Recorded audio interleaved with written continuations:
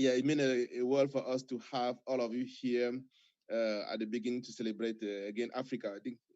So, without further delay, I'm going to turn over to Mayor Michael O'Connor, who is the mayor of Frederick City, to say a few words. Okay, Michael, the floor is yours. Thank you very much. There's been virtually nothing good about this pandemic, but one of the things that has come out that's been positive is what you've been able to do in pulling together these programs and the use of technology to gather people from all around the world to make the world a little bit smaller.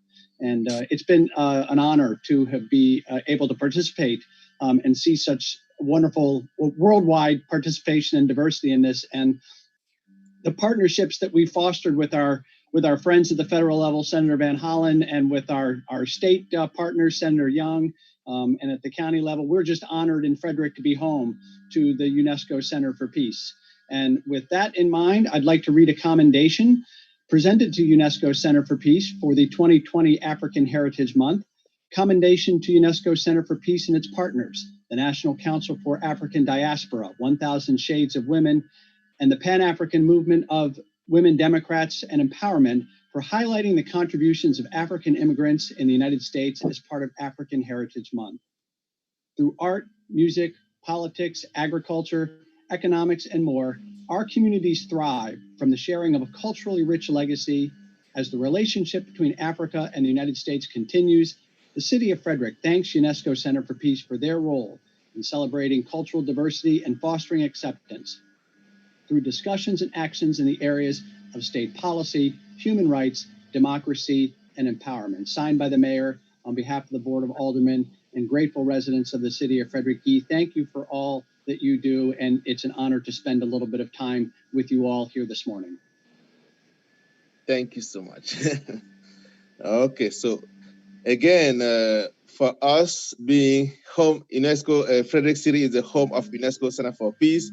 And it's a big deal for us to know that we've worked with our elected officials hand in hand to keep on going, despite the tragedy of this COVID. So we are not going to let that, bring us down. So, okay, thank you so much, Mayor. So without further delay, now I'm going to call Senator Ron Young, who is also a personal friend, who always remind people that I don't know how to speak Chinese. His Chinese better than mine. So, okay, Senator, please, you go ahead. You have the floor. Oh, you're muted. Okay. Okay, we're good now. Yeah, we're good. Can you hear me now? Yes. I say I always like trying to teach you a few words of Chinese, but I've done some good job since then. I finally got Guy to learn how to say "I love you" in Chinese. So, technicality. I can't find the citation on my. We have it this morning. I think Rodrigo can get it on the screen. Rodrigo, yeah. Okay. Okay. Yeah, I really wasn't gonna read that anyhow. Just wanted to say that it's always a pleasure to join your meetings, and sorry that this year we couldn't do it at in person at Hood as we always do. But I think the work you and your center do is really great, and we're great to have you in Frederick. In terms of peace, we're really have been fighting something in this country for a long, long time. As everyone knows, Africans were brought here 400 years ago, unfortunately, as slaves. And it was over 100 years ago, well, a couple hundred years ago, actually, that we wrote our Constitution, which guaranteed equality for all, but we only considered the African Americans who were here 3/5 of a person. And it wasn't until almost 100 years later that Abraham Lincoln freed the slaves, and they supposedly gained right to citizenship. But we've still been fighting that ever since. It was another 100 years till Lyndon Johnson got John Kennedy's civil rights bill through with great effort. And we would have thought at that point we were there. But we're still fighting it today. And we have Black Lives Matter. And some people don't seem to understand that. But it's just about equality for all. And I think hopefully we have a chance today because if you look at the protests, they're mostly white. And it's finally come to the point where I think white Americans realize what we have to do for equality. So we're moving towards that. And the leaders today are the young people you bring together. And they're black and white and red and yellow. And they're out on the streets and they're calling for equal justice. And we as leaders really are the followers this time. We're following them. And they're the future, and they're the ones that are going to have to make the change for us. So we have to reach the point where we're all one and we can do this together. We need, again, to become the guiding light of the world, which we've lost in the last couple of years. And I think we can do that again and bring our allies and our friends all over the world back together in peace. And then we can truly, with a clean heart, partner with our African friends to build a better world. And I hope today's conference is a start to that in the U.S. So the U.S.-American partnership is something together we can lead to a better world and better peace. So keep up the good work, and I hope today really begins to make a difference. Okay. Thank you so much. Thank you, Ron. Mm-hmm. Okay, thank you. So the next, we have the governor, Maryland Governor, Larry Hogan, who has a proclamation, but we have Kevin, who is also a personal friend. I've been working with Kevin closely as a Commissioner on African Affairs.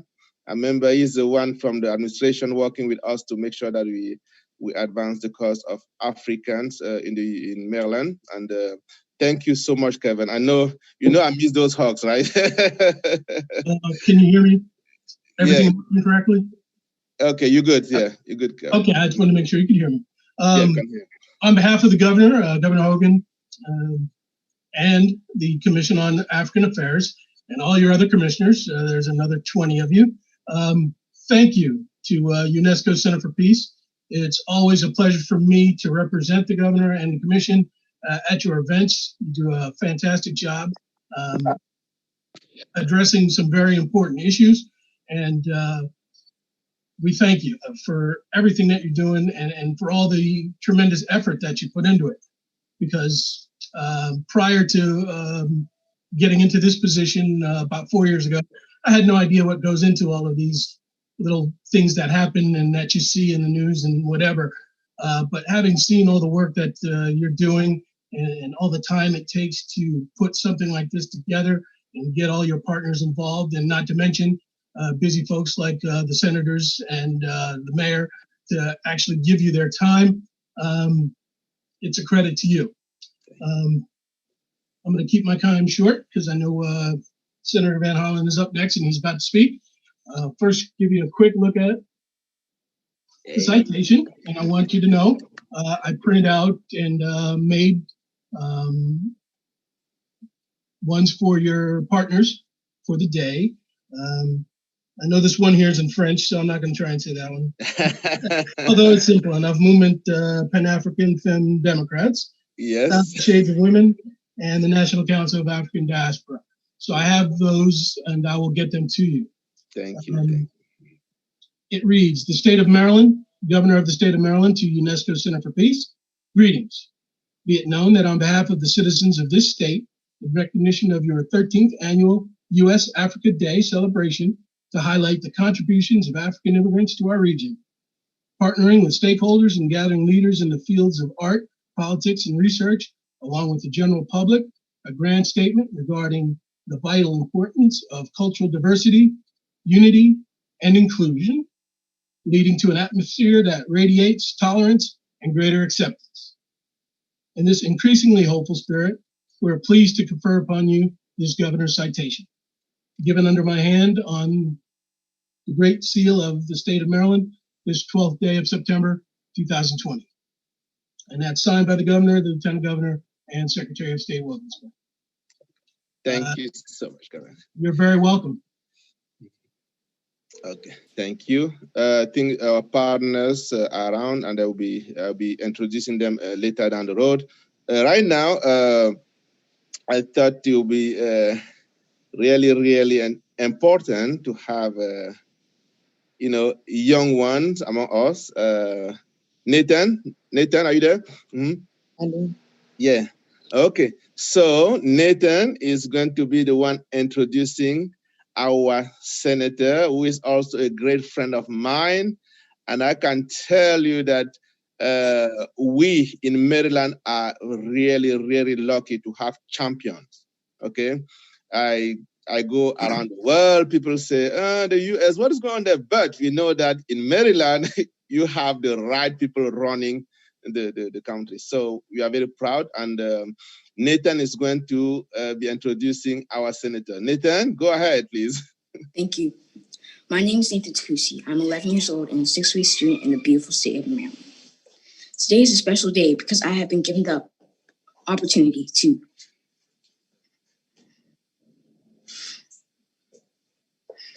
introduce the senator, who's a great mentor and agent of change. Senator Christopher J. Van Hollen Jr. Senator Chris, as you all know, is a member of the Democratic Party, passionately serving as the U.S. Senator from Maryland since January 2017. Before, he then served as the U.S. Representative for Maryland's 6th Congressional District. I know that Senator Chris is the perfect example of what a public servant should be. He cares about the little ones, he cares about the vulnerable ones, he cares about the healthcare, education, and social justice. He presents here today as our keynote speaker that shows he is a true friend of Africa. I know that he will continue to push the policies that make the relationship between Africa and the U.S. even better. Senator Chris Van Hollen has dedicated his life to the U.S. Congress to empowering people like my mother and my father too. To also put a solid foundations in my place for my future, for our future. He's a true companion, and indeed, and that is why I am delighted to introduce him to you. Please join me in welcoming U.S. Senator J. Van Hollen Jr. Thank you. Thank you. Good job. Well, thank you, Nathan. Can you hear me okay? Yes. All right. Well, let me start by thanking Nathan, not only for that introduction, but really for the spirit that you bring to this morning's gathering and to what you represent in terms of our future together.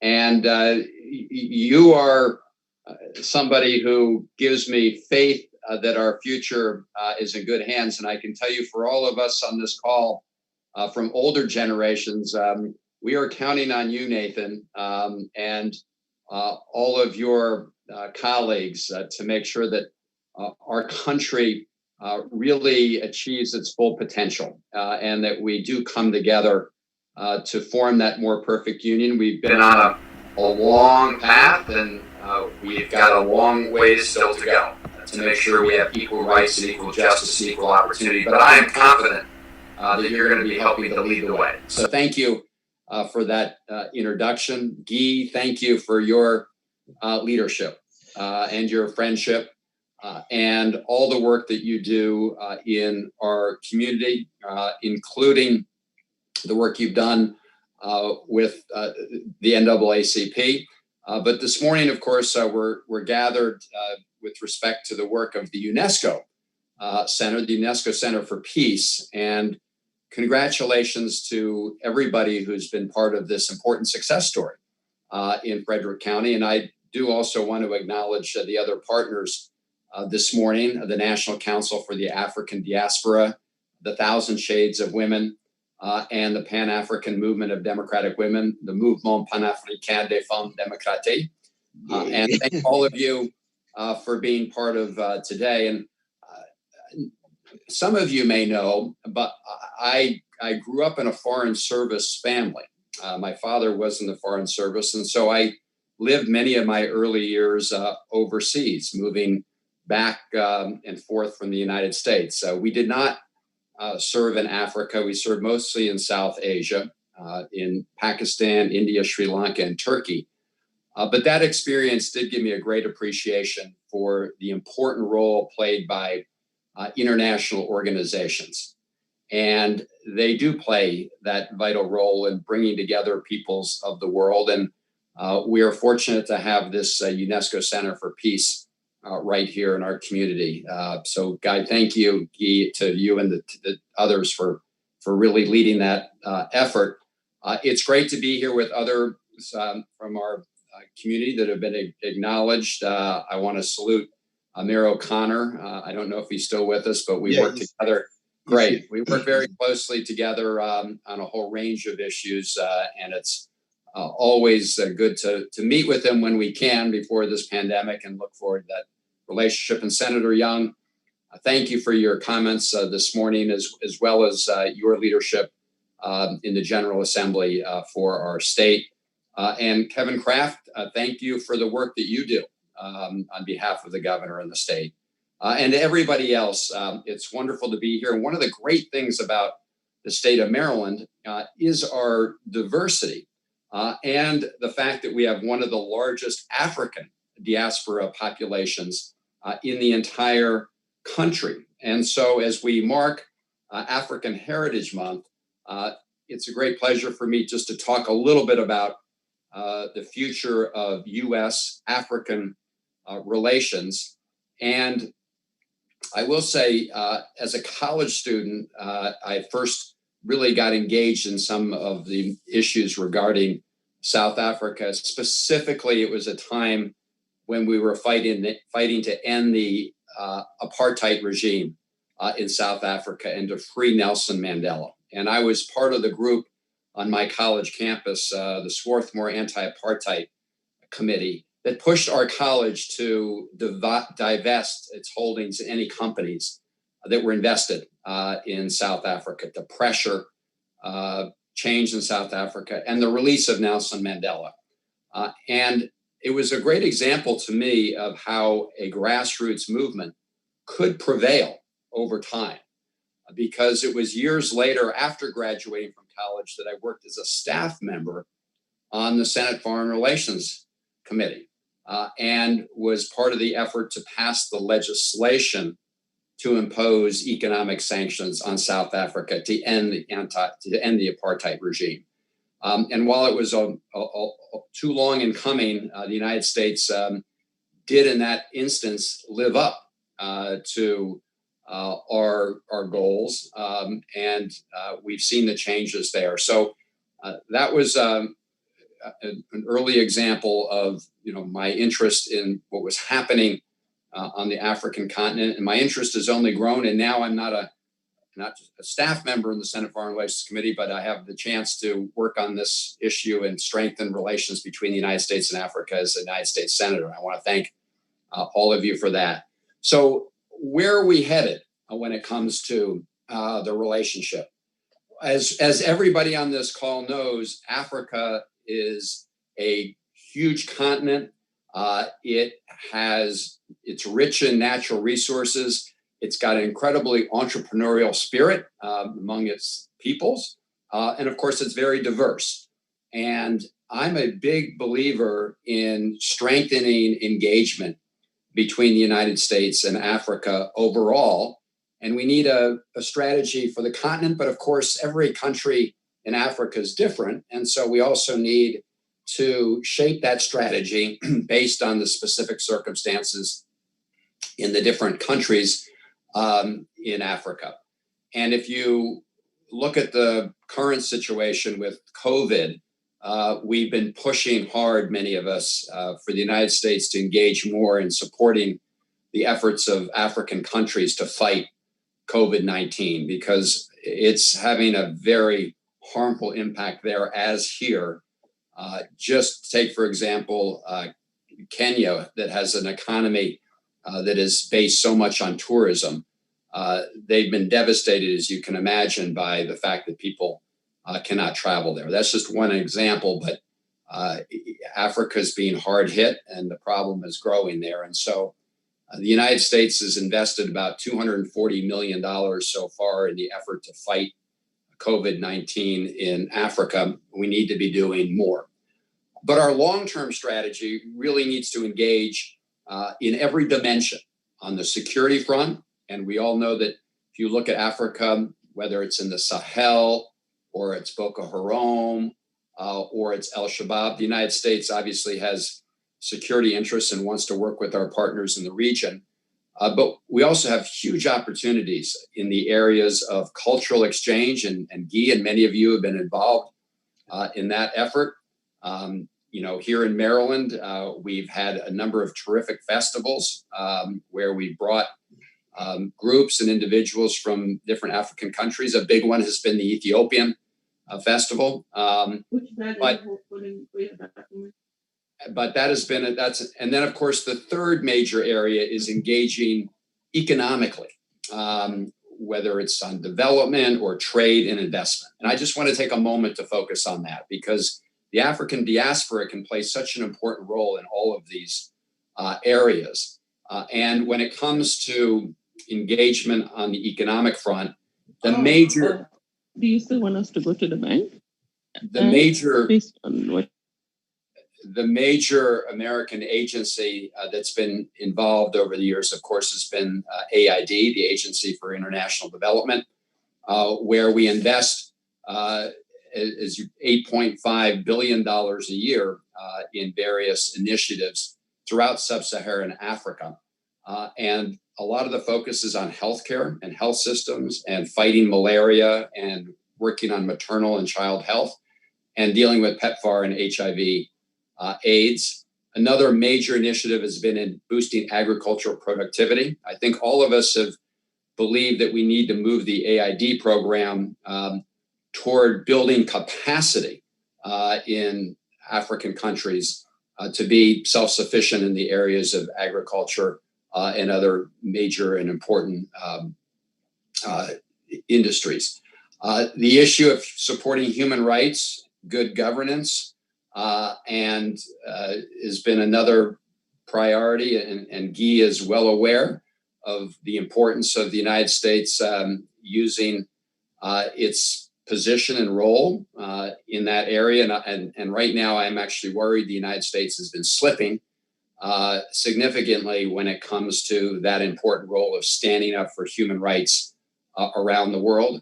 But AID also supports another important initiatives like Power Africa, to expand energy self-sufficiency in Africa. And one of the ones I'm working on in the Senate with my colleagues is with respect to keeping girls in schools, because we have such incredible potential in terms of the girls of Africa. And it is important that we do what we can to keep them in school so that they can get an education and contribute fully to the future of Africa. So those are some of the AID programs. Another one is, of course, another program the United States has is the U.S. African Development Fund. And I've been very engaged in supporting that effort. That's a fund that provides small loans and grants to entrepreneurs in Africa, especially in the more remote and marginalized areas. And it's a $30 million a year fund. I will say this administration, the Trump administration, proposed to eliminate that fund but on a bipartisan basis, we've pushed back and will continue to fund that very important program, just as we pushed back against their effort to cut the USAID budget by 28%. Again, we've so far rejected that, and I will continue to fight to make sure we fully fund that effort. So AID and USADF are two important instruments right now of foreign policy. That's on the development side. On the trade side, I think all of us want to dramatically boost trade between the United States and African countries. Under the Obama administration, we had the Trade Africa Initiative, Doing Business in Africa. Unfortunately, those programs have either been disbanded or gotten less attention with this administration, but we hope to revive that effort going forward.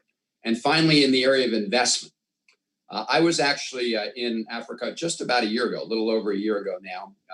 I visited two countries at that time, Uganda and Kenya. And in meetings with the leaders in both those countries, they were very eager to encourage more and promote more U.S. investment in their countries. And of course, China is very engaged through its Belt and Road initiative in China. And it's important the United States bring something to the table. We have through the AID programs, we have through other programs, but just late last year and early this year, we launched a new effort in the U.S. government. Many of you may be familiar with it, many may not yet be, which was we established the International Development Finance Corporation. This is sort of the evolution of what used to be OPIC, the Overseas Private Investment Corporation. It is now what we call America's Development Bank, and it does have a portfolio cap of $60 billion. So a pretty healthy gap there that we hope to encourage investment. So whether it's on the development side, the trade side, or the investment side, we look forward to working with all of you to better engage and bring bring the United States closer together with African countries. The last comment I want to make is on with respect to several countries in Africa, where we have large diaspora populations, but also where the United States needs to be fully engaged. One is Ethiopia. And we know that there was a lot of hope and remains a lot of hope over the election of President Abiy in 2018. I remember his first trip to the United States, big crowds and lots of excitement.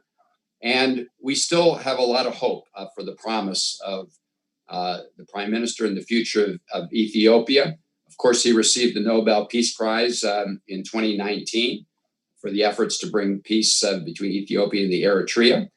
But we've also recently seen a lot of internal upheaval and protests and ethnic conflict. And we are watching very closely the reaction to that to make sure that Ethiopia remains on the trajectory it has been toward greater democracy. And while I think we understand that the elections were postponed because of COVID-19 for good reason, we hope that those elections will be rescheduled as soon as practicable. The other country is one that Guy is, of course, very familiar with, and that's Cameroon. Unfortunately, the situation in Cameroon is not promising. And we've seen these spikes in violence. And it's very important that the United States speak with a clear and unified voice against the senseless violence, which has claimed the lives of thousands and displaced tens of thousands of Cameroonians. And of course, Guy has his own personal and family history with that, which has brought him to today and which helps move him to this day on these important issues. So in the Senate, Senator Cardin, our other Maryland senator, and I, and 12 others on a bipartisan basis have introduced legislation that condemns the abuses being committed by state security forces and armed groups in Cameroon, urges all the parties to the Anglophone conflict to enact an immediate ceasefire to guarantee humanitarian access and engage in credible and good faith process to end the crisis. And it reaffirms that the government of Cameroon has an obligation to ensure the safety and security of all of its citizens, regardless of their region of origin or where they reside. So we're going to continue to push on that. The last specific country I will mention is Sudan, of course, and there has been, as a result of the change of leadership there, very important progress. And as you know, the United States is now re-engaging with Sudan. We hope to end the sanctions regime that was put in place before, and we're finalizing the negotiations over the Americans who were killed in Sudan many, many years ago. So as I look at the great potential for U.S.-Africa relationships, I look at the diaspora here, and I know we have incredible opportunities. And I look forward to continue work with you as a partner in that effort. Guy, it's great to be with you today, and thank you for bringing everybody together. And I know the future is positive. We have so many challenges, right, in Cameroon and other countries, but I'm hopeful that the United States will resume its leadership role in the world, that we will rejoin the World Health Organization, that we will stop the retreat from international engagement, and that we will once again, be back on our feet and leading on so many issues. So thank you for bringing us together this morning. Thank you so much. Thank you. So I'm really, this is for me a blessing.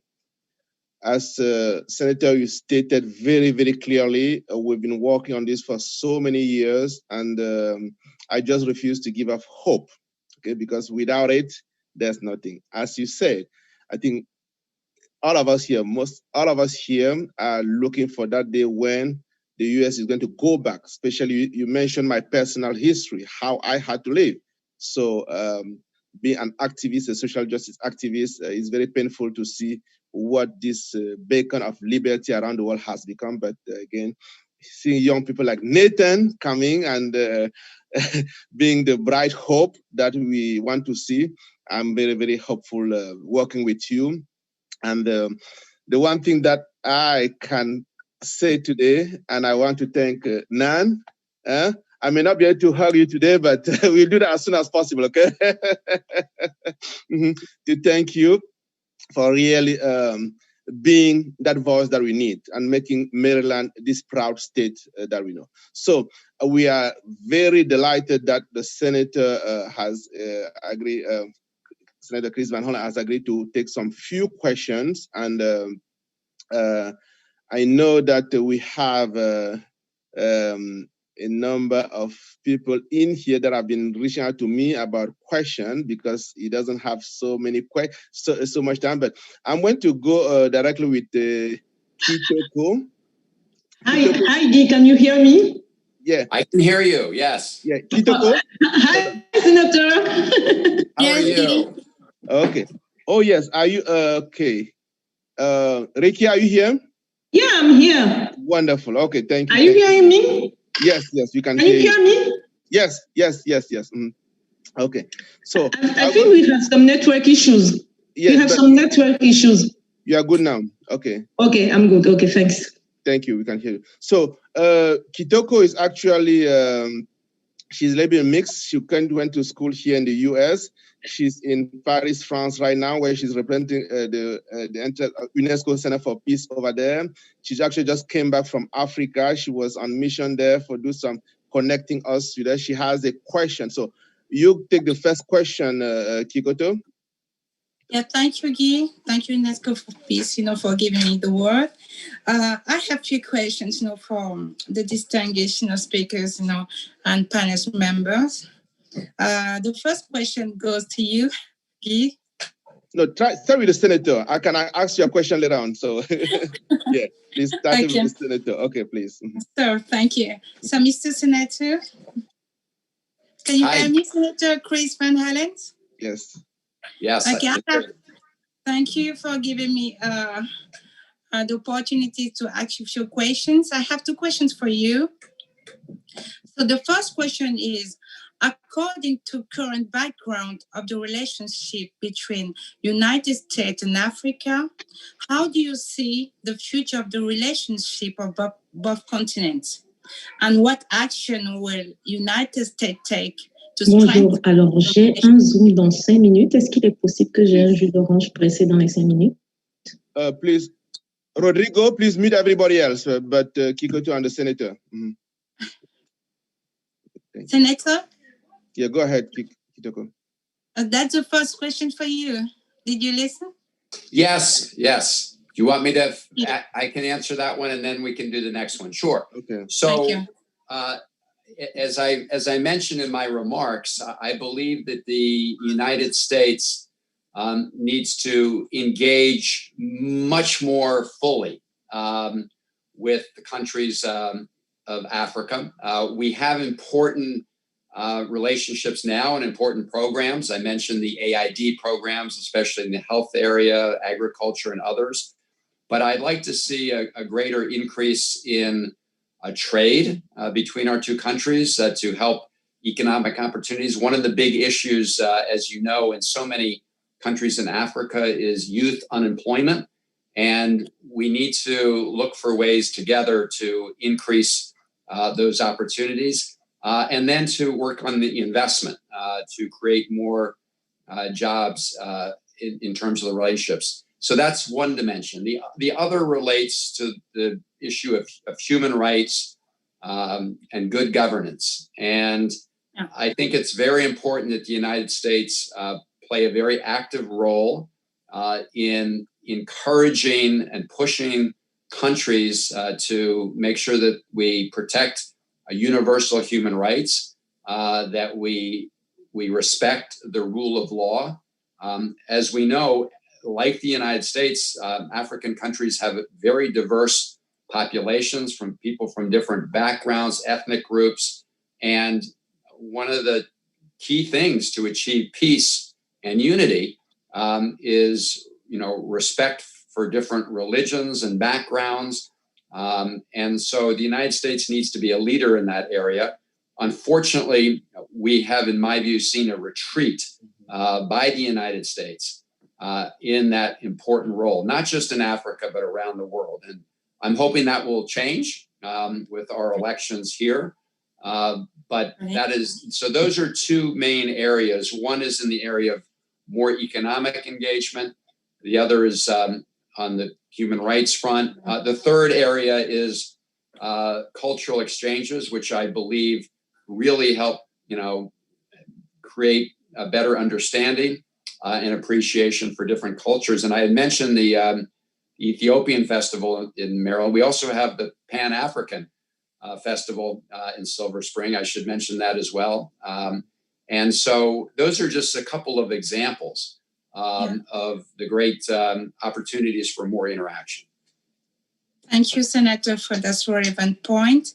So the second question will be, what are the United States motives and reasons for trying to strengthen an African relationship when everybody knows that President Trump is advocating U.S. to be self-sufficient and not reliant on other countries or continents for trade?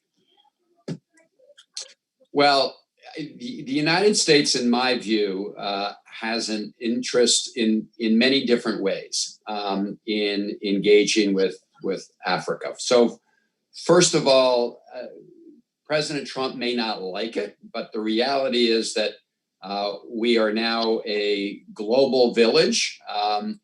We are interconnected in so many important ways.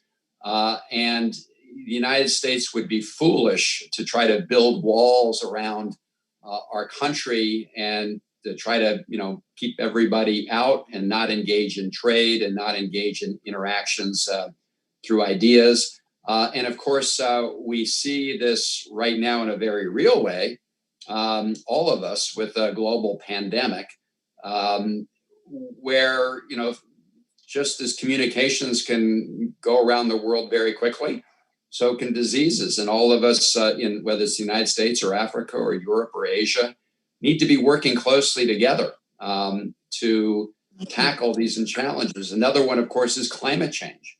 No country alone is going to be able to address the ravages of climate change. And that has huge implications for countries in Africa. As you know, water resources are precious.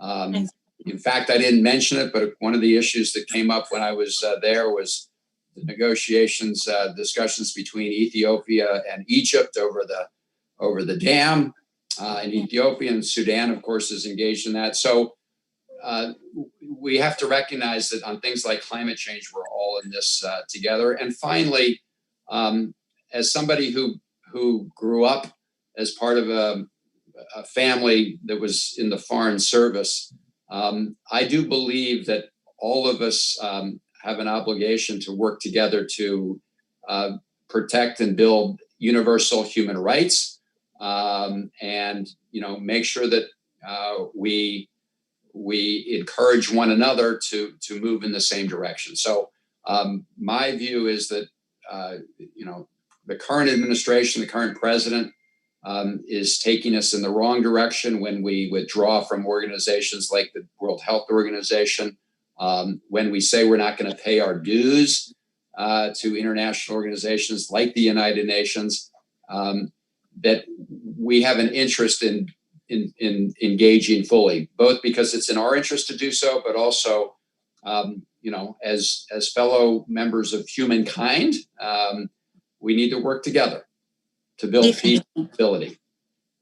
Definitely. Thank you, Senators, for the answer you gave to our question. Thank you very much. Thank you, Kitoko. Thank you very much. Yeah.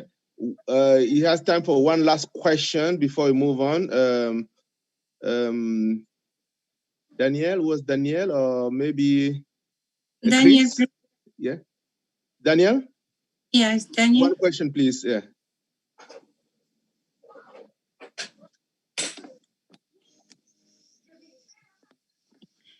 Yes, go ahead. Daniel Blessing, are you there? Yeah.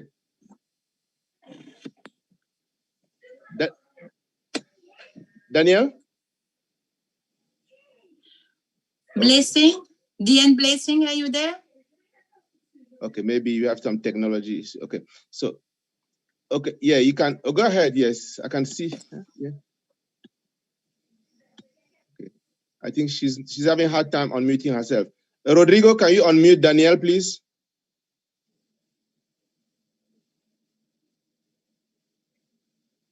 Okay, and then while he's doing that, I'll get some partners to be on standby. We're going to introduce them in a minute. Okay, Danielle, go ahead, please. One question, very quickly. Mm-hmm. Yeah, go ahead. We can hear you.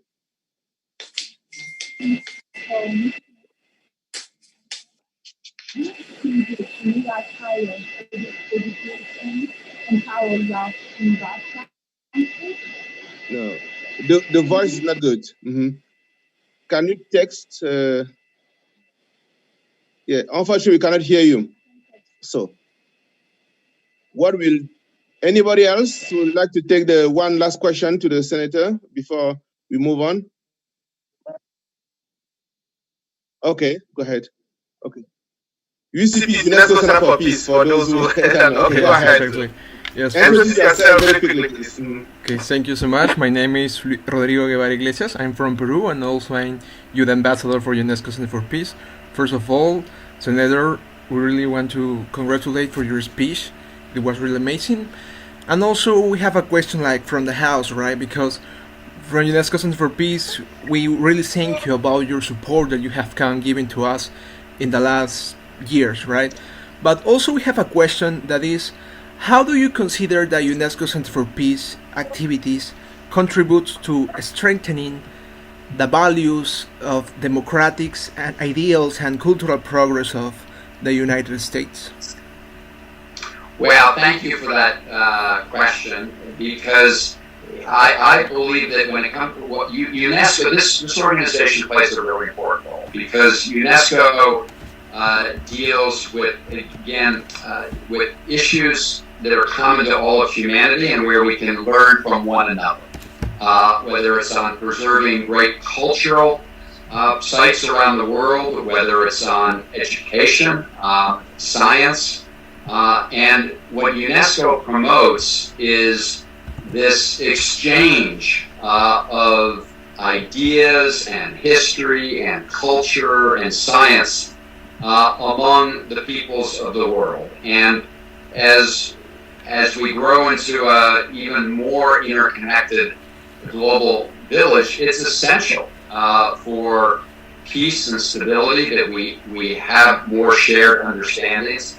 And as you say, my view is with more shared understandings, we will build support for these essential values in the Declaration of Human Rights. I mean, the United Nations, of course, has been the leader, and the United States has been a leader over time in things like the Universal Declaration of Human Rights, and making sure that peoples all over the world can live with those rights and in dignity and protect human dignity. And so UNESCO and the peace efforts are right at the center of that fundamental idea.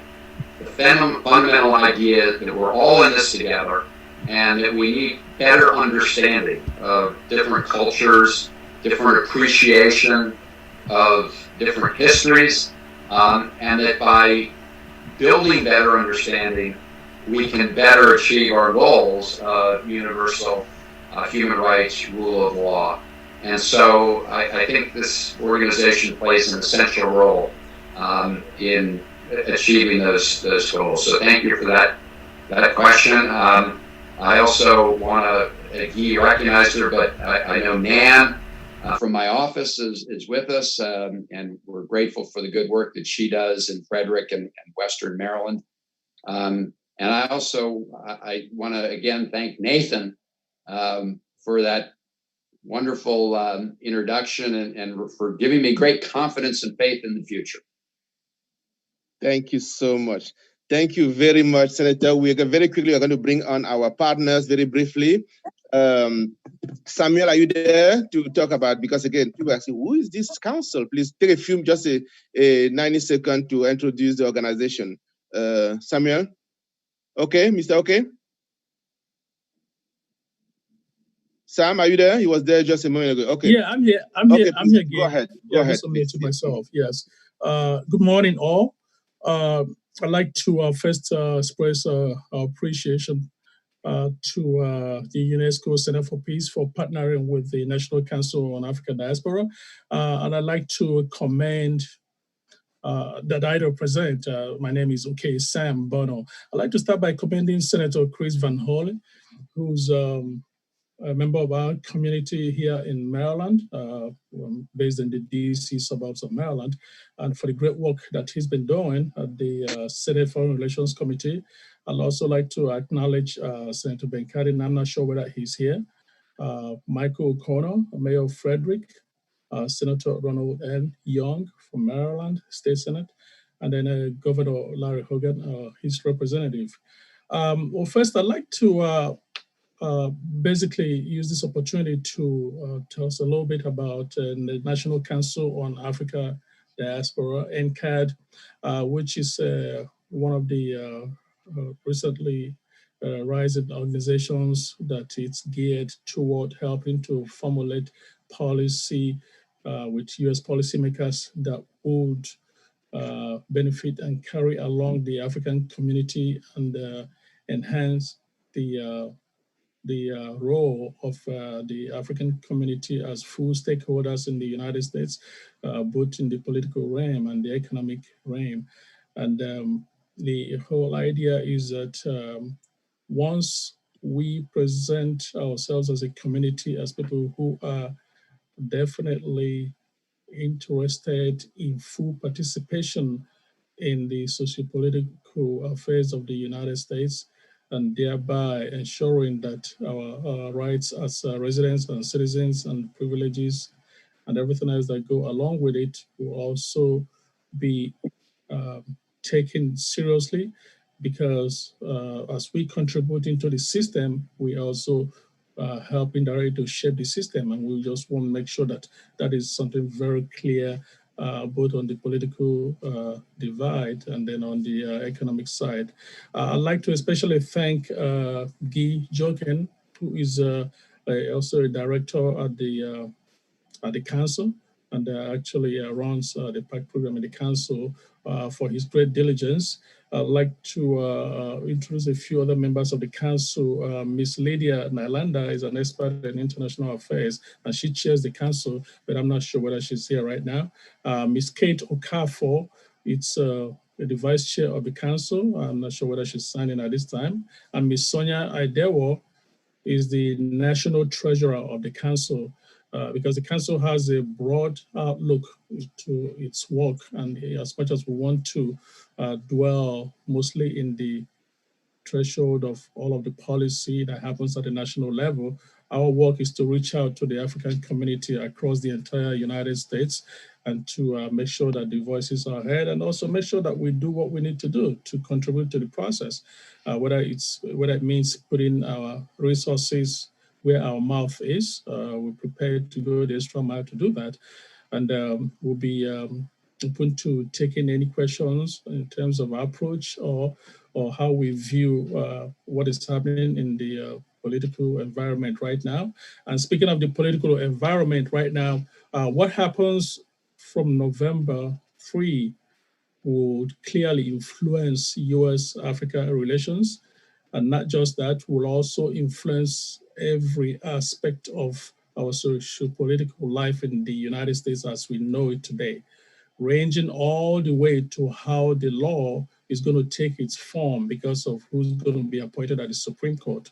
So we urge everyone to pay very serious attention to what is coming in terms of the presidential elections and the various races across the country, because a lot is at stake.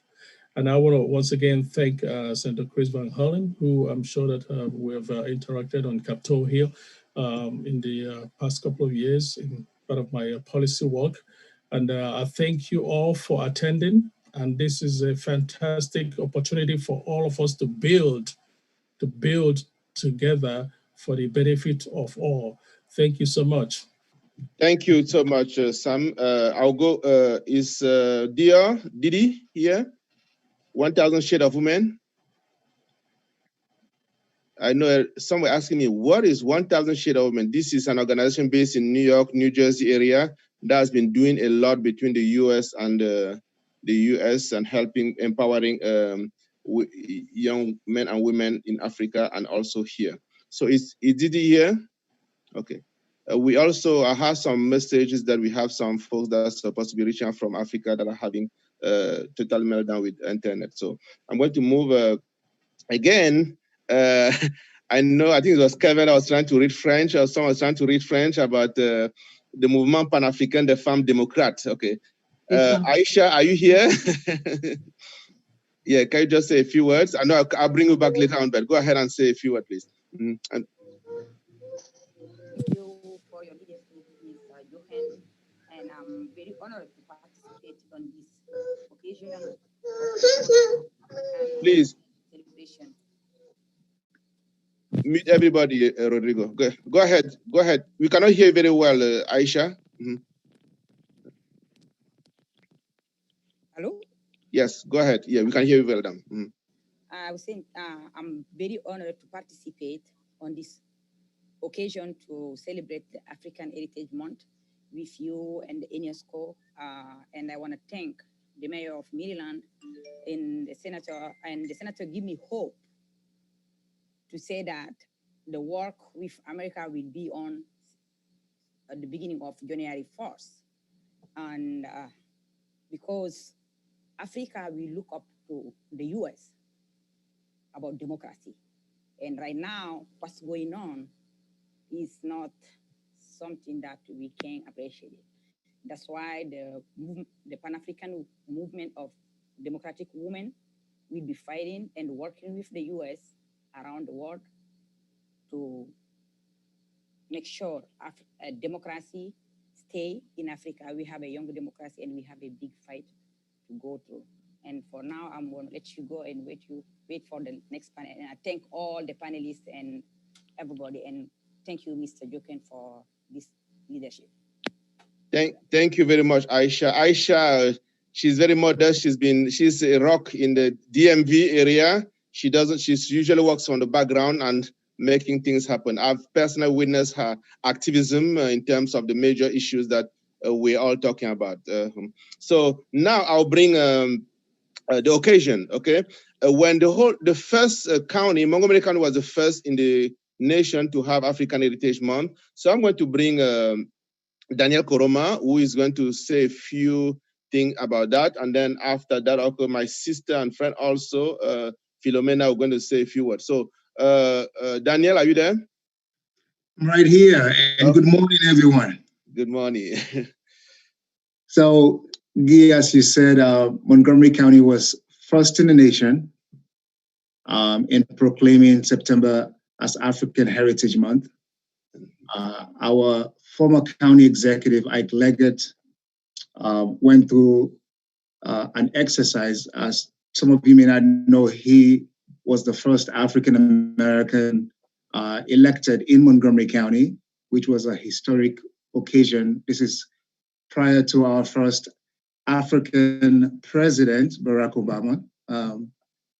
So it was an engaging experience because the idea was that how do we get the diaspora to really celebrate our heritage? And as we all know, the African Union defines the diaspora as all people of African descent living outside of the African continent. And so, again, the African Heritage Month has not only, it wasn't only started in Montgomery County, of course, as you know, the state of Maryland also continue to proclaim African Heritage Month. There are many. We currently have a total of 15 jurisdictions around the country that are proclaiming African Heritage Month. It is a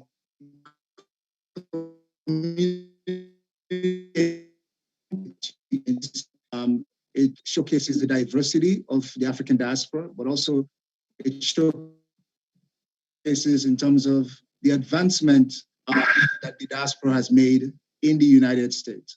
But above all, it shows that America is a country of immigrants. We are all, apart from the Native Americans, all of us have come to America or were brought to America. And so Montgomery County continues to celebrate African Heritage Month. And I know we have some of our amazing leaders in Montgomery County who will be speaking later on. But I just want to cast a vision, and the reason why this election coming up is so important, because African Heritage Month cannot only be in few states. There are Africans or people of African descent everywhere in the United States. We're looking for a national African Heritage Month proclamation. And we all know that the person who is in the White House would not do something like that, because we know the names that he's called Africans, right? We know to Nigerians what is actually said to Nigerians. So all I can say is that if you don't have any reason to vote in November, the entire African diaspora, I mean, no matter if you're African American, if you're from the Caribbean, if you're from the continent, we're all here, we're all Americans. We have this at stake. The pandemic that have killed close to 200,000 people disproportionately killed us as Black people. We are in the front lines. So African Heritage Month is really recognizing and celebrating our heritage, but we cannot ignore what is happening right now, which is that it's killing us, right? The pandemic is killing Africans, it's killing Black people. We are the nurses in the hospitals. We work at the grocery stores. And these are essential activities that have been designated, but most of these people, again, are not receiving even essential pay. So I'm saying this to say, as we celebrate and as we talk Heritage Month, let's don't forget our brothers and sisters who are suffering right now in the hospital, because of COVID. And so if you live in Maryland, you can text VOTE, VOTE, to 77788. Let me say it again, 77788. If you text VOTE, you will get to the Maryland Board of Election and you can create a plan to vote. It will show you all the places where you can vote in Maryland. This, my brothers and sisters, let's make sure you create a plan to vote. The last thing is the census. As we all know, if we're not counted, that means that the resources that should come to our community will not be here. And it's approximately about $14,700, $700, if one person is not counted for the next 10 years. So if you miss the count now, it will not be counted for the next 10 years. The census is very important. If you would like to fill out the census, just go to census.gov, or you can also text census, CENSUS, to 77788. So Guy, I want to thank you. I want to thank UNESCO for this amazing work. Of course, Senator Van Hollen, who has been a champion, and all the other elected officials who are here. We really appreciate, but don't forget, Montgomery County, we're glad everyone is celebrating African Heritage Month, but we were number one. We were the first. So thank you, everyone, and have a wonderful event. Thank you, Daniel. Okay, as you can tell, Daniel is elected official on the Democratic Committee in Montgomery County, and that's why he always shine from there. Okay, thank you, my brother. So without further delay, my sister Philomena, she's actually reaching us from Nigeria. And I would say that because many of the people that are supposed to be joining us are from Africa are having some challenges, but I'm happy that Philomena is here and she's also very engaged. Philomena, please, I know many actually, I know your story. I know where you came from and what you've done here. So please go ahead and shine a little bit light on this Philomena. People are asking me, who is she? Okay, let me unmute you. Okay, go ahead. Unmute me. Good morning, all in the US, those from the continent and tuned in from the continent, good afternoon. My name is Philomena Desmond Ogugwa. I am a Nigerian American, African diaspora in the United States. And I live in Woodbridge, Virginia, and I vote in Woodbridge, Virginia. But right now, I'm in Nigeria, held in here because of the coronavirus pandemic. But I will be with you all shortly because the airspace is open. I can see my good friend and brother, okay, Mbono, will go a long way. And he ran for president of Nigeria. When he said he was running, I said, my dear brother, it's difficult for Africa to have somebody as young as you as president, but it's a good try. At least it gave hope to the young people. And I see my good friend and one of the movers and shakers and an upright man in Nigeria and in Africa, because he's always all over Africa giving talks on trade and investments. Bashir Medigu is a well-known, respected attorney in Nigeria. I have known Guy for some time. We have done some projects together here in the United States and the People's Republic of China, when China was good. I don't know how good it is these days. It is good we are doing African Heritage Month. African Heritage in the United States didn't start today. You know, Guy, I'll advise you next year when you go, you chronicle some heritage sites of African origin in the United States.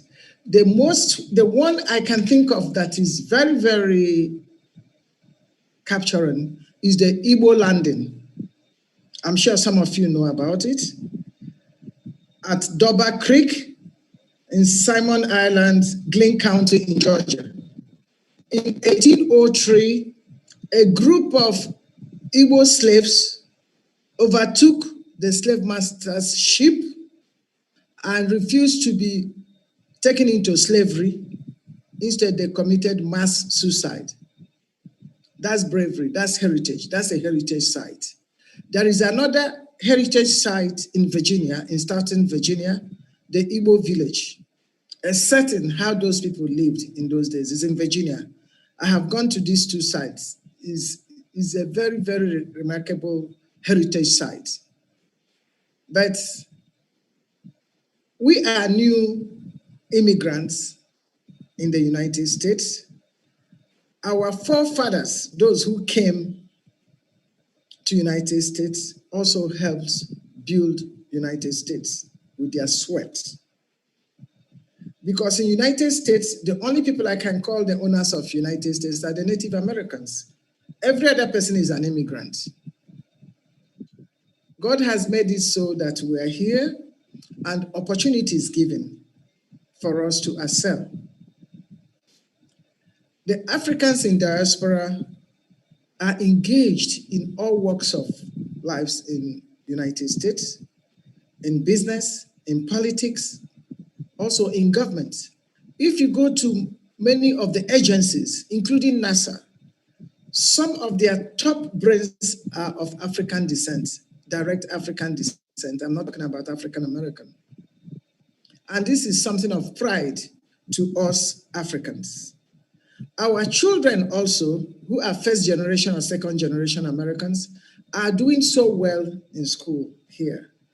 There is no time there is a presidential honor or award for high school students, you don't see 2 or 3 African names there. This is something of pride because we all know where we come from.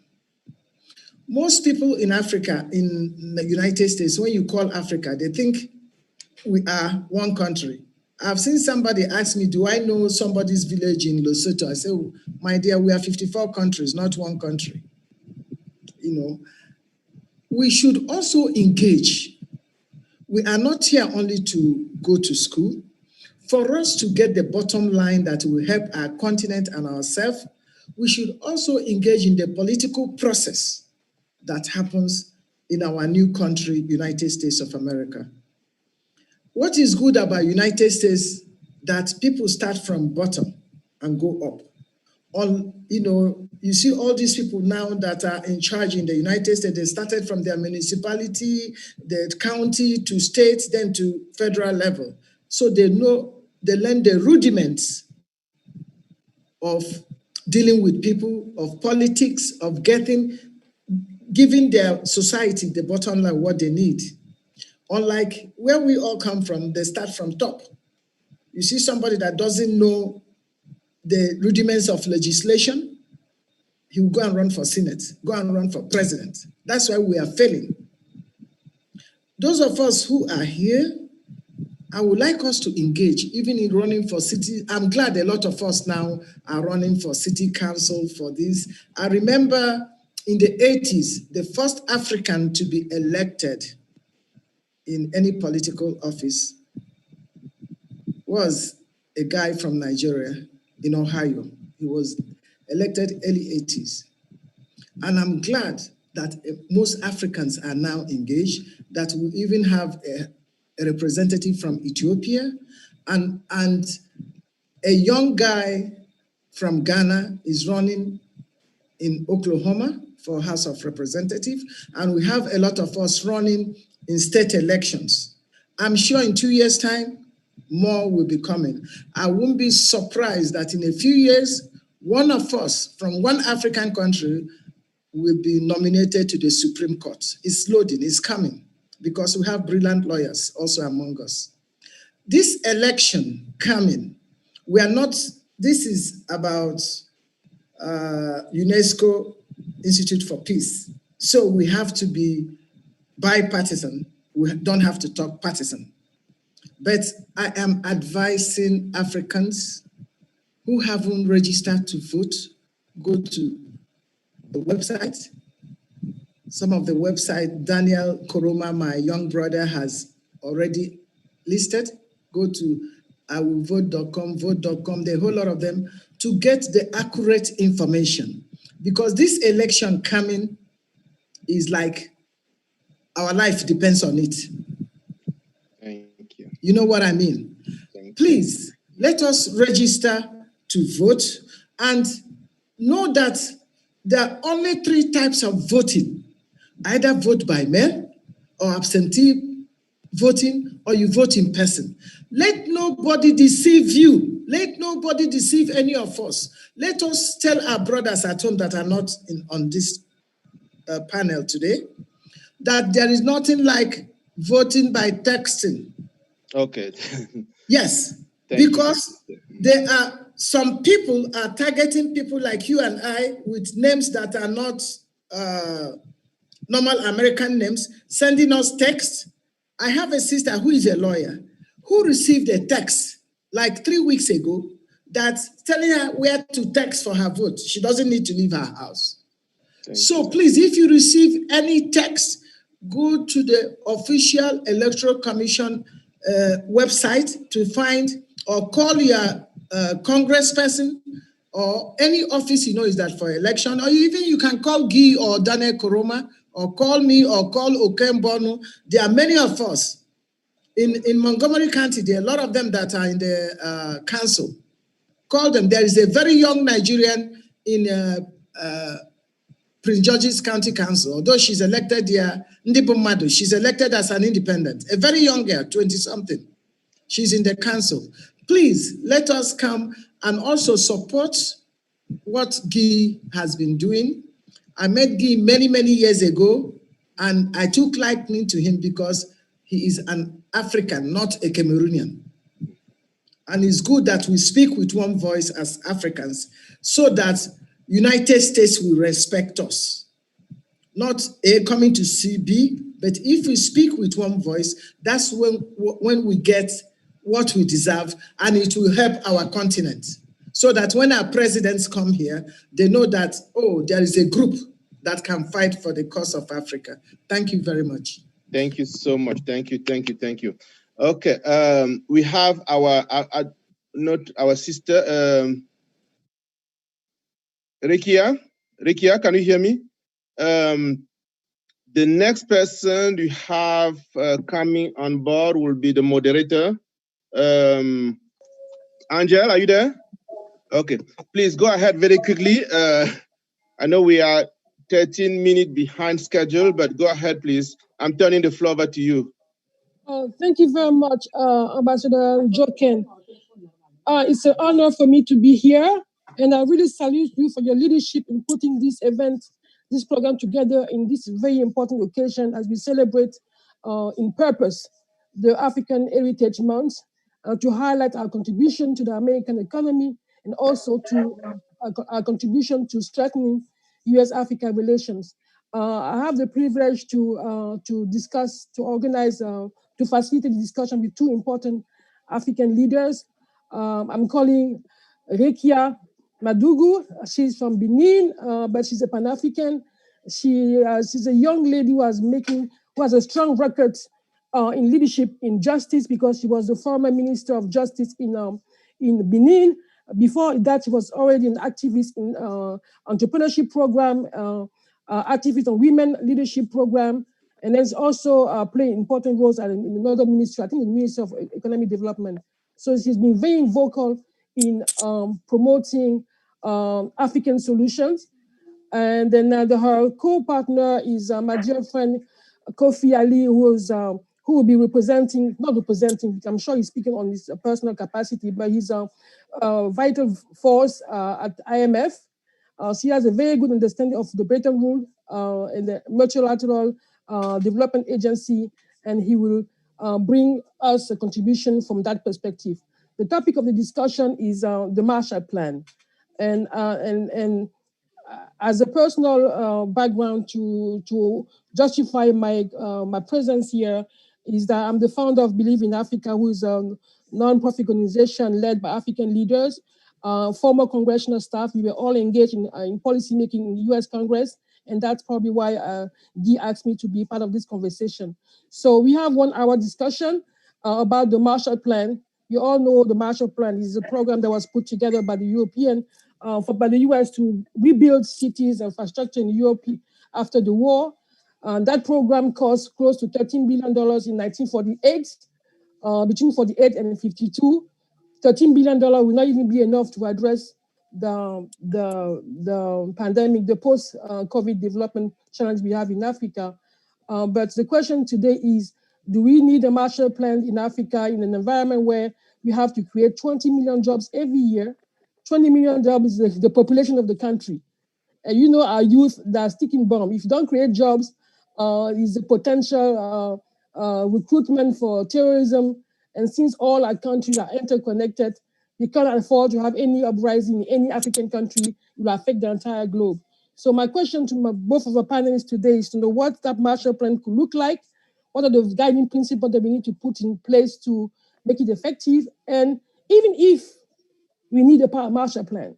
So I will start with the Honorable Rekia. I'm giving you the floor. You have 2 or 3 minutes to present your ideas on the Marshall Plan. Thank you very much for being here.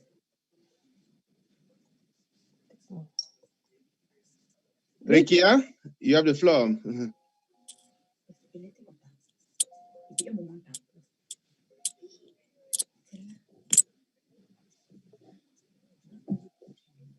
No, she's a panel. Found. Where is she? Rekia, you are here. Yeah, we can hear you. Go ahead. I can't hear her. She's here. She's here. I can see her. Yeah, she's muted. Okay. Okay. Is it, can you hear me now? Yes, we can hear you now. Go ahead. Okay. Hi, everyone. My special greetings to Senator Chris Van Hollen.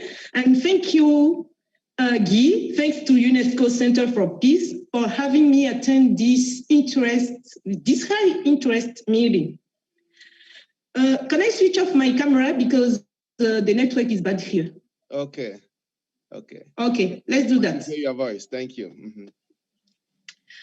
Can you hear me now? Yes. Okay, thank you. For me, African Heritage Month is hope for Africa. Dear participants, never ever believe that Africa is a poor continent. While Africa was going to be plundered, they have decreed that my continent is poor to justify their social, political, and economic crimes. My name is Rekia Madugu, and my Africa is not poor. Let's do a quick SWOT analysis for this continent. Here are the strengths: rich with his urban lands, rich with his precious mines, rich with his kids and young innovator people, rich with our brain and hardworking mindset, rich with his dynamical ladies, and so on. We do agree that we have weaknesses, which are lack of vision from some of our leaders, lack of messy funds, lack of infrastructures, lack of research processes, which can hold back much more innovations. We have also to improve transparency and good governance skills. We must grant knowledge and know-how. We do not treat such as terrorism. Our young people in pursuit of a better life are dying by thousands in oceans. Unfair exchanges are also very weak. And we have many opportunities. Nowadays, being in partnership with Africa are just huge.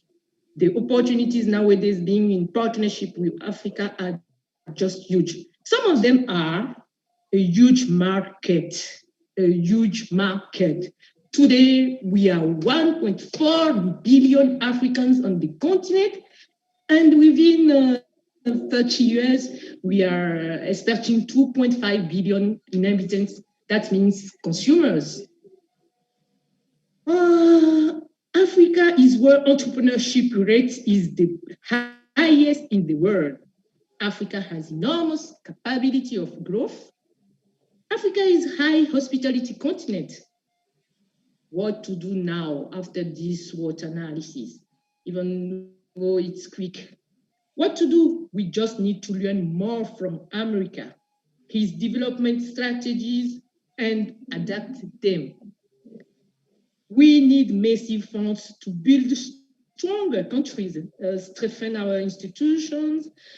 That will help promoting peace in the whole world and make America greater. The African Growth and Opportunity Act, which we call AGOA, must continue. US should reinforce its mechanisms and policies. We do believe in successful Plan Marshall. We do believe in a successful Marshall Plan. My own story is a sample, and I think it reflects what America can set up with Africa. I was a young famous activist in my country, as the moderator said earlier. Beneath my country, I have been awarded by US Department of State the famous Woman of Courage Award, in 2008. I was just around my 30s. I'm prototype of what Africa has to offer in terms of human potential, which once connected to American leadership can truly be an opportunity for the African continent or African community. As a young African woman executive and civil society activist, I have been fortunate enough to participate in various leadership programs in USA. And each time on my way back to Africa, I have been inspired by innovative mechanisms that I have successfully adapted in Africa, such as mentoring programs, microfinance for women, democracy tools, and so on. I'm also an executive fellow of Harvard Kennedy School in the program called Driving Government's Performance Leadership that provides results. I would like to see several thousands Rekia Madugu through the African continent. In few words, today, Africa has reached a crossroad and is one of the continents which the most promising prospects in terms of economic growth, arable lands, mines, and so on. Besides, it will provide a significant stimulus to the entire world. USA has a golden opportunity to stand for a win-win partnership and dropping the classic mechanism of development aid, which in the end do not necessarily serve neither USA nor Africa. We want a new form of partnership. We want a new form of partnership. This is very, very, very important. A win-win partnership that benefits USA and Africa, just as Europe has benefited from USA billions of dollars for its economy recovery, and the USA has benefited from the capitalist model. So we can also share this experience. Then both parties were winners.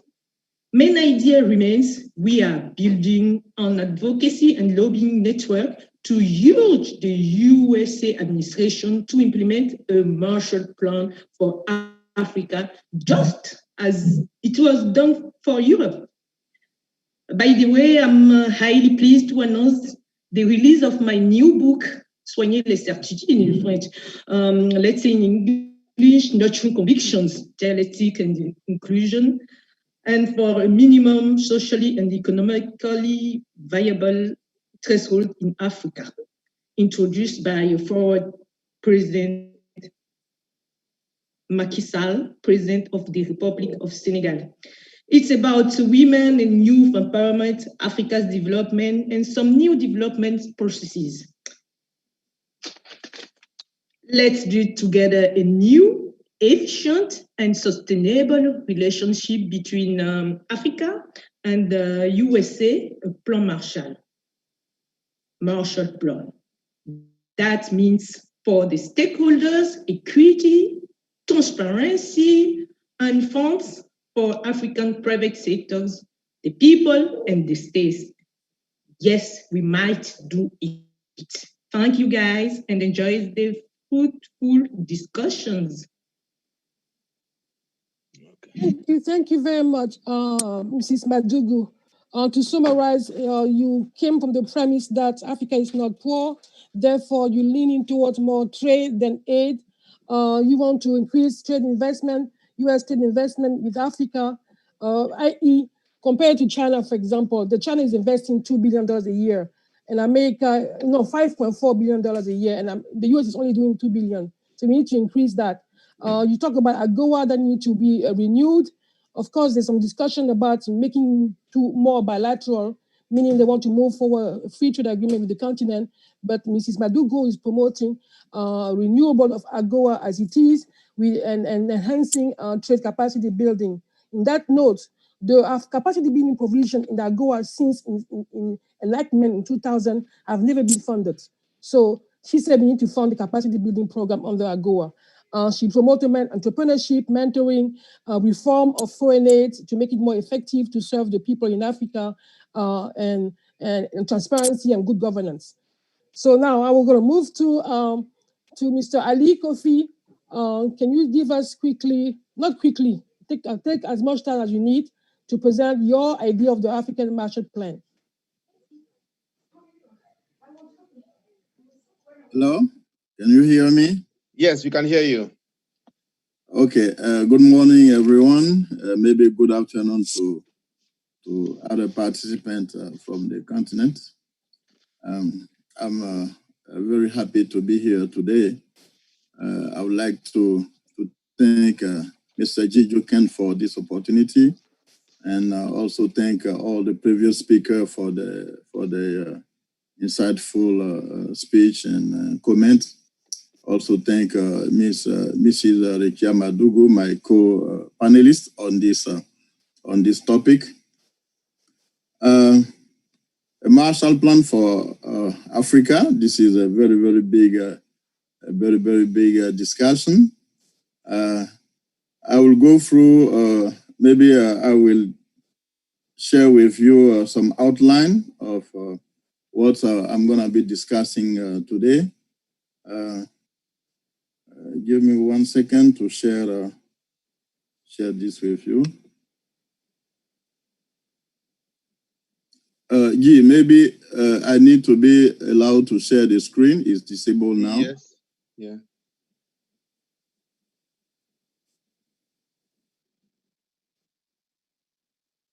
Okay.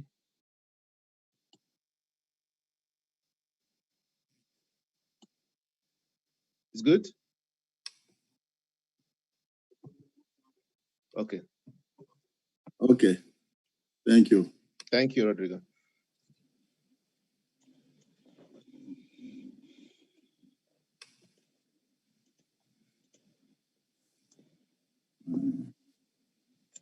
Okay.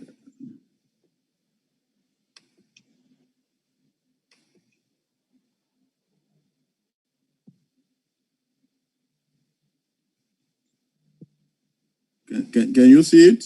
Yes. Okay. Yeah. Now I have to go to full screen.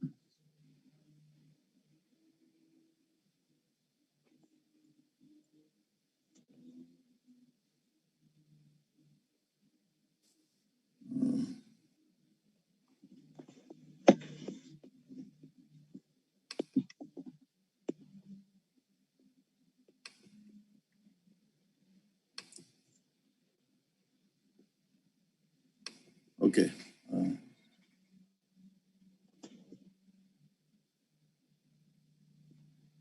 1 second, please.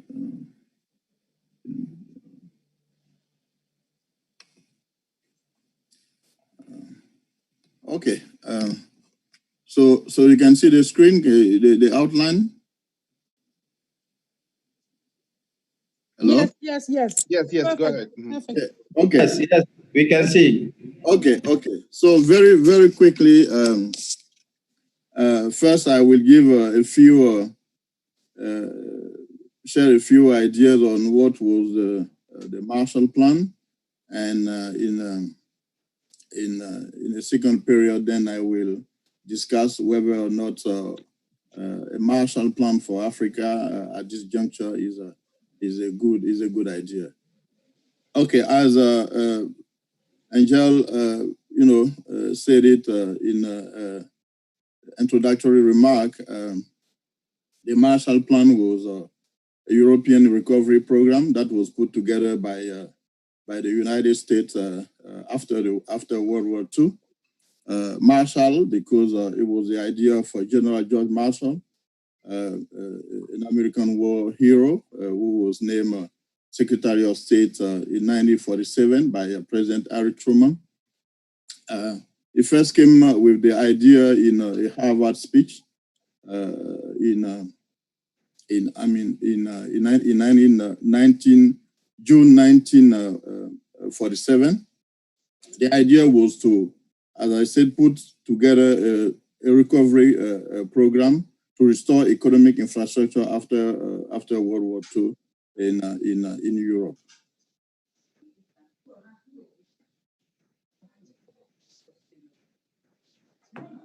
So, what were the main feature of this plan? It was about giving grant, a stationary grant to 17 Western Europe countries to, as I said, restore the economic infrastructure that was devastated after World War II. It was about revitalizing the productive capacity of those countries.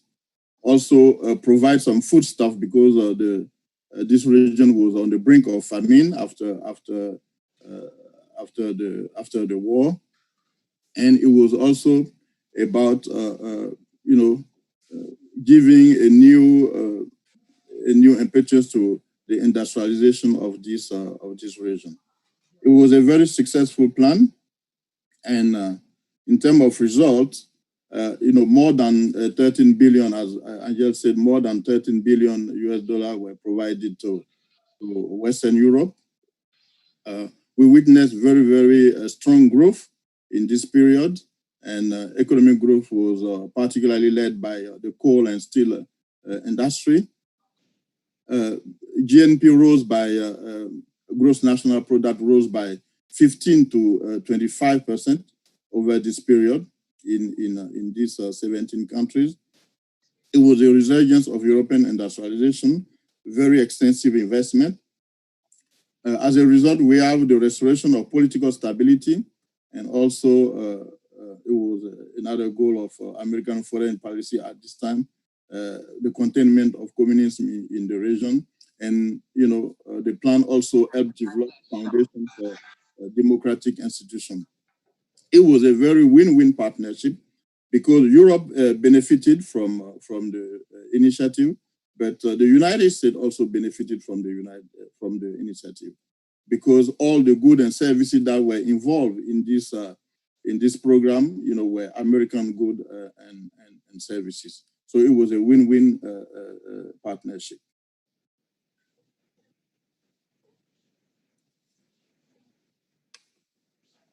So, is there a rationale or an opportunity for an African Marshall Plan? Based on what I just said, we can first try to see the historical context. The Marshall Plan was put in place, as I said, after World War II to kind of restore economic vitality in Western Europe.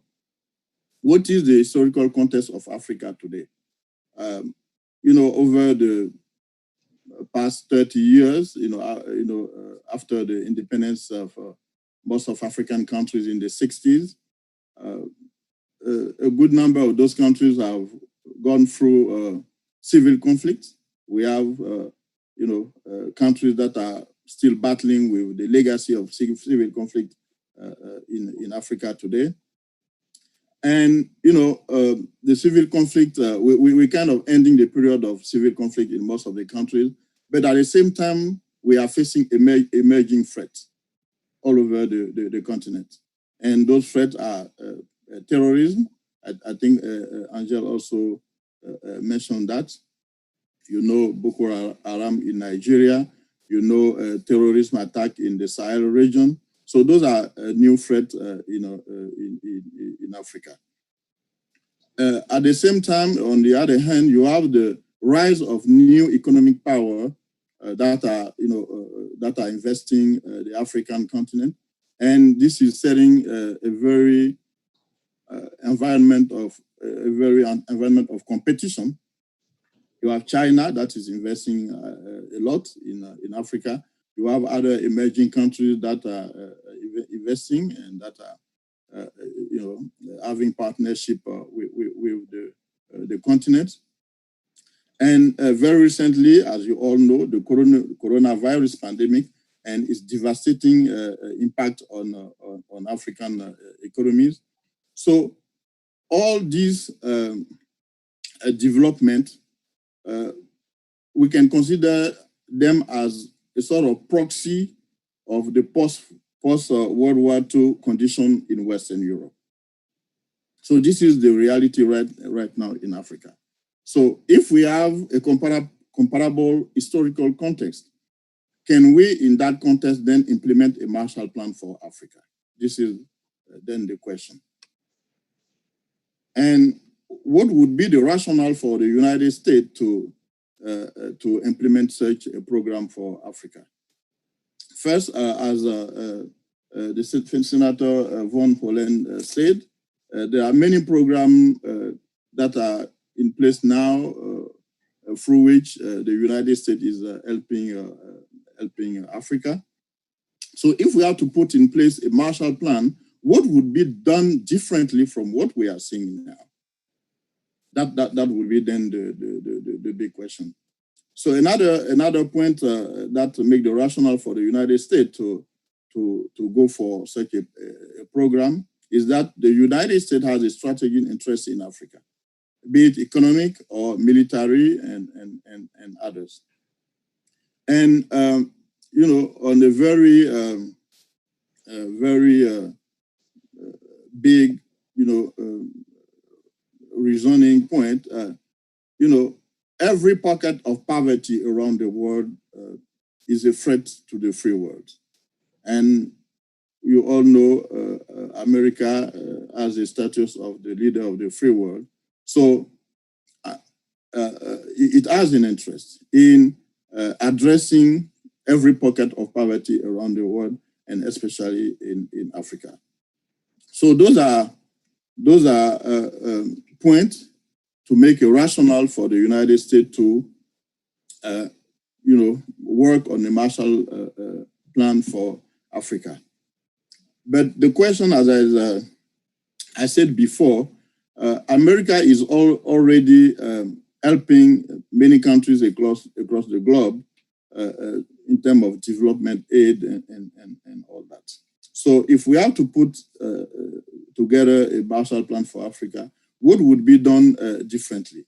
What would be done that would be different from the foreign aid that America is providing already to Africa? What we can say about what's been implementing right now in terms of aid program is that there's too much emphasis on humanitarian aid. As I said before, the Marshall Plan was about strengthening the productive capacity of Western Europe. As long as we are providing aid and emphasizing humanitarian aspect like fighting diseases, I mean, we would be not, achieving the kind of result that we had with the Marshall Plan in Western Europe. So too much emphasis on humanitarian aid, even though, I have to acknowledge that there's a development program also, including under the USAID. And not only there's this emphasis, but the program aid, is too fragmented. You have aid, the foreign aid being handled by many departments, defense, and many agencies. The Marshall Plan was a unique and at the same time comprehensive program that addresses many aspects as I discussed before. So there's a huge difference between that and what's been done today. So if we have to go for a Marshall Plan, there's the need to have a total paradigm shift. We are focusing too much on humanitarian, where we should be, targeting production and productive capacity. So for this paradigm shift, we have first to streamline the aid agencies and instruments with a greater emphasis on the role of the private sector, including the American Chamber of Commerce, involving more the American private sector. That would be the first thing. Second, we have to target African industrialization, as it was the case under the Marshall Plan in post-war Europe. And also, when we build on the recent success stories of emerging markets, we all know that development is driven by industrialization. All the emerging market economy we're discussing today, the rise of China and others is based on a massive industrialization strategy. If America wants to help Africa through a Marshall Plan, it should be based on a massive industrialization program in Africa. This is it. I mean, job creation comes through industrialization. It doesn't come through humanitarian aid. And as Angel addressed before, what we need in Africa now is about job creation for the youth. So if we have to have a Marshall Plan in Africa, the core idea of this Marshall Plan should be building industries and manufacturing. So the idea is kind of making Africa the new China, because as we know, as I said before, China's rise was built on, many manufacturing, American manufacturing being shipped to China, especially, the very early stage industrialization through the textile industries and so on. Today, Africa has almost the same condition that China was having in terms of cheap labor. So making Africa the new China. This is the idea. And, we also witnessing on the continent and across the globe, new and high potential industries like ICTs. I think this is a big opportunity for the continent. We have many young people in Africa that are very innovative, especially in the ICT sector. And if we have to go for a Marshall Plan and target manufacturing and services, that should be one of the sectors we want to explore.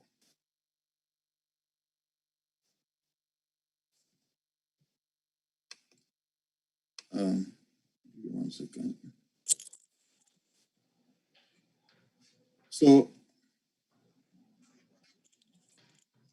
the strategy, as I've been developing around a Marshall Plan, would be a win-win strategy for both the United States and Africa.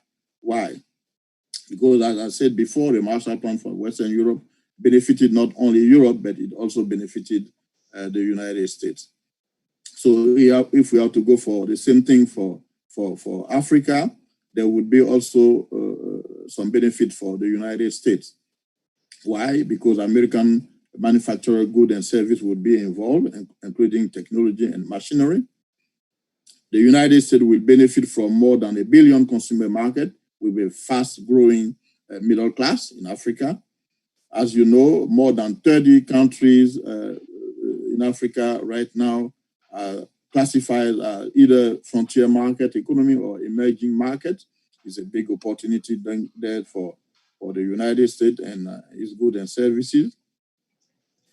And For Africa, there's no doubt there will be benefit.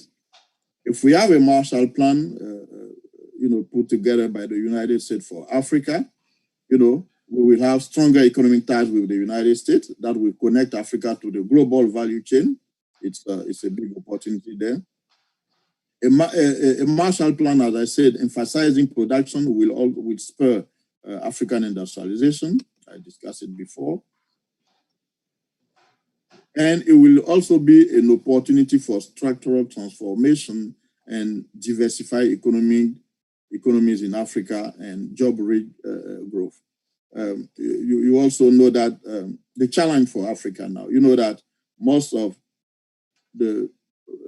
over the past period, most of the fastest growing economies around the world are African economies before the coronavirus hit. But while we're witnessing this strong economic growth around Africa, there's a challenge of, structural transformation. What does it mean? A big chunk of this economic growth is being driven by commodities. And the challenge for Africa is how to move from this commodity-led growth to manufacturing-led growth. How to, succeed the structural transformation of our economies and have a more broad-based growth, a more diversified economy that provides jobs, especially for the youth. So this is the big challenge. And a Marshall Plan that emphasizes industrialization and manufacturing would then help, enhance this structural transformation that we need in Africa. So I discussed the benefit for the United States. I discussed the benefit for Africa, and there are also benefit, for both parties. If we have a vibrant economic development in Africa now, it will help deter the ground of political instability and many other issues that we are facing now. If you talk with the experts on the Sahel region or terrorism, led by Boko Haram, many of those experts will tell you that there is an economic underlying condition for this terrorism that is developing in Africa. It is not really driven by ideology. It's driven by poverty. Many people that are experts on Nigeria, Boko Haram, will tell you young people will go and enroll in Boko Haram for 6 months just to get the financing needed to go and get married. Go and get married. For that, they will enroll in Boko Haram, get a 6 month or a 1 year pay, enough for them to go and pay for everything they need to get a wife. Simple as that. So if we want to fight terrorism, we have to address economic issues and development issues in Africa. So if we have this Marshall Plan with large American investment, with manufacturing thriving on, across the continent, we will have political stability. We will deter, as I said, the ground for terrorism. The large flows of migrants, young African migrants, flowing to Europe. We will address this economic underlying condition and stop those kind of flows that is bringing trouble to everyone. People are dying in the seas. Large number of young people arriving in Europe. Europe is having its own problem. They cannot handle all these flows of migrants. So it will be a win-win situation if we have development on the ground in Africa. And for its potential impact on world peace and stability, if we have a Marshall Plan that is enhancing development in Africa, it will come as a global public good because everybody will benefit. All the problems that are stemming from bad economic conditions in Africa, all those issues would be addressed. So, yes, there's an opportunity, a possibility for a Marshall Plan in Africa, but a Marshall Plan that targets the right engine, that is industrialization, that is the productive capacity, and less humanitarian aid. If people are prospering, they will be able to handle all the diseases and health issues. So let's target the productive capacity. Let's target the engine, that is manufacturing, industries, factories, where young people can be working. So yes, there's a possibility of this such a Marshall Plan that would be a win-win partnership both for the United States and Africa. Thank you very much. Thank you very much, Kofi, for providing us all those very, very important background information. That will really help you to educate the audience and also help us understand the need of the Marshall Plan. So I will briefly give the American program that really are in line with the prescription that you made. For example, the U.S. Congress passed unanimously a resolution to recognize the strategic and economic importance of Africa to the U.S. On the infrastructure, can you hear me? Yes. Yes. On infrastructure, so I'm just trying to lay down what your prescription means in the American policy. So one of your prescription was to increase investment in the Infrastructure Development Center to create a framework for industrialization. The Millennium Challenge account was created with the purpose of responding to the African needs. It's the only agency who really gets the request. They give grant to programs that are designed by the African countries. Number two, on the streamlining the U.S. program which is affecting the continent. Just last year, the Trump administration announced the Prosper Africa Initiative, who was almost like a one-stop shop to help the American private sector engage with the African private sector. It's almost like a one-stop shop providing transaction advisory services to American firms and helping them engage with the continent. Of course, the Power Africa Initiative trying to immediately respond to the 100 million investment needs per year to build the power sector in Africa and address power poverty. And then the U.S. Development Foundation that Senator Van Hollen talked about, that was rescued last Congress, only have a $22 million budget. But what is unique about this organization is that they're funding directly African program. The money is not spent here in the U.S. like for USAID, but obviously it's only a tiny portion of the overall 30 billion development assistance project. So, and lastly, the U.S. Development Finance Corporation, who is a new generation of OPIC, has close to $60 billion, out of which American OPIC now, the agency now have the power to, equity power, that they can give direct loan without going through the entire normal process. They made that to make it easier for the agency to finance projects in Africa. So having said that, all your prescriptions are almost already in place here, but are very timid. They're not representing anything. And that you are responding to even what Maduku was saying, that Mrs. Maduku was saying, focusing on trade and investment. Now, my question to both of you is, the reality is when when they put that program together for Europe, 13 billion today is $135 billion. Let's be realistic. So how can the US, in this post-COVID environment, increase the investment or the development assistance or investment tool with the continent? So what do you think needs to be done to put all those programs under the one Marshall Plan initiative? This is what I'm thinking, Marshall Plan program that you're advocating for. And how can we convince the US here to put more investment, despite the fact that by next year they will have to go to their own stimulus to revive their own economy? Can you just be realistic and see how you can make it happen? To both of you, even to the audience, even you, Guy.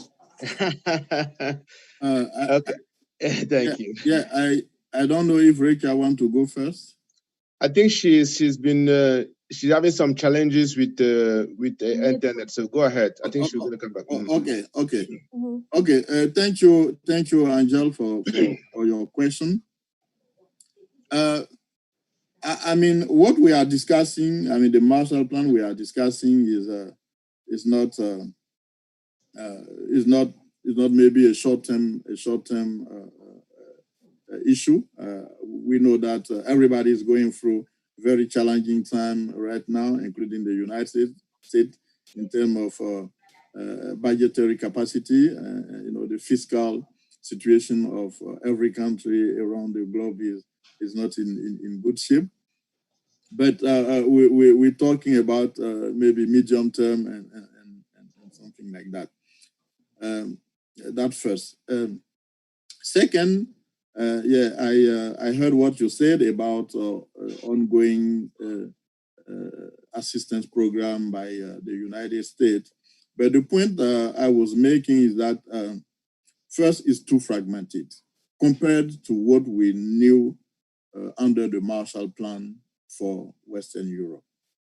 The Marshall Plan was a bright idea. It was bold. It was comprehensive. It was handled by only one agency at that time. Right now we have many initiatives, but maybe we need to kind of put some of them together.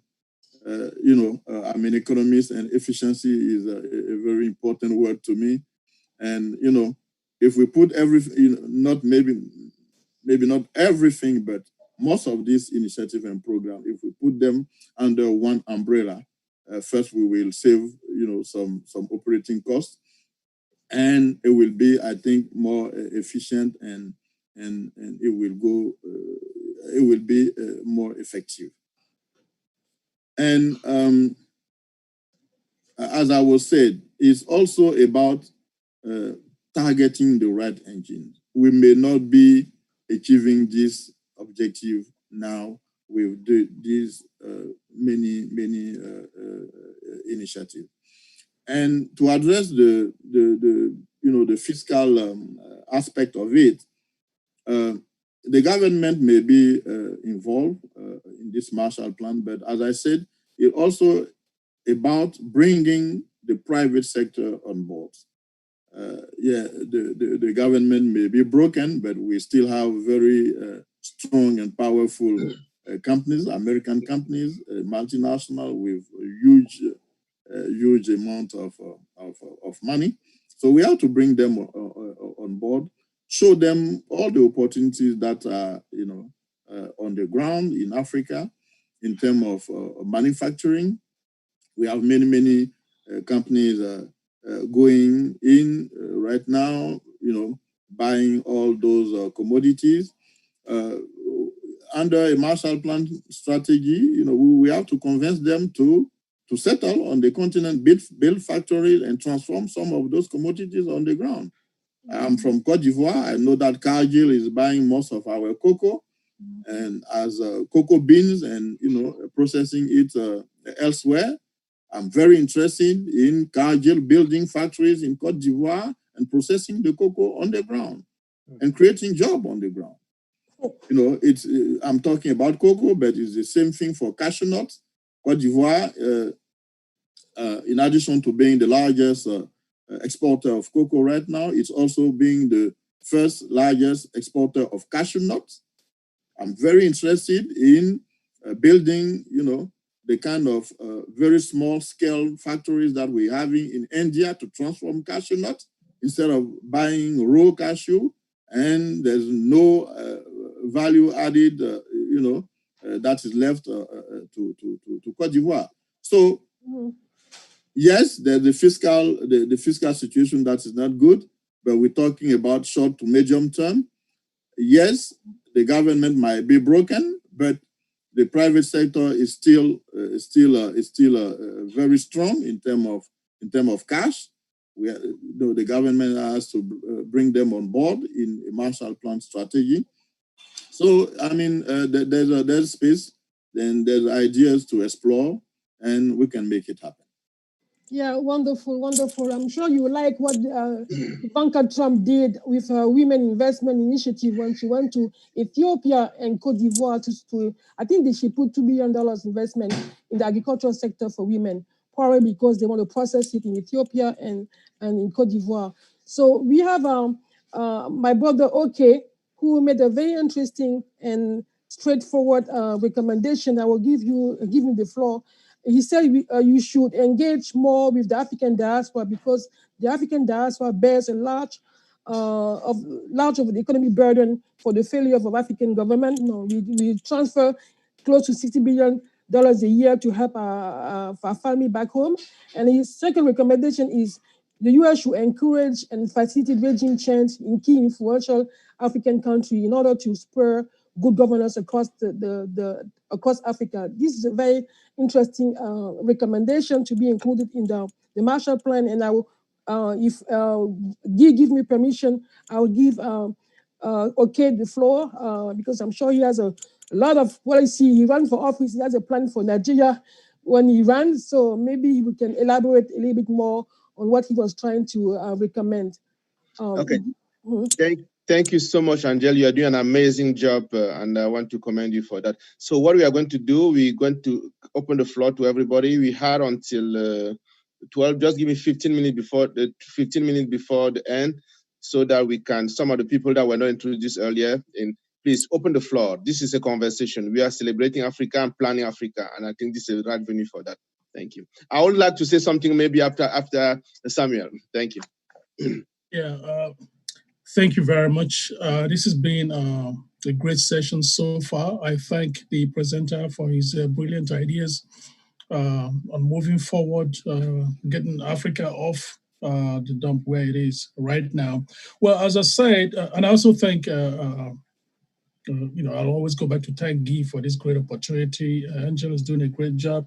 Now, some of the things that I speak about are based on direct experiences that I have had both within the policy circles in the United States and then also in Nigeria, and in West Africa, each with its own uniqueness and problems. Now, it is obvious, as we all know in this forum, that a significant burden, economic burden, is on us as children of Africa that are removed from Africa, sometimes remotely, sometimes closely, because at the very least, the burdens that come up to us take away the resources that we need to, not just to maintain a living in the West, but also to invest in Africa if we want to invest in Africa or even invest here. If you have to spend a couple extra thousands of dollars on maybe paying for medical bills for some sick relatives or starting a business for somebody, that's also the same money that is finite that you have that you could invest over here. And so this becomes a serious drain even to the United States, because if we have to move part of the money that we make here that we can spend in building ourselves here, and that money leaves the United States, then that's money leaving the United States that can also shore up the US economy. And so we need to think in terms of hybrid ideas of how to look at this from an economic angle also, because this could be a drain in the United States. This is for key United States policymakers to consider, and also us Africans. Now, one experience that we have dealing with African governments is that they're basically tone deaf, especially when you are speaking to them without perhaps the authority of a more influential government. The things that go on in many African countries, especially in Nigeria, will, really make you shudder, because we're talking about where elected officials basically just walk away with billions of money that is earmarked in the budget for public service, for salaries, for whatever. In one of the states in southern Nigeria, a governor basically just walked away with $1.5 billion US. This is a state governor, not even the president. Money that is earmarked for development of the state over an 8-year period. So that is how much craze it's going on there. Now, the other thing also is that for the average investor from the United States or from anywhere in the West that is coming into Africa, security is a real, real problem. Because who would want to go and put an investment in a place where Boko Haram, for example, will show up the next day and decapitate people that work for you or people that manage the business for you? I don't think anyone would want to do that. Now, we know that some of the big US companies that do business in these places, like say ExxonMobil, for example, Shell, those companies are like governments, they have their own private army. They go and take their spot and do their business and pay off the officials. But the medium-sized American or Western companies are really the ones that grow the economy because they come in and employ people across the breadth of any given country. Now, we don't see that happening. I myself have had direct experiences trying to facilitate the entry of some American companies, and I know how scared they are. And then, of course, the infrastructure, the fact that there's no electricity. I mean, how can anyone imagine that a McDonald's, as popular as McDonald's are all over the United States and all over the world, cannot place a single restaurant in Nigeria because there's no power? And because there's no power, they're not interested in running the entire food chain of the restaurant on generators. It's kind of absurd. Okay, so maybe the generator breaks down and everything in the freezer goes. So, these are real issues that have to be addressed both from the African side and the American side. And then finally, I really think that the United States should pay a lot more attention in grooming the only people that have stake on both sides of the Atlantic, which is the African diaspora, to begin to take what they know from here, the standards that they have gained from here, to transplant them directly into Africa. Because it's really a very practical win-win situation, both for the United States and for Africa. Now, the average elected official let me go back to Nigeria again, when they get elected into office as a governor or a senator, the first thing they're thinking about is that they want to run out to the West and buy a house in Potomac so they can come here every summer or something. Now, people that live here in the United States, that have lived here for 10, 20, 30 years, a lot of the diaspora, are not excited by those things because you have already tested those things. You have a house in Northern Virginia, you have a house in Montgomery County, you live there, So these are not things that are very excitable to you anymore. And so the idea of having the opportunity to do public service in Africa is just simply that, public service. When you're done, you come back to your house in the West, if you choose to come back to your house in the West. So these are things that really need to be somehow shaped into the policy to facilitate game changers that have roots on both sides of the Atlantic, because it benefits Africa, it benefits the United States, and it frankly cannot get any worse, can only get better. So I'd like to leave it at this for now. Thank you very much for this opportunity. Thank you very much, Sam. You're absolutely right. Cultural understanding is create an avenue for trade. You can't trade if you don't understand each other. And one of the weakness that American company has when they come to doing business in Africa is that they don't understand the cultural landscape. And sometimes they don't want to adjust. It becomes difficult for them to engage into economic relations. And the diaspora can help address that because they understand the American standard of doing business. And they also understand the cultural sensitivity of doing business in the continent. You're absolutely right. President Obama, when he released his Africa strategy, there was a whole paragraph on the African diaspora. But unfortunately, I don't think the last strategy that I think Bolton back then released didn't have any African diaspora language in it. But it's time for us to continue to advocate for that when in January, the new administration is announcing its strategy toward Africa. You have a language on the diaspora, making sure they engage with the diaspora in policy formulation and in policy implementation. So who else want to take the floor? I don't see any other. I'd like to take just, thank you.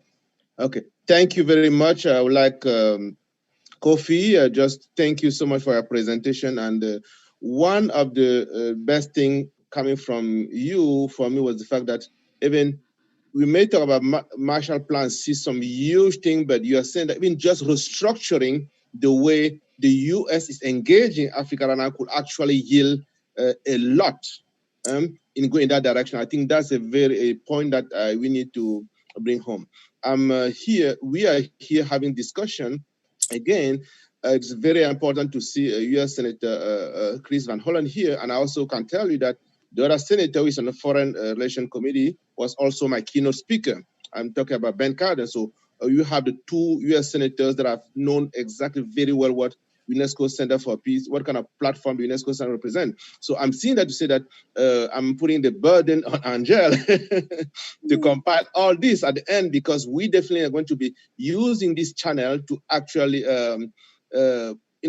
have a voice, in push moving forward to make sure that the voices of our voices, we, just like you're saying, we are the one who know Africa better. We have a stake over there.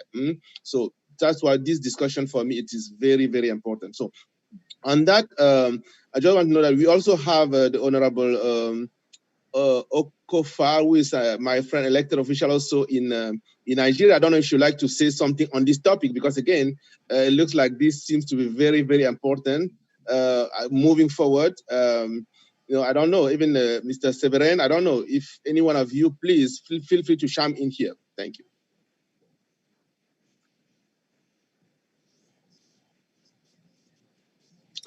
Okay, so I'm going to have a question to the audience. If you don't want to ask question, I think Honorable Okofa was trying to talk, but she's not muted.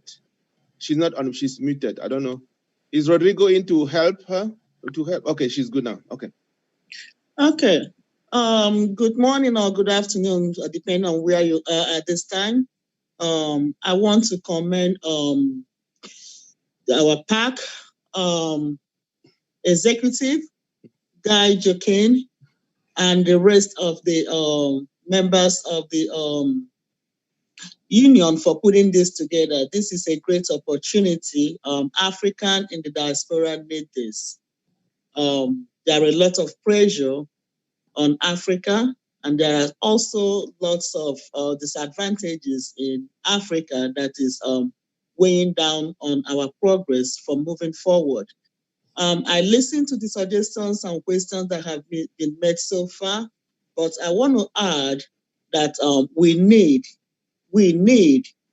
encouragement, we need support from the Western world. And a good way to begin is what we are doing right now, trying to make them know that this is where we are lacking. This is where we need help. And also encouraging ourselves and the leaders of African nations that we can do better than what we are doing right now. I listened to my chief executive, Sam Mbonu, talk about security, and I agree. I listened to him talk about electricity, power, and energy in Africa, and I agree. Without this, investors will not be encouraged to come to Africa to invest. So we need a lot of work on our own. We need to liaise with the nations, with the leaders of African nations. We need to educate them that these issues are impediments to progress. And also Sam talked about, making away with money that is meant to be used for administration in the countries. Nigeria is not alone in this. So we need to liaise with leaders. That's my point. We need to liaise, bring in leaders of African nations and educate them. It takes education to take away some of these issues. In their mind is to go there and make money and walk away with money. There's no accountability. The government is not holding them accountable. The population, which they are ruling, that are holding them accountable, their voices are not being heard. So we need education at the leaders of nations at that level. They need to know that, no, this is not leadership. So I will stop here for now, but thank you so much for this, and I appreciate the opportunity. Thanks. Thank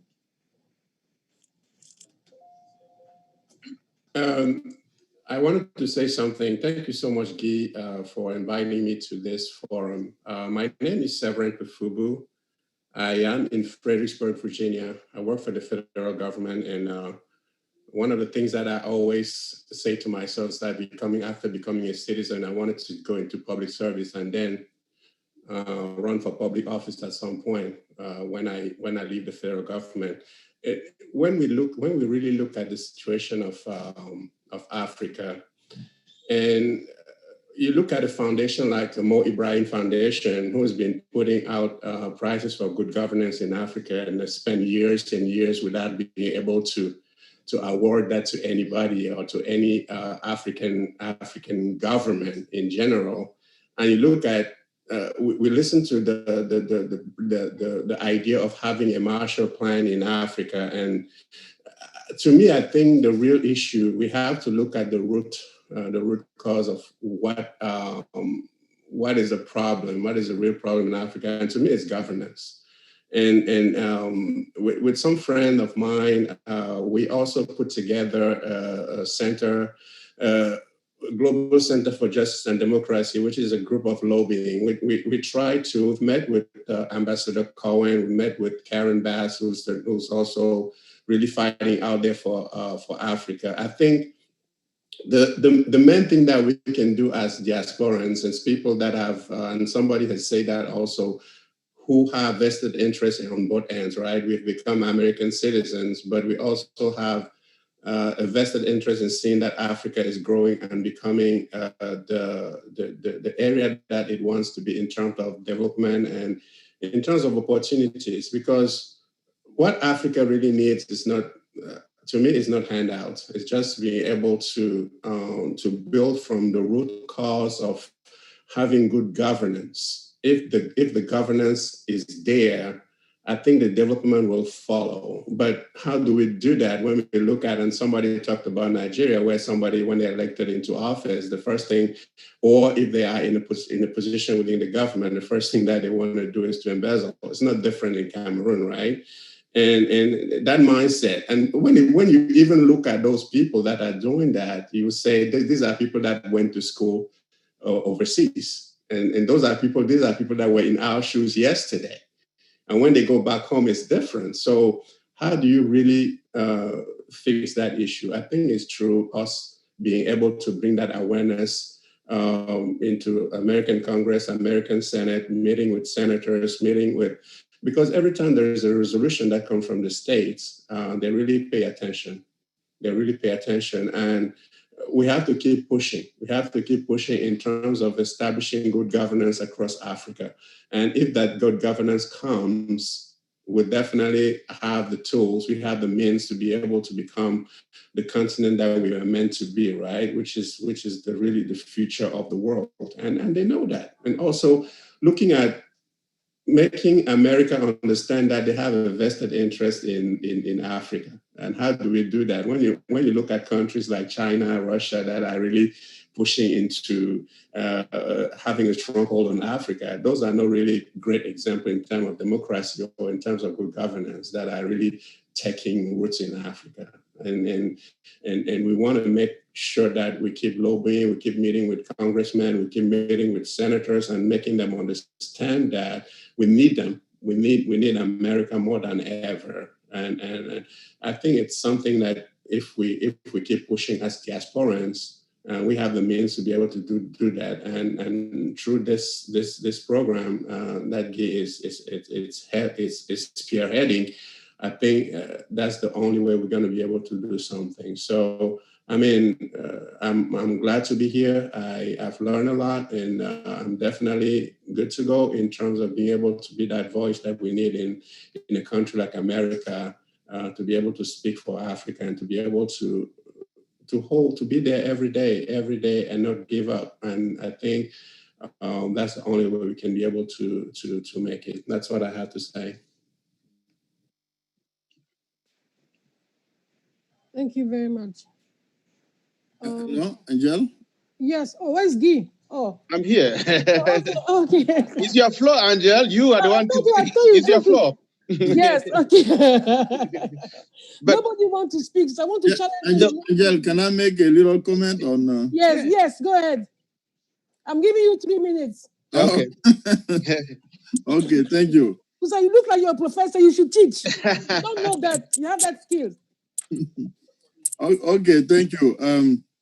I want to make a comment on the leadership issue that previous speaker have been talking about.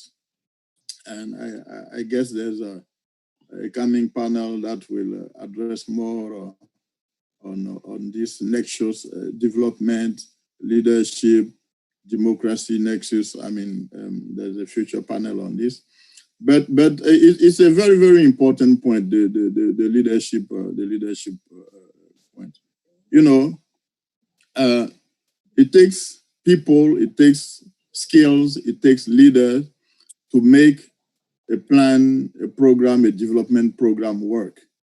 So if we put together a Marshall Plan, as I was discussing before, it will take both skilled people from the American and from the African side to work. And, you know, on the African side, the leadership issues is a very, very important one. I used to say that is maybe the entry point of everything we are discussing about Africa. If we don't have transformational leader on the continent, nothing will happen. I mean, it's simple as that. When you look at the history of development across the globe, Singapore, South Korea, it took transformational leaders to take those countries from low income status to emerging market and to advanced countries. So if we don't have those kind of leaders, those Lee Kuan Yew or those General Park, Lee Kuan Yew in Singapore, General Park in South Korea, Deng Xiaoping in China, who transform the Chinese economy. If we don't have those kind of transformational leaders on the ground in Africa, there's nothing bold that's going to happen. So if you know, the United States wants to have a bold strategy of support to Africa, it should start from the leadership issue. America can help, you know, emerging leaders across Africa to be in charge. The old generation, we have seen what has been happening with the old generation. You know, as some of the friends said, most of them are interested in getting rich, using public office to get rich. Some of them want to stick to power for life. You know, you are familiar of what's happening in most of African countries now, especially in Western Africa. Leaders who want to go for a third, fourth, and a term. They want to be president for life. As long as we are, you know, facing those kind of situations, you know, we will not be talking seriously about development. So yes, we have to address the leadership issue, and you know, America can help in that regard. You know, being very observing the election trend in Africa, make sure that we have, you know, genuine electoral institution If we don't have that, election will continue to be rigged across Africa. You know, we won't have developmental leader coming out of this election. We will have the same old people being there and nothing important will happen. So the leadership issue is very important, is the most important issue to me. If we don't address that, there will be no development, serious development across Africa. So America can help with aid, with money, with all of that. But first, he has to make sure that democracy is taking hold across Africa with a new generation of transformational leaders for our countries. Thank you. Yes, you are absolutely right. We need more. The prerequisite for African development is African leadership. We cannot advocate for more aid from foreign donors if we don't take care of our own backyard. And that thing will only come from African. We hold the key of our future, and nobody else will come and build African for us unless we do it ourselves, or at least create the foundation for strong partnership with foreign partners. So the next question should be, I think Aisha is raising her hand. Aisha Biro Jallo, she's raising her hands. Want to say something? Yes. We can't hear you. We can't hear you. Yes. You can hear me now? Yeah. Okay. Okay. Mhm. As you're talking on this Marshall Plan, I want to ask what place promoting democracy should have in this Marshall Plan, especially in West African countries where democracy is in turmoil? Good question. So what place democracy holds here in America? Our own democracy here is at stake. I don't know who wants to respond, but the one thing I will say is that the foundation for development is democracy. We cannot have anything happening in the continent if you don't have security, you don't have peace, and you don't have strong institutions. And it's only how we can attract foreign investment, and it's only how we can build strong partnerships with our foreign partners. So that's what I can say in a nutshell. But I think in your own panel, your job will be to elaborate what needs to be done to strengthen democracy. In the US, in last strategy that was released, I'll come back to last January when the then National Security Advisor Bolton released President Trump's strategy. Democracy wasn't even mentioned once. They were talking about prosperity, security. He didn't mention democracy once. And that's maybe concerning, probably why they want to, like Sam said, not Sam, I think it was Kofi, talking about the post-Cold War area. We're still having surrogate war, almost surrogate war, because on the battleground, the continent right now, even the US policy is designed to respond to Russia and a response to China. Is a counter policy, it's not necessarily a US policy per se, because they're trying to adjust and compete with Russia and China. So your job will be to, I think you have a prominent, I think the most respected figure here in Washington right now when it comes to election and democracy is Dr. Chris Fomunyo.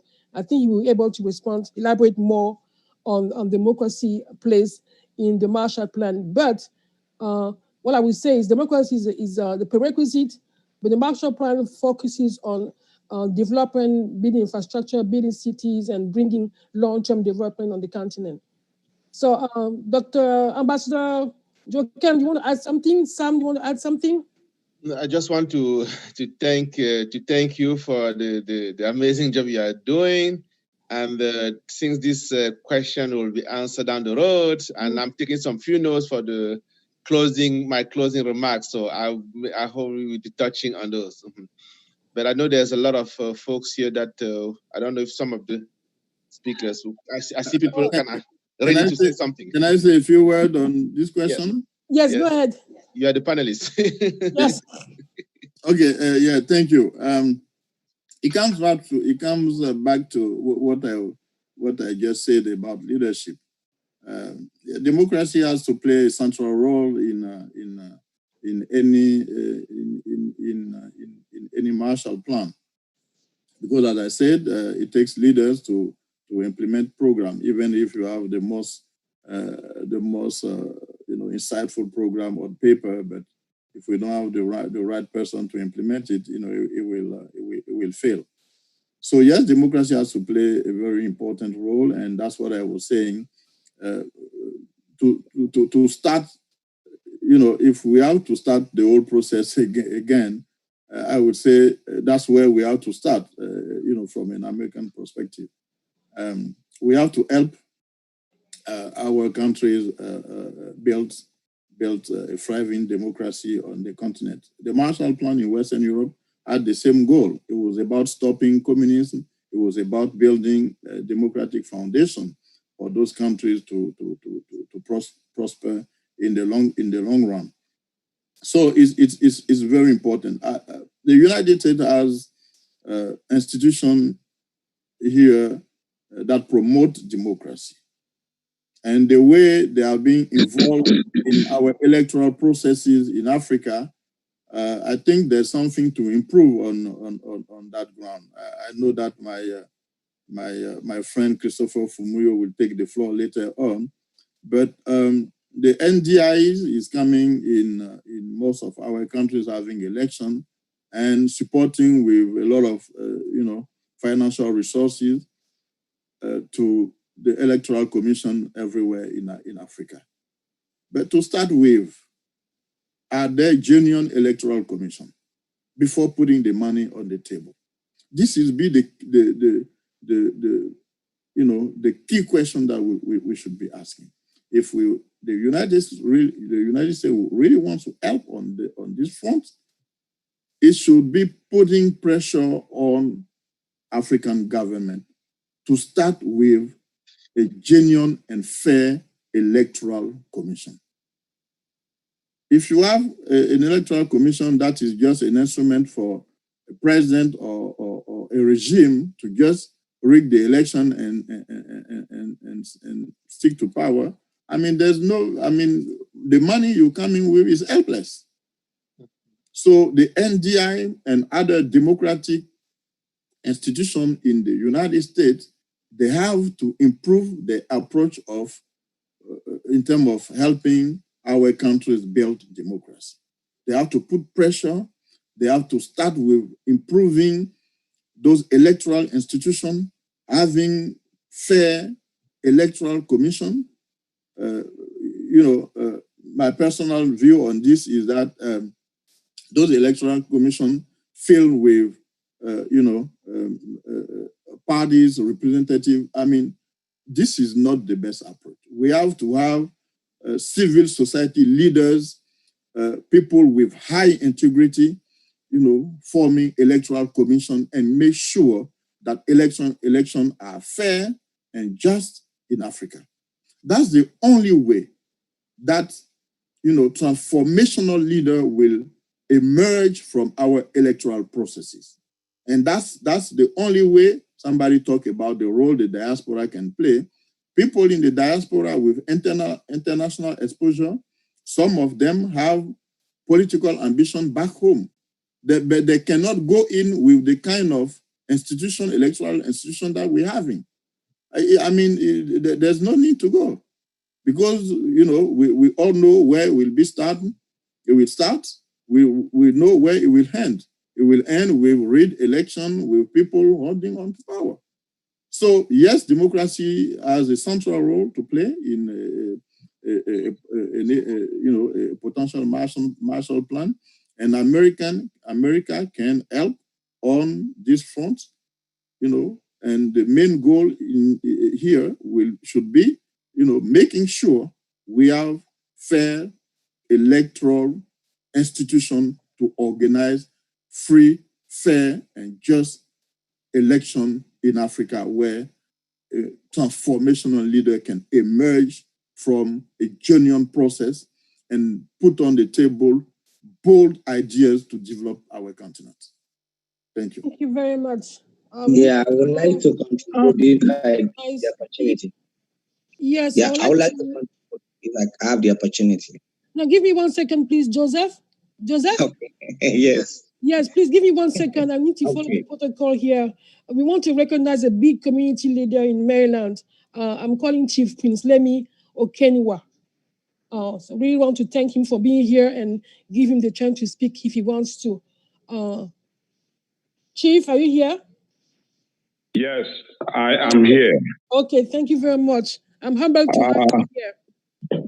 First and foremost, this is very amazing. You guys just have no clue how much difference you've made in my weekend going forward.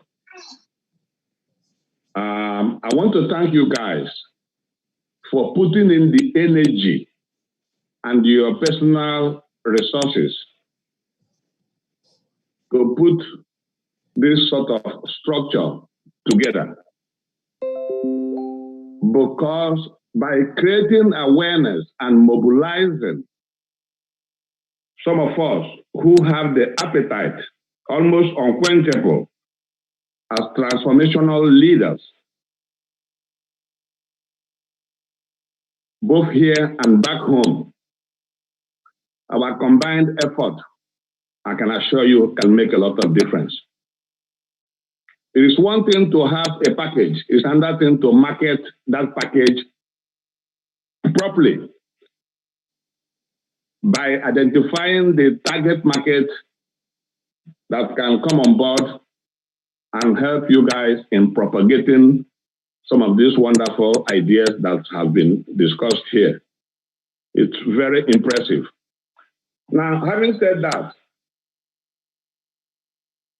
I want to assure the panelists and all other persons listening that the buck stops with us.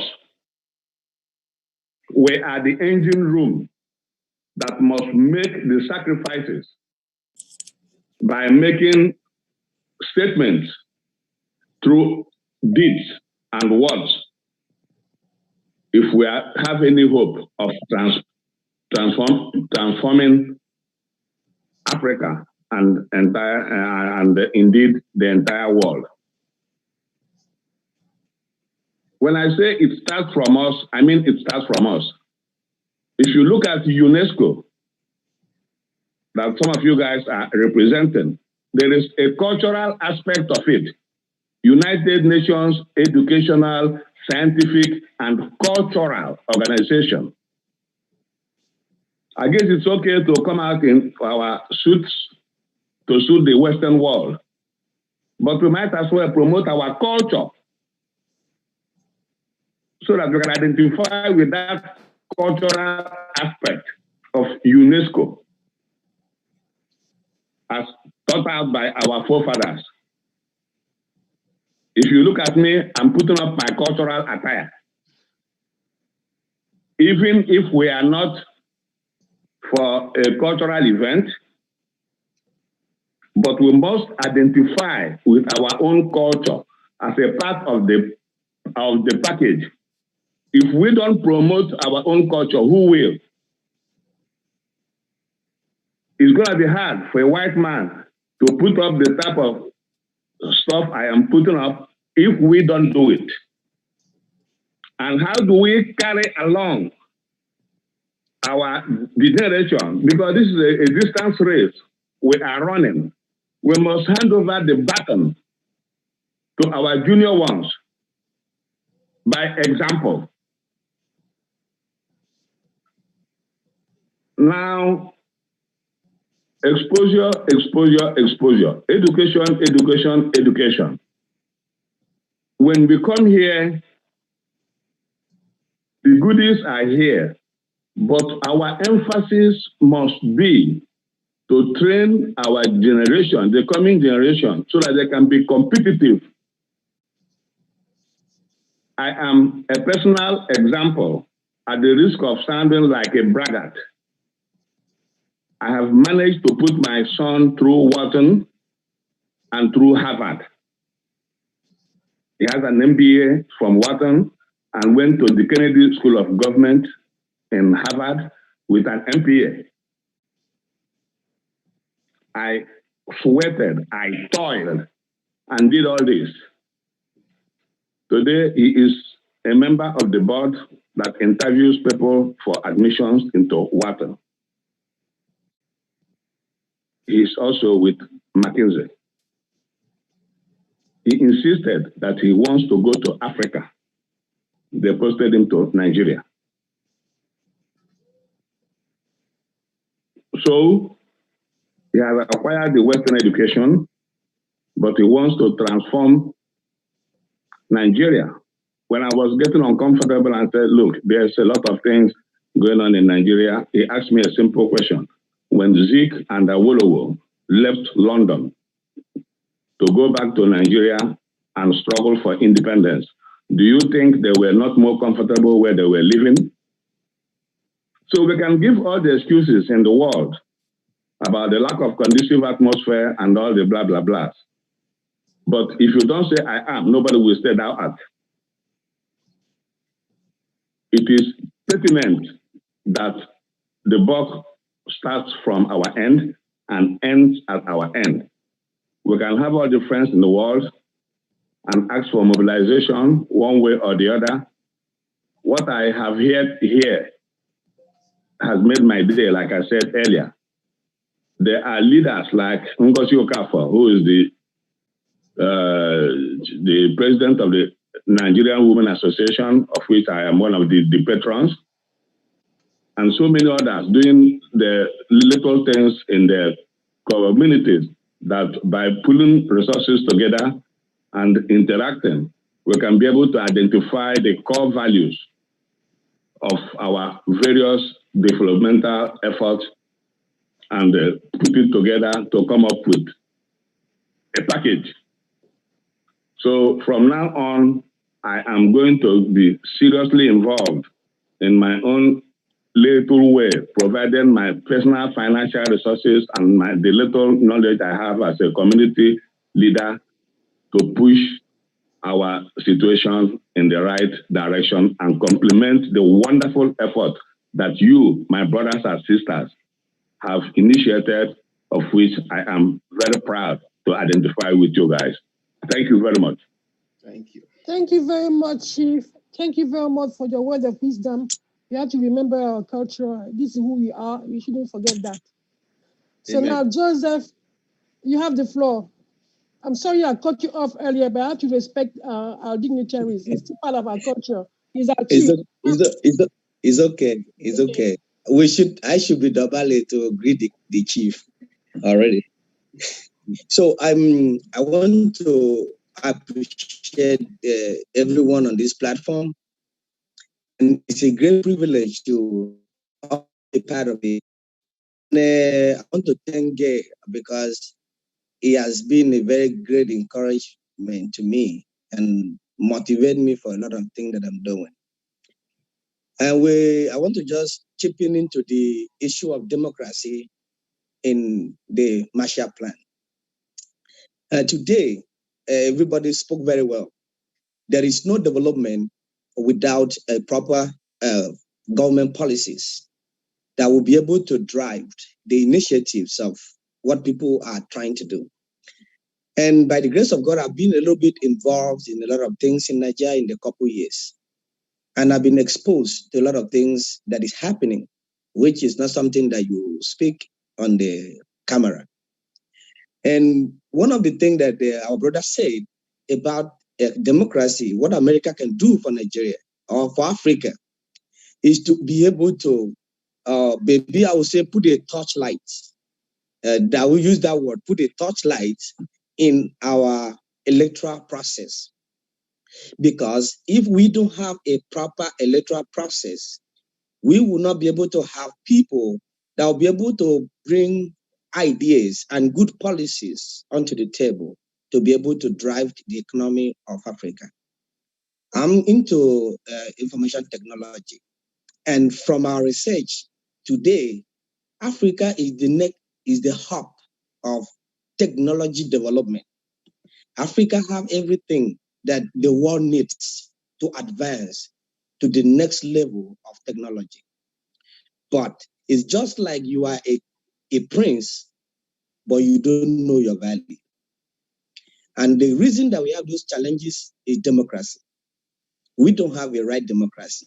So like what our brother said earlier, if American government can be able to look into our electoral process and be able to let it clear so that people will know that in the process of selecting a leader from no matter how small it is, we call it council in Nigeria and other part of Africa, they could be able to get people that have integrity to build our nation.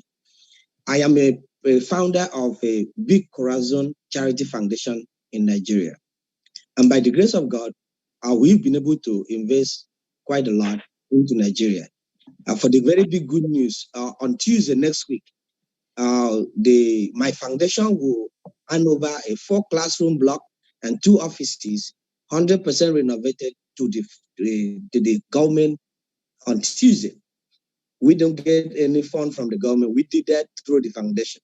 So what I'm trying to say is one of the first thing we need is to digitalize Africa.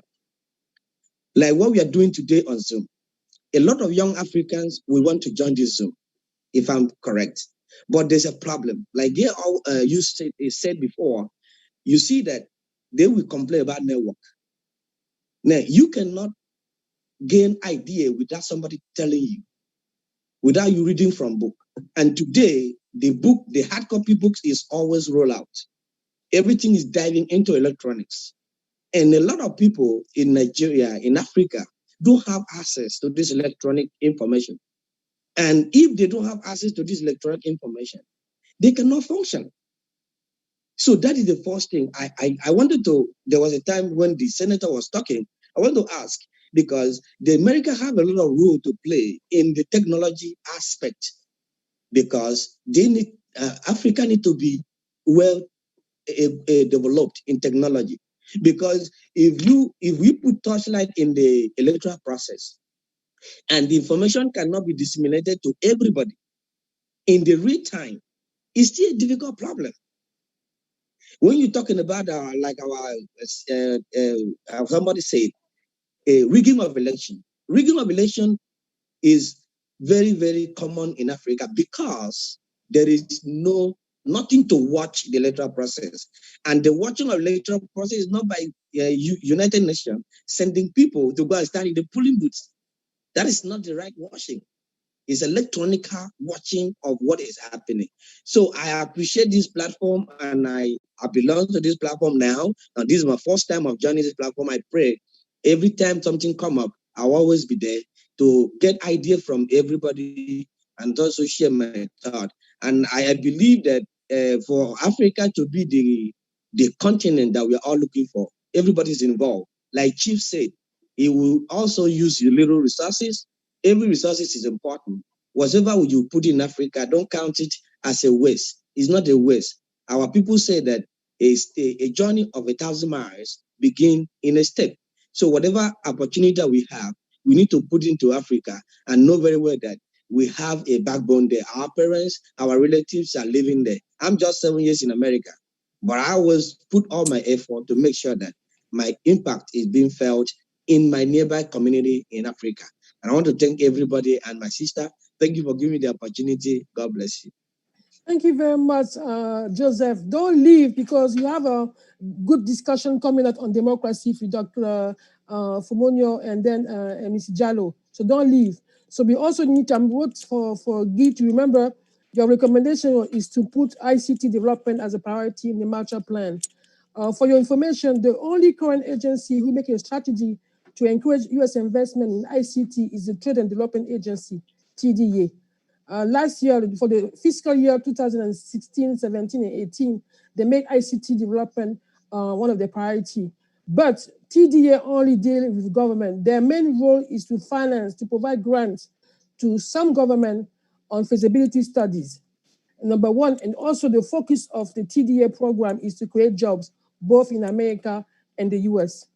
So the next panelist is a person behind the Galaxy A21 phone. I don't see the names. It's Precious Smith. That's me. I'm here. Precious. Precious. Okay, it doesn't show your name. It shows your phone. She Yeah, I sent know the text. exactly where I logged in. But thank you all so much. Guy, I did meet you at one of Contingency for Africa event because you do look familiar. Yeah. But I am from Liberia. This is my first time being on this group, and thank you for logging me in and listening to, as we say in Africa, listening to all my uncles, my daddies, and so forth speak, and big brothers. I am sitting here and I'm saying to myself, what would Jomo Kenyatta say? What would Kwame Nkrumah say? What was it late President William Allen Tolbert say? Hearing this conversation, and few things come to mind. One, keywords: Pan-Africanism. Another phrase that comes to mind is the sovereignty of the nations across the continent, not individual countries. And with that in mind, I'm listening to the whole concept of the martial law. And I know that government plays a key role in terms of the policy, creating emerging markets on the continent and so forth. So the question here is, who's going to take the bull by the horn, be transparent, and bring about these transformational changes? We will have an organization as like the AU, who assumingly, should be playing the role to bring us all together. So what role would the AU play in this? How much are we willing to support the AU to implement and execute some of these policies and hold them accountable? Because it's good to have the U.S. come in and all these other foreign aids come in, but when are we going to take a stand as sovereign nations and come together in bro, we got this thing called SUSU. We come together, we build one nation, we go to the next, we build the next. So when are we going to come together as a sovereign nation and make these things happen instead of depending 90% on the U.S. or the European Union? When are we going to harness our resources and come together? I know the lack of trust in government because of, corruption and so forth. America has its own issues, and we know that. So when are we going to perhaps build the AU and perhaps use them as that leadership to make these things happen? I mean, the question is open. I know there's a lot into it, but those are my questions, my thoughts. Yeah. The African Union is setting the Pan-African strategy. They call it the Agenda 2063. That was released, I think, 5 years ago. That's the African Union umbrella policy. And in that policy, you have all the subject matters, infrastructure development and everything. But the only regional integration that creates a common position, one Africa, one voice, is the regional integration process that was in place for 5 years in East Africa, in Southern Africa. In West Africa and Central Africa, they're very slow. ECOWAS and African and Central African community are very slow when it comes to integration. But the biggest success of AU is the African Continental Free Trade Area.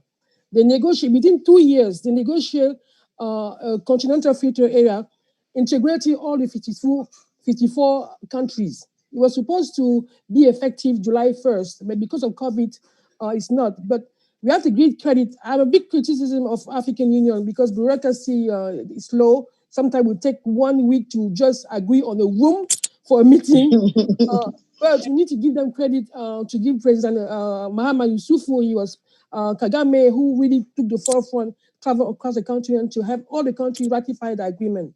Number one. And number two, for us, the diaspora, the platform that AU has created for us to engage is the African Diaspora 6 region. But they have not really, the African Union embassy here was in charge of the diaspora liaison between the US and us.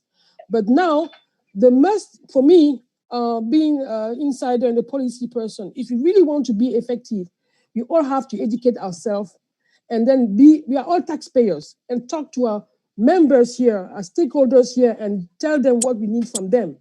In order to be effective in doing that, we need to educate ourselves about what's going on before we place a request. One example, We created the Continental Free Trade Area, big market. America has been very vocal in supporting continental integration. But at the same time now, they're launching one free trade agreement with one country, while Africa is trying to come in as a whole. And nobody's really questioning how effective is it to job creation in Africa, how this one agreement can have a negative impact of the continental integration. It's only the diaspora can do it. We need to educate ourselves to know how much pressure we need to put on them. Like President Bamba said, we need to convince and pressure. Americans are convinced that they need to partner with Africa. We need to pressure them to do that in a way that is really mutually beneficial. The mutually beneficial rhetoric has been out there for maybe 10 years, but it's still word. It's not a reality. But we need, in the diaspora, we need to educate them and put them enough pressure to make mutually beneficial partnership with Africa a reality.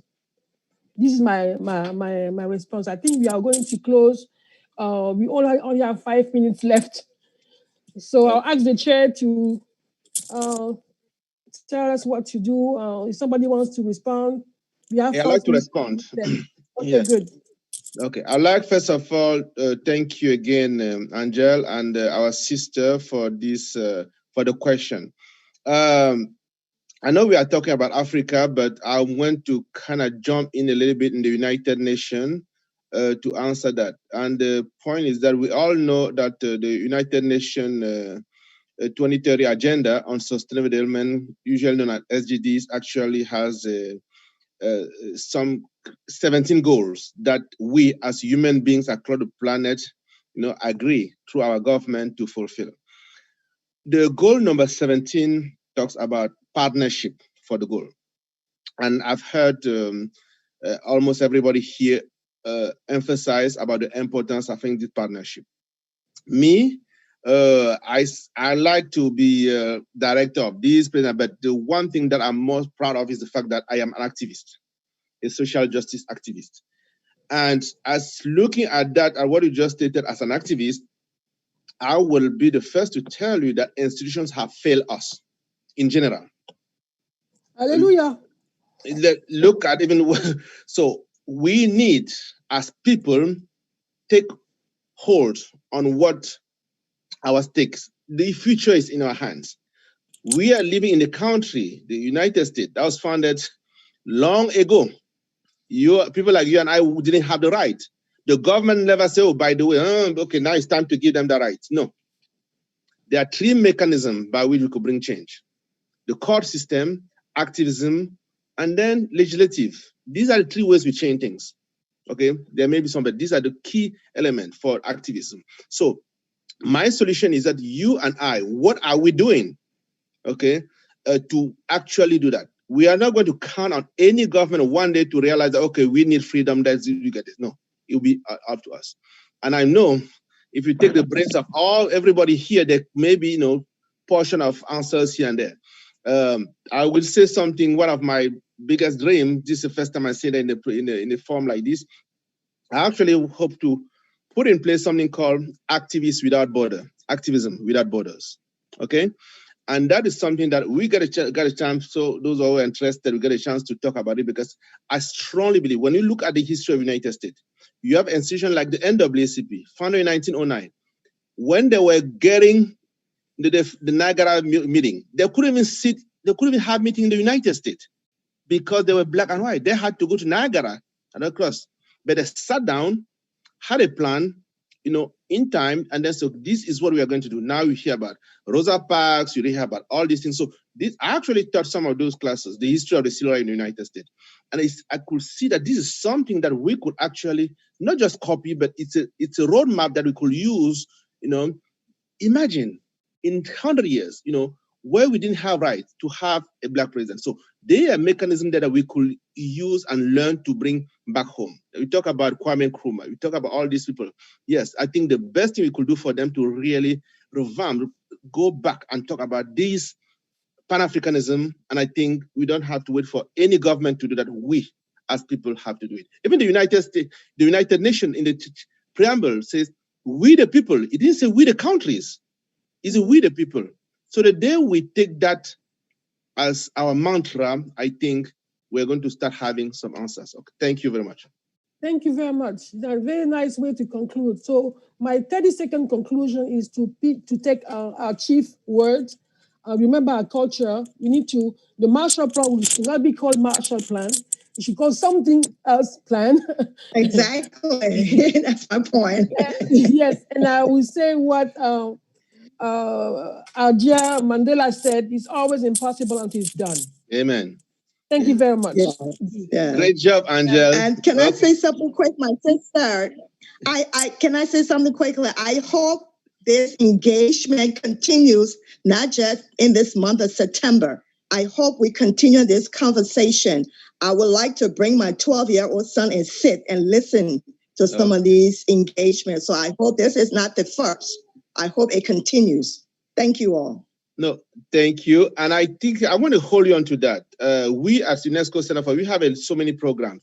Last July, we had 500 young people from around the world here on the platform, working on the issues, help make the world together. So your son, your other, they will be welcome. And actually, one of the best things I like to share is that when we are doing the program, one of the best students was coming from Iran. What does he represent the United States and the model UN, and he ended up winning the best prize. Look, we don't care about what they are, the messed up that we are building these young people, and the future is bright. When so we are going to definitely take them to you. I hope you have all the contacts of everybody here, but I guarantee you, yes, you'll be welcome. So, thank you. Thank you. Okay. Thank you. Okay. So, thank you, Angel, for a job well done. I think having a panelist that mastered the subject is really one of the best things. So I'm really grateful for this job. I'm honored to be. It's a privilege to be serving you, sir. Okay, thank you. Okay, after so much, I think it's time for us to have some music. But I'm going to call our sister Fatoumata. Are you there? Okay, so Fatoumata, yeah, she's here. Yeah. Our sister, she's actually, she works at the UN, but she's here as the leader of the Malian community, Conseil Supérieur de Malien. And I would like her, before introducing the group, there's some few people that were called earlier that were not, I don't know if Didi is here. Some of the people that were, Sissoko were to be, you can go ahead and just introduce some. They were here. If they are here, just give them a few minutes, and then after that, you can talk about the Grand Griot, who is my personal griot, someone I've worked with for the longest time. So the floor is yours, Fatoumata. Hello, everyone. My name is Fatoumata Diarra. I'm the president of the Conseil Supérieur de la Diaspora Malienne, which is the High Council of Malian diaspora in the US here. And our association has been there for the past 5 years, and we try to promote the everything that is cultural and political, and we provide information to our people here. And I know we've been talking about politics a lot since we started. So I like to focus on the cultural part. And the Malian culture is really vast, as we know, because especially music-wise, we have a lot of artists, and especially playing traditional instruments. And today we have our brother Shekna Ambala. Shekna Ambala, who is from the traditional griot, as we call them, and they used to be traditional historian. As you know, that we were not writing our histories, so we used to say it was from ear to ear. So the griots used to keep the traditional history of a whole community from generations. So it's like my griot is with me, and the griot's children will be also the griot for my children, and for generation and generation, and they keep all the history of our family. So they know more about the history, what's happened in your past than anybody else. That's the way it used to be. The griot used to be as a family member also, living with the whole compound. And afterward, but now as things change and school came and history become part of the school curriculum, so they are still here playing different traditional instruments. And the one you're gonna see today, Sheikh Nambala, is specialist in Goni, and Goni is an instrument, I think, that's purely traditional for Malians. But as you can see here in the US, we have the banjo, and Goni is so similar to the banjo also that we think like probably the banjo that was created here came from the Goni from Mali. And for that, it is really important that as we talk with Africa, I mean, most of the African conversation come to politics, but it is important that we keep our culture also, because the cultural part is kind of disappearing. And I've been seeing here, I mean, our children, the new generations who are here, are not mostly involved with our culture. And most of the time, I mean, you know, we have such great artists here, and it would be nice to have some, you know, develop some classes, develop, traditional trainings where we can have the new generation more involved with our culture. Because when those elders ones are gone, there won't be anybody else. And it's good to always to focus on the politics, but culture also will be important, especially our traditional instruments, because the new generations here, for example, are not learning, even back home.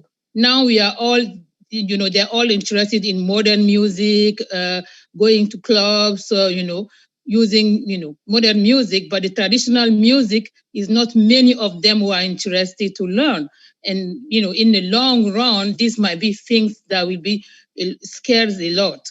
And it's important that we keep our culture, because, the difference is, once you lost your culture, you lost your roots. And if you lost a root, any tree without the root is going to die in the long run.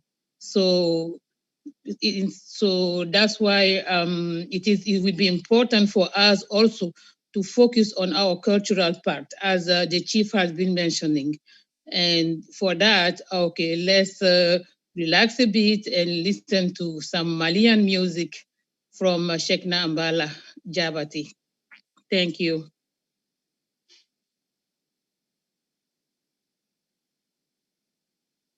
Guy, are you there? Yes, I'm here. Okay. Yeah. So we are going with Sheikh, my grand griot. Okay. Hello. Can you hear me? Yes. Guy. Bonjour tout le monde. How's everybody doing? Good. Everybody's good. All right. We are so happy to be here today. We are here both for the same thing, like we are in the same boats. We are very happy. We're going to have some music.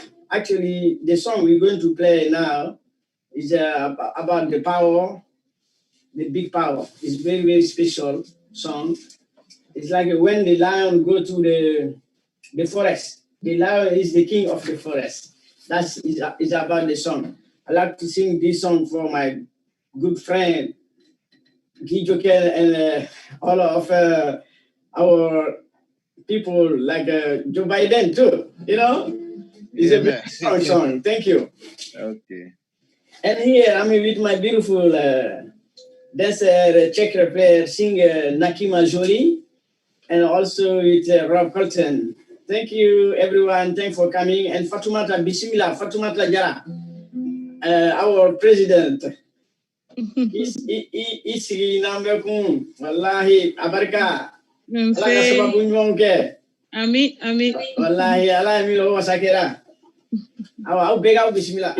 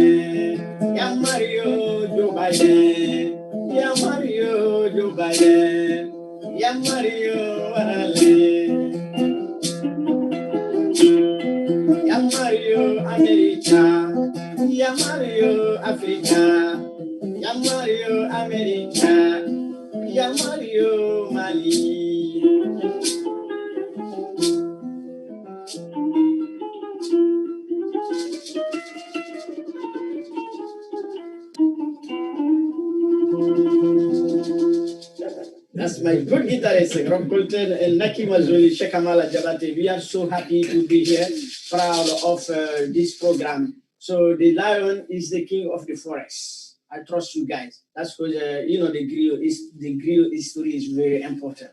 Like Fatoumata Jara already said everything about the culture. No griot, no history.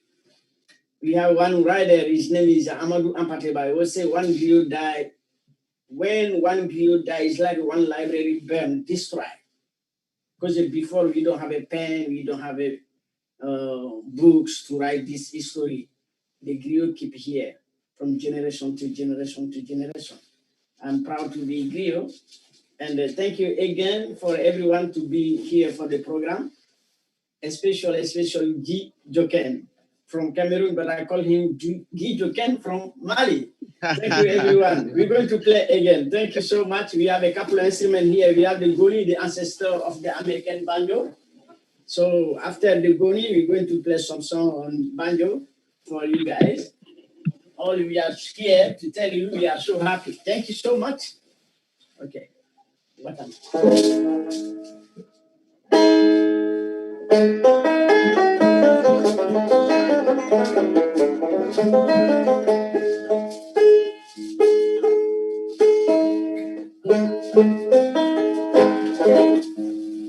You good? Yes.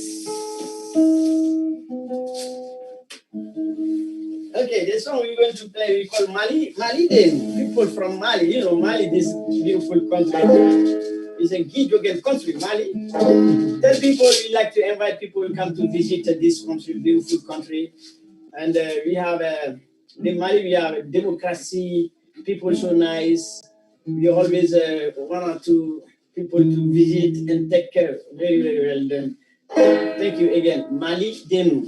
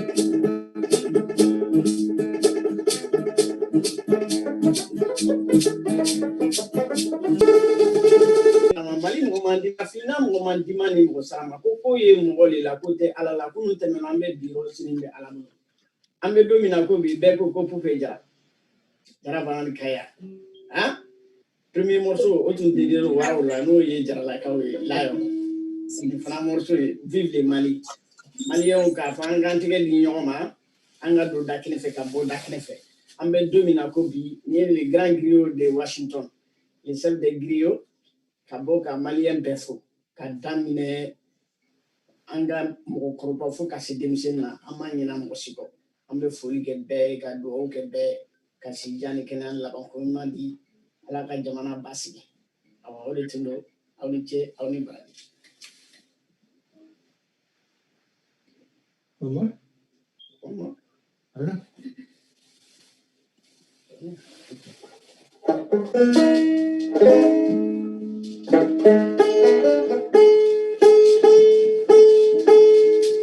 Alors, Guy, on est là?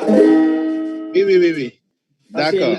Le morceau basé is about our events. The event is good. That's is about the event. De dire à tout le monde que voilà. Ouais. Vive tout le monde. Vraiment, merci. Soyez les bienvenus. Le morceau, c'est ça. Merci, mon frère. In Mandingo, quand on dit c'est bien, on dit Akadi. Akali. Akadi. Ok.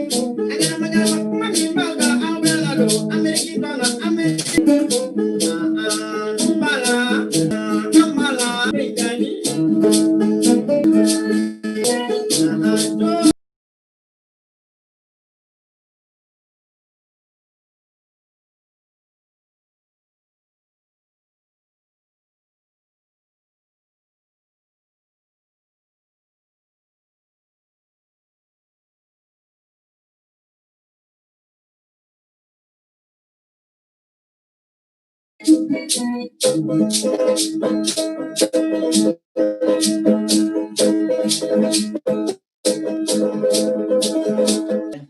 you. That's all I have to say today.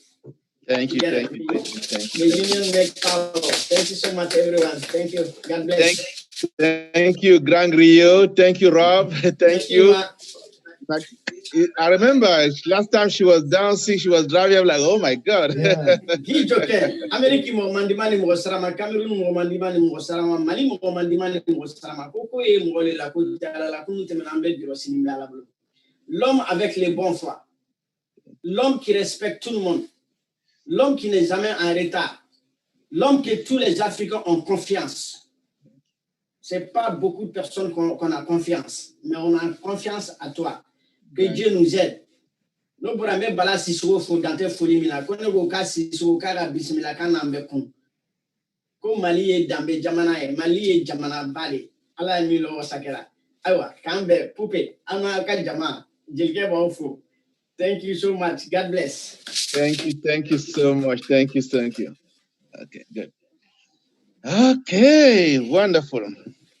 After that beautiful music, yes, we are going to move to the next session. How are you guys doing? How's everybody doing? We are all muted. Okay. Yeah, it's great to see that the panelists are here. And hey, Chris, how are you? Yeah, you are muted so far. So. Great, very nice to be here. Thank you so much, Guy. And it was a wonderful presentation from our Rio from Mali. Thank you. Okay, wonderful. So to the team, I'm excited. I see everybody is there ready, and it's been a blessing since this morning, since the start with our Senate elected officials, all of them, and the panel. The first panel was great. The conversation has been very in line with what the expectation. So without further delay, and I'm going to, in the interest of time, I'm giving more program to the the Q&A session. We have the bio. I'm going to ask Rodrigo to share the bio of the presenters there.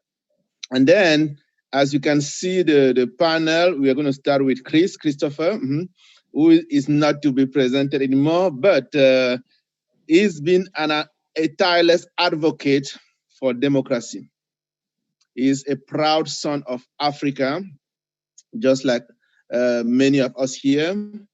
And yes, we've been crossing paths here and there, but God knows we had to wait for the African Heritage Month to actually be on the same platform. And I'm really, really lucky. I feel great about the discussion we are going to have. And I look forward for every single person in the team to learn from them. Before passing on to him, however, I have a new friend, Aisha, that I've met. It's barely a month since we met, but it looks like we've been communicating for like years, right, Aisha? So I'd like to invite you first. You have this organization that everybody's talking about. Everybody's asking me, Mouvement Pan-Africain des Femmes Démocrates. What's all about? So if you can say a few words, and then we turn over to Chris, I would really appreciate. Okay, the floor is yours, Aisha. Uh-oh. I cannot hear you. Am I the only one? Can you hear me now? Oh, yes. Okay, please. Thank you, Mr. Joken, and welcome, Dr. Christopher. I'm very happy to be here again. My name is Aisha Biro Diallo. I'm from Guinea, West Africa, and an immigrant to the US the past 24 years. My background is in finance. I'm a senior business analyst and an activist on the side, the political activist on the side. I know Dr. Christopher will smile because I'm always on his back about Africa, Guinea, and all that.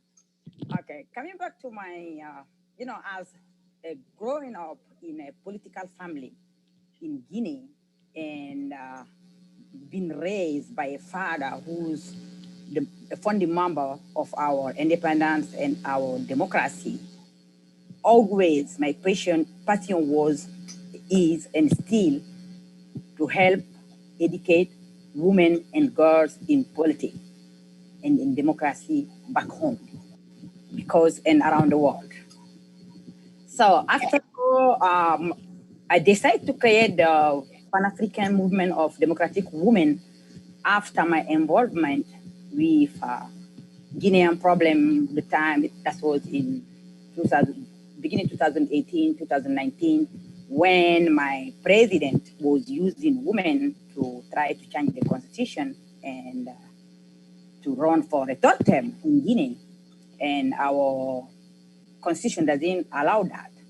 So I decide this fight don't gonna be only me stepping on a lot of women foot who came before me. I can say that like Jean-Martin Cissé, who was the first woman to preside the Security Council of the UN, that you both know, who always had encouraged me to be in politics. I said, no, I grew up in a family of politics. It's not easy. So what I want to say, the vision of this Pan-African woman, I think that Dr. Christopher will help move up, is to educate women in politics. In Africa, we have 55 countries, and those 54 countries, and those 54 countries, we had only 4 women as president, as leaders. And they always, the first one was Israeli Johnson from Liberia, and then come Malawi, and then come Maurice, and now Ethiopia. Because we see Africa, they see women as the mother, as the wife, as the sister, not as the leader or somebody who can be in the top. And as we both know, women lead the world. Women raise our husbands, brothers, president, and everything. So seeing that, educating more women will educate more, the democracy will expand in Africa. I can give examples on Sarah Johnson.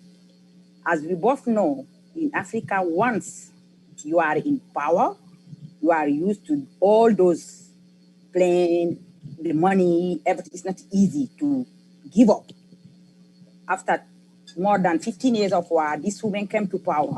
After all she had endured before becoming the first president woman in Africa, she let it go on time to build democracy.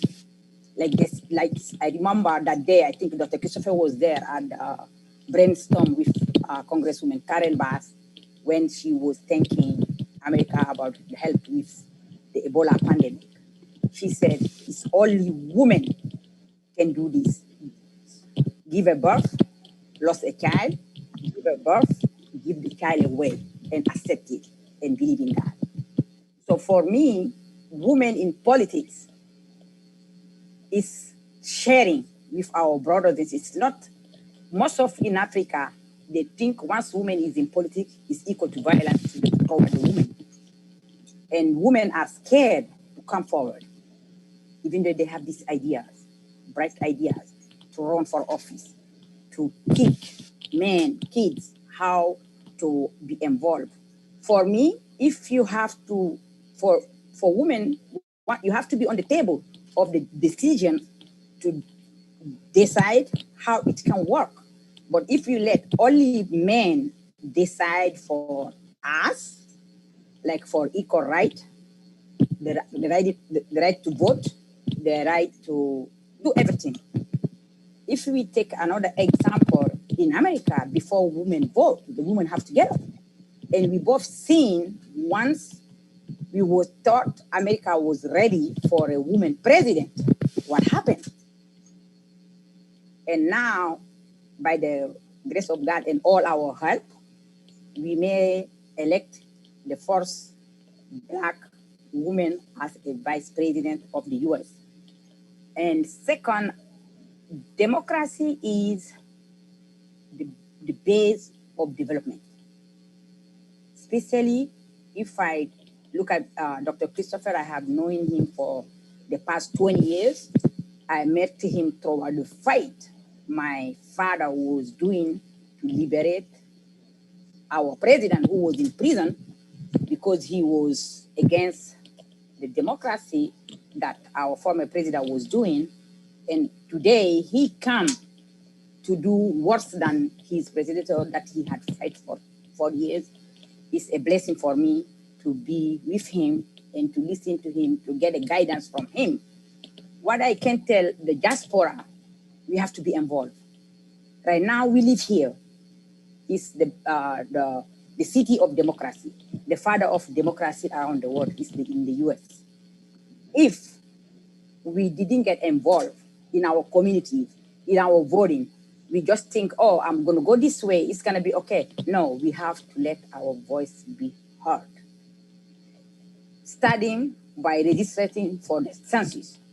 Like if they want to allocate money to Africa, they will see how many people is registered, like in Woodbridge. How many people are this? That's the way they will allocate every help. Yes, of course, we like to call the help from overseas, but the help of democracy to be installed and respected in Africa belong to us, Africans, especially women. We raise the kids. We teach them everything before they step out to go around the world and learn. So I am so happy in Guinea today, even though I know the election won't be fair. We have 2 women candidates who are extremely qualified. If the election goes the way it's supposed to, one of them will be our next leaders.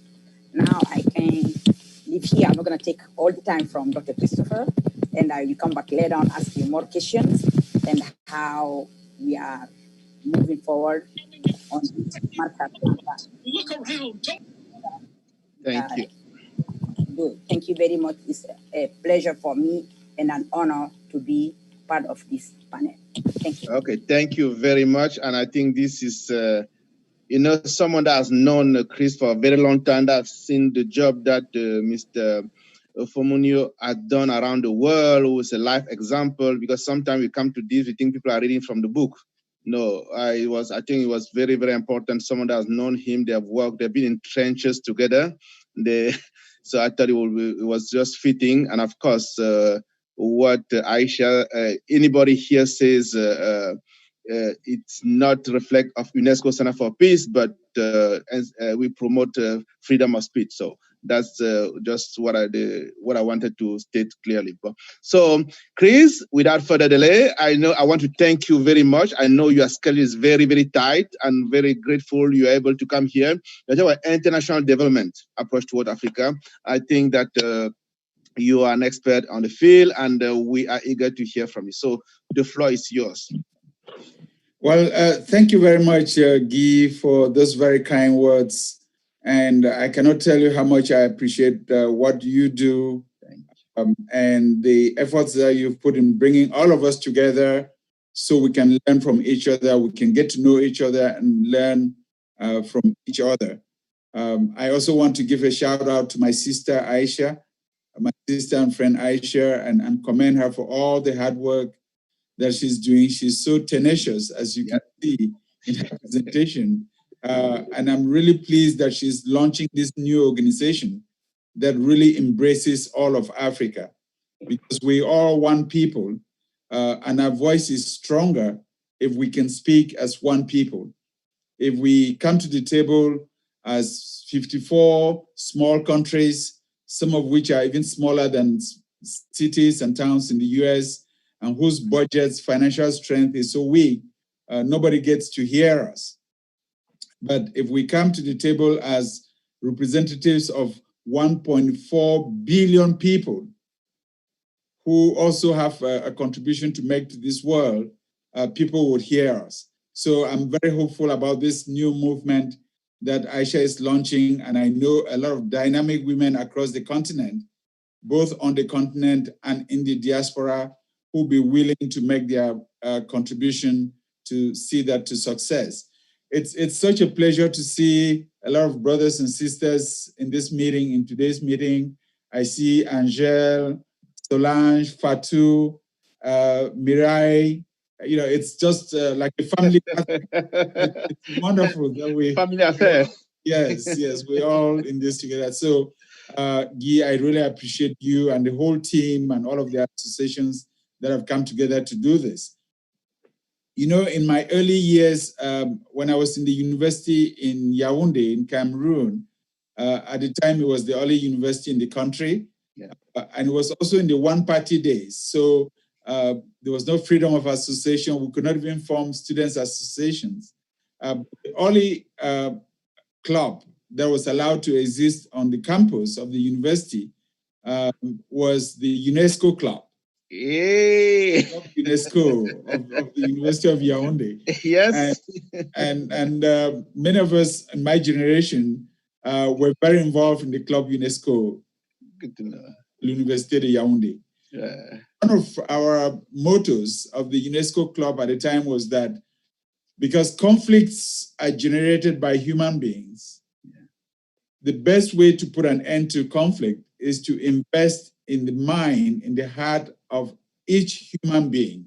Amen. Because if you make each human being a better person, and you aggregate that aggregation of better people around the world would help bring about peace.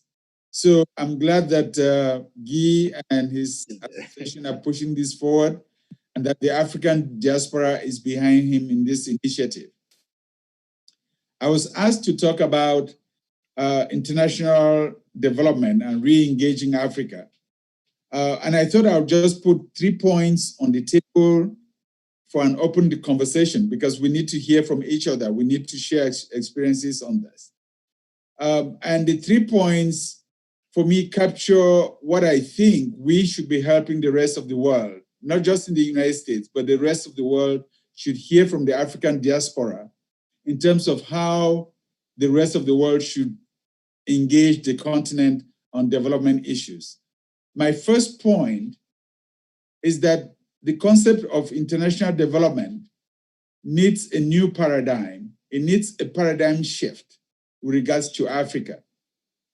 You know, most of our countries now have been independent for the past 60 years. But when you look at the conversations around international development, there is still a very patronizing North-South relationship that gets factored into that. There's still a sense in certain circles that development is just to help these poor Africans. And when people have that kind of mindset, it's important to remind them that in the 60 years since independence, Africa has grown, and Africa has got what it needs to succeed. We've got the natural resources. We've got the highest concentration of natural resources in the world. We've got the human capital. We've got the know-how and the brains. And we're no longer in the phase in which we were in the 60s and in the 70s, where a lot of investments went towards just educating Africans to be good global citizens. So that paradigm shift would lead them to prioritize adding value, approaching development, international development as a process to add value to what Africa already has and what Africans are doing. And if we approach that, if we approach international development from that angle, we're likely to have more impact. We're likely to have more returns on investment, and we're likely to create a dynamic that is sustainable in the long haul beyond the lifetime of a project, whether it is AGOA, whether it's Prosper Africa, whether it's YALI Africa. we're likely to sustain our contribution past the lifespan of one project or one administration. So we need that paradigm shift. We need to approach development as adding value and not necessarily as creating value, because Africans and the African continent are already generating a lot of value by themselves. My second point draws from this first point to see that we have to take another look at technology and how we can leverage technology in the new conversations about development with regards to Africa. Because not only is that one area in which Africa is still lagging behind, but we've also seen, for example, in the telecommunications arena, how much technology can change lives on the African continent. And so I think that we will need to help or work with the continent to allow the continent to leapfrog this technology gap. And leapfrog, again, I'm borrowing from what happened with the telecommunications. I grew up, for example, in the area of landlines for communications, where companies would spend days and weeks and months digging trenches by the roadside in cities to bury cables that would allow for telephones to be installed just in offices. But when you look at where we are today with telecommunications, and you know that cellular phones and iPhones are now available in villages, that any one of us on this call, in this meeting, can just with their iPhones communicate with their grandmothers, their grandfathers, their uncles and aunts right in the villages, right in the remote areas. And that people are now doing telebanking from their homes, and that a lot of things are being done through technology in that regard. I think that approach should also go to key sectors that can help the continent develop. And for me, the key sectors, one is energy, because you invariably can't do anything if you don't have access to energy. With regards to energy, we should be looking at innovation, because if you go back to my first point, Africa almost has single-handedly the highest concentration of sources to solar energy in the world. We've got the desert. Just look at our temperatures. Just look at the duration of our dry season and how much the temperatures go up. And just imagine for yourself, if we had the largest solar energy plant in the world embedded in the Sahara Desert or in the Kalahari Desert in Southern Africa, what impact would that have to development across the entire continent? And so we should be thinking innovation with regards to energy to add value to what the continent already has. Secondly, I think about innovation in the area of agriculture. And I wouldn't be surprised if Angèle and her team are already doing this, because I know this is one area that's dear to her heart. But we should be helping African peasant farmers mechanize agriculture, because we've got the land, we've got fertile lands, we've got the manpower. And if we were to invest in innovation in the area of agriculture, not only will we be able to feed ourselves and our continent, but we'll be able to feed the rest of the world. And the world would engage us very differently. One of the issues that has come up in recent times has been the expansion of Chinese influence on the continent. And one of the areas of resources that the Chinese are eager to grab is land, where they can cultivate and then feed their populations in China. We ought to be innovating in agriculture and helping our people do this, so that what they cede to the Chinese is not their own land, where we even have people driven off ancestral lands for that. What they cede to the Chinese is their own agricultural products that they bring to the global market. And that's how we can earn our seat at the table. And of course, the third thing will be infrastructure. We need to be more interconnected. We can go back to the Lagos Plan of Action that talked about a highway that will connect all of African countries. We're still lagging behind in that regard, but we also, even within countries, need to create farm-to-market roads where the farmers can bring their produce to the market, because without infrastructure, it's going to be extremely difficult for us to make full benefit of what we have to offer each other across the continent, and then obviously globally from the continent to the rest of the world. My third big point, and I will just end there so that we can open this up for conversation, is the role of the diaspora. For me, that is the third pillar, absolutely the third pillar to this three-legged stool, which I would define as the strategic vision for development in Africa.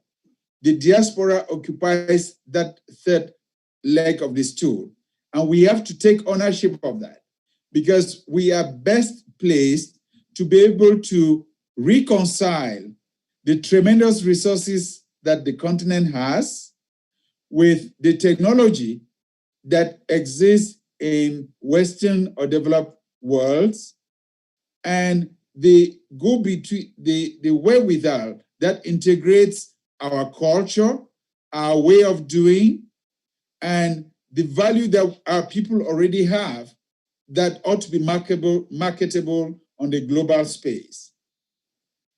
We're fortunate that the African Union has identified the diaspora as one of the sub-regions of the continent. We have to work hard to get the African Union to operationalize that. It doesn't just suffice to put it in writing as the fifth sub-region. We have to get the African Union to do something significant to show to the African diaspora that it is actually the fifth sub-region of the continent. And there is no doubt in my mind that if that enabling environment is created, that the diaspora is going to have its presence felt across the entire continent. Because we should not forget that when we look back at the history of independence for many of our countries across the continent, the diaspora was the impetus to former colonies standing up and saying, we want our voices heard, we need our independence as well. And in a number of countries, that diaspora even contributed to people who returned to their homelands to be able to support the pro-independence movements and to be able to play a role in setting up the modern institutions that have allowed those countries to be well governed to this day. There is no doubt in my mind that you all are cognizant of this role, and that should that opportunity arise, you will play it to the best possible use.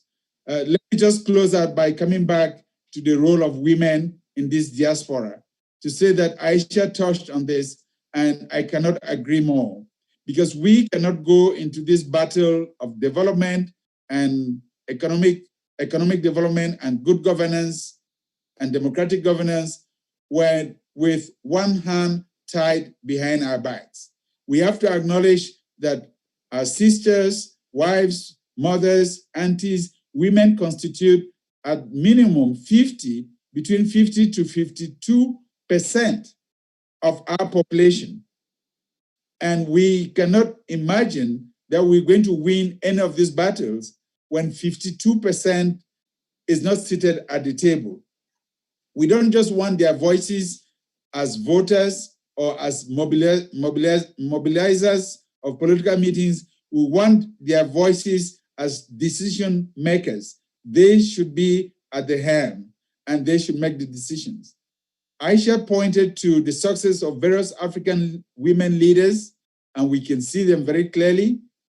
But today, the statistics also show that as the world deals with the pandemic of COVID-19, the 8 countries in the world that have best managed the COVID-19 pandemic are all 8 countries led by women heads of states. It's a very telling story, and we are we are lucky, we are fortunate on the African continent that our women are extremely dynamic. We have to help them, work with them as partners in this endeavor. And I'm very confident that despite the challenges of the moment, the future will remain bright for our continent and that our diaspora will continue to play its role. And I'm very thankful, Guy, that you and others in this call, in this meeting, are determined and are mobilizing strongly to make that happen. Thank you very much for the time, and I look forward to your questions and comments. Thank you so much. I did.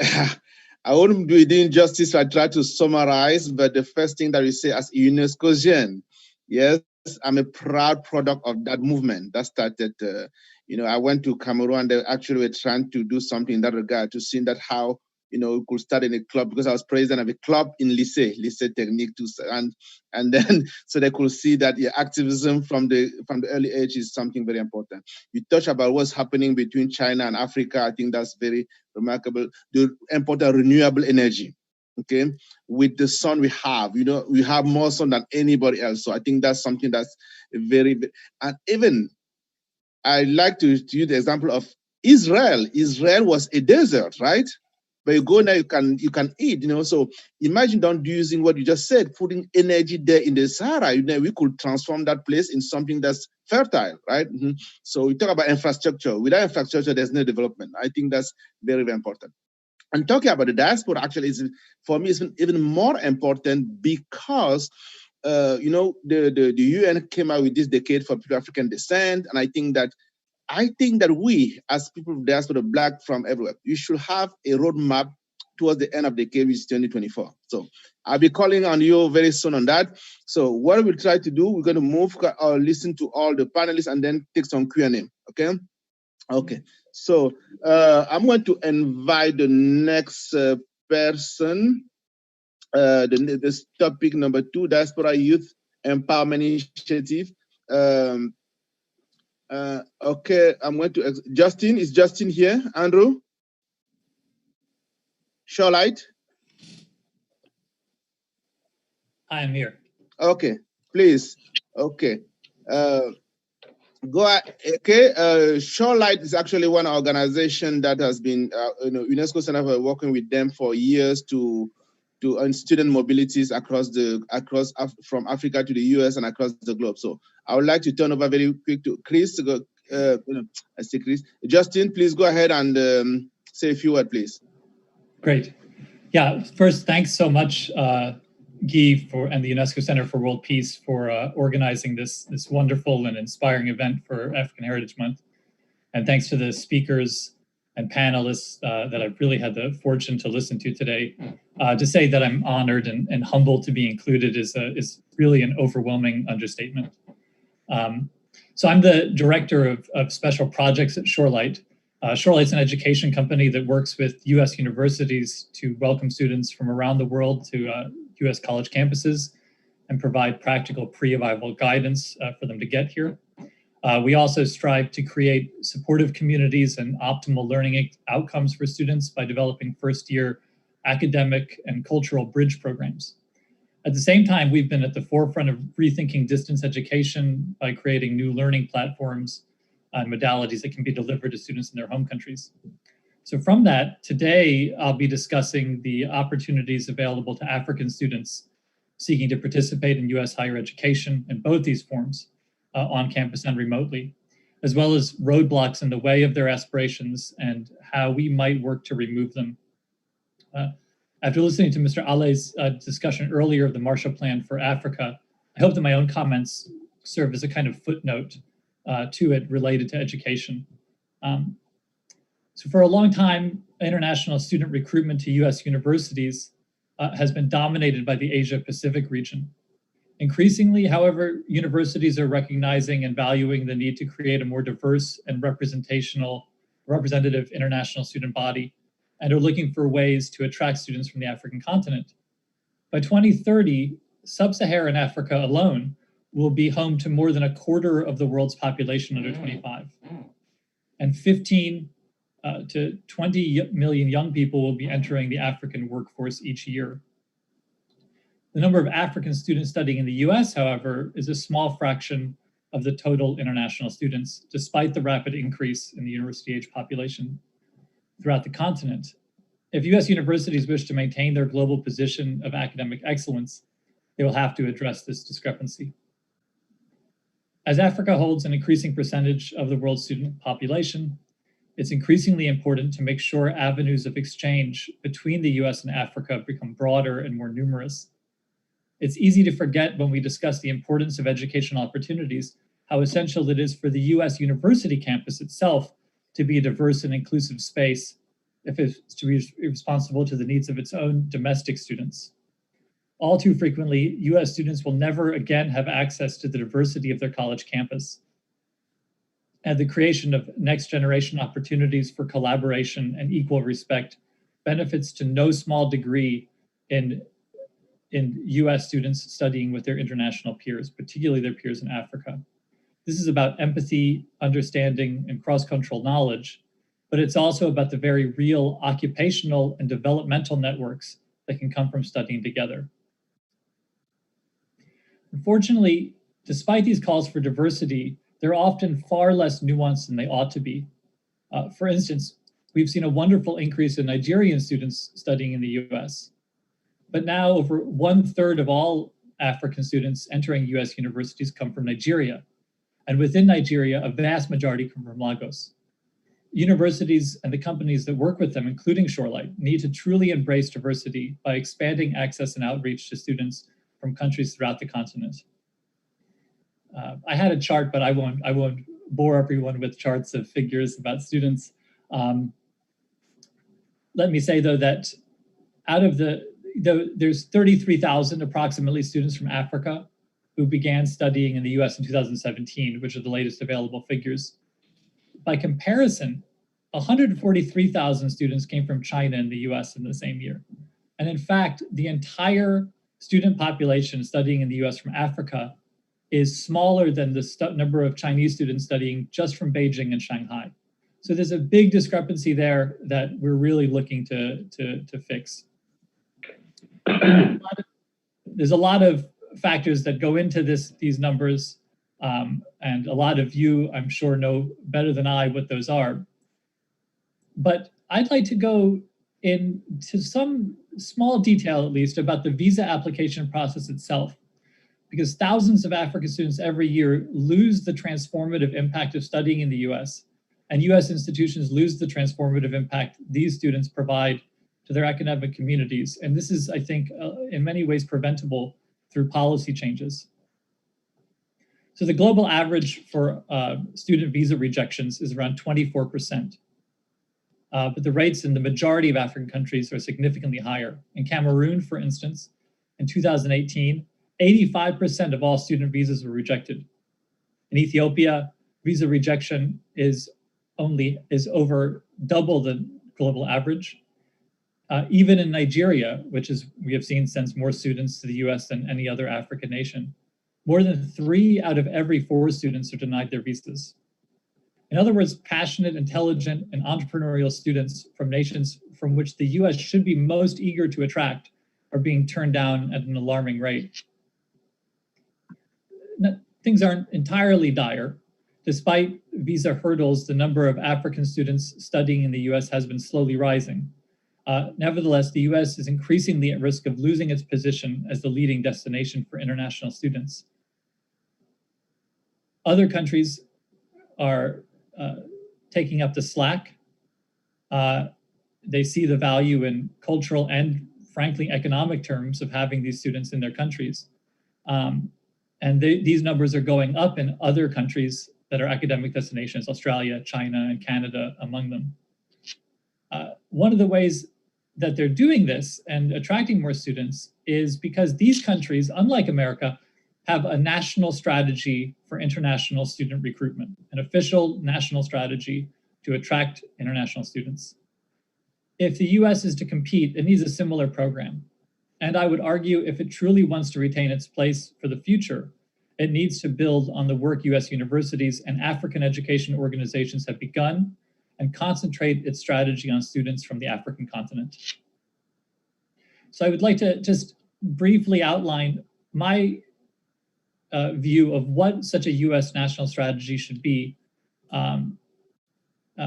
so that we can attract this next generation of African leaders. The first we should do as a U.S. national strategy for international students is to create a standard operating procedure for visa review. At Shorelight, we've often experienced different consulates in the same country having vastly different criteria for student visa acceptance without clear guidelines for making their decisions. We also need to break down the federal agency silos that make decisions about international student visas. Departments of Education, Homeland Security, State, and Commerce are all now working pretty much independently, and they need to work together to shape education and visa policy. We need to create a fast-track program for student visas that make the application process clear and that will lose fewer students in academic limbo. This will also make it easier for visa officers and consulates, who are themselves often overtaxed in the current system. We need to include experiential work opportunities under the student visa as part of it. Frequently, student applications are denied because in their interviews, they state that they intend on seeking work opportunities. Students should be encouraged to engage in the fields in which they're studying, and this should not be a limiting factor in accessing higher education. It should be encouraged. And finally, a U.S. national strategy for international student recruitment should create diversity goals for student recruitment, focusing on areas in which a U.S. education would create high impact outcomes. This would mean not only aiming to recruit more students from Africa in general, but it would mean students from all 54 countries and efforts to create gender parity among students. When working toward recruiting students from Africa, U.S. universities should also adapt and learn from their successful peers. And a few ways in which some U.S. universities have been successful in recruiting and maintaining and supporting African students is, in the one hand, what's been done in Rochester and Amherst College, is to recruit African students as national student cohorts. So these kinds of programs make outreach easier, and they have the opportunity to create real relationships with the nations from which the cohorts arrive. For students, this means that on their return to their home countries, there's a pre-built network of alumni with which they can engage and work on entrepreneurship and development. If they haven't, universities also need to rethink requirements for international students, particularly standardized tests. African students, we've seen, often lack the means to adequately prepare for these tests, and we need to create more holistic modes of evaluation that take into account the experience students bring to their campuses. We also need stronger orientation and student support programs, and we need to connect students who are at these universities with the diaspora community that's in their regions and areas to create even stronger networks between the diaspora and the students who are coming over from Africa. So the other shorter piece of this talk that I'd like to briefly discuss is what's happening outside of campuses, especially during the pandemic. A lot's changed in terms of how we're bringing academic programs to international students. A combination of COVID-19 pandemic and a turbulent and tightening visa process that's become increasingly confusing for the past 4 years has really catalyzed thinking about how best to access and serve the needs of the international student community.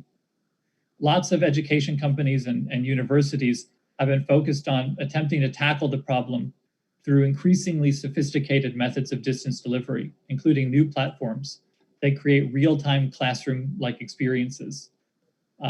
Thus far, much of the effort has been focused on the Asia Pacific and South Asia, but the model might prove especially effective in Africa. Distance education significantly cuts costs while maintaining academic integrity. Of course, the campus and students both lose real opportunities through this method of delivery, but there are substantial benefits in terms of accessibility and costs. And hybrid models in which the first 1 or 2 years are spent at home and the final years are spent on campus provide both a both-and strategy that is beginning to take hold as a successful model. Simultaneously, forward-thinking universities are beginning to rethink the basic structures of degree programs themselves. They're recognizing the need for more flexible, targeted programs that pinpoint the ever-shifting needs of the 21st century economy. There's an idea of micro-credentialization, it's called, which is receiving university credit for taking very specific courses in specific fields or specific skill developments.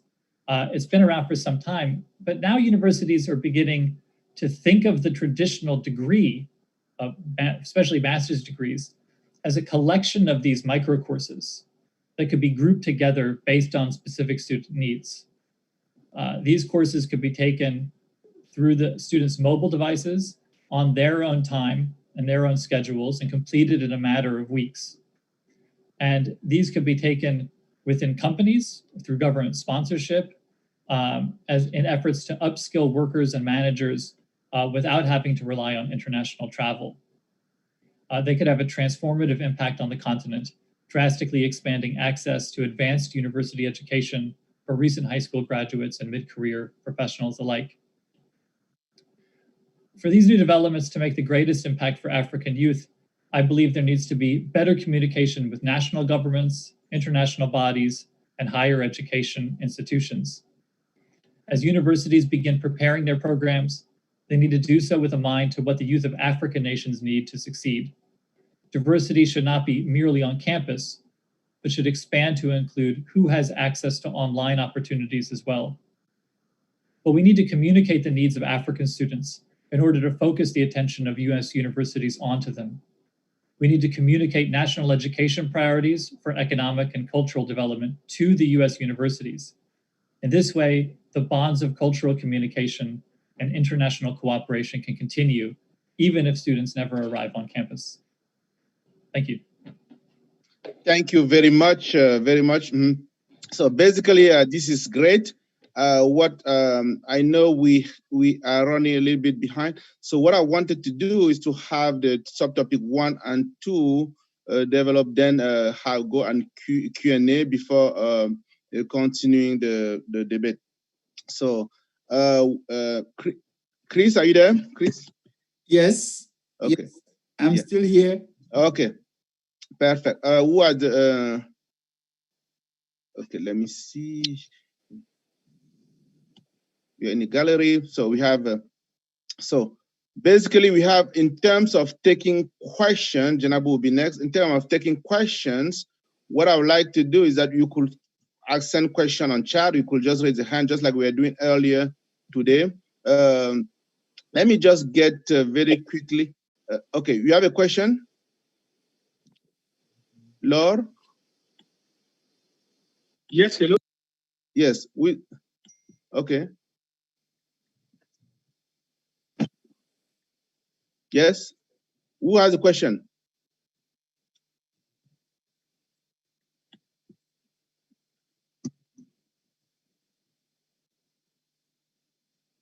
I cannot hear you.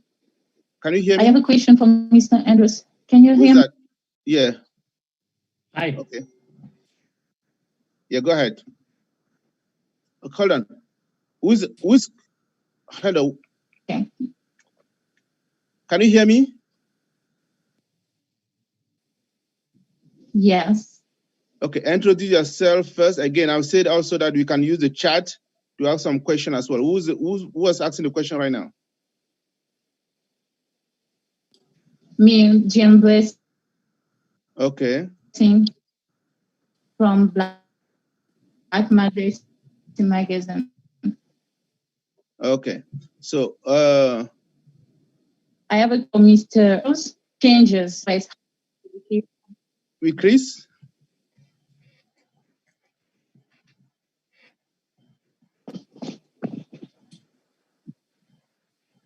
Yeah, I cannot hear you.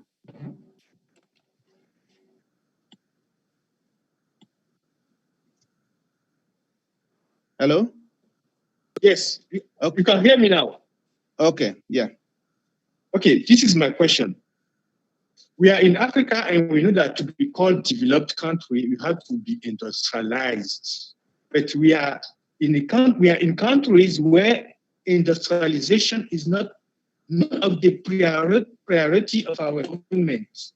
We are not in a possibility to have factories, to have industries in our country, while we are using the public fund, while the government are using public fund to only invest on, we are saying, education, health, and other things, no industrialization. So the issue will be there till many, many years again if we don't start those things. But what is stopping or what is blocking us to industrialize? For example, in the French countries, is the policy in monetary which is applied to get a credit from the bank in Africa is the most difficult thing in the world. We are the poor countries where normally getting credit is supposed to be more easy to get facilities, to get the possibility to install companies and industry. But to get credit, bank credit in Africa is more difficult than anywhere in the world. And if you go to the World Bank website, you can notice that the ratio credit and GDP, that means the amount of credit given to economy according to GDP, the percentage is the less one in Africa. For instance, in Benin Republic, we only give 17% of the total GDP credit. If you have example, for in France, they give 107% per year. In USA, they're about 196% as credit for the companies, for the startups, other things.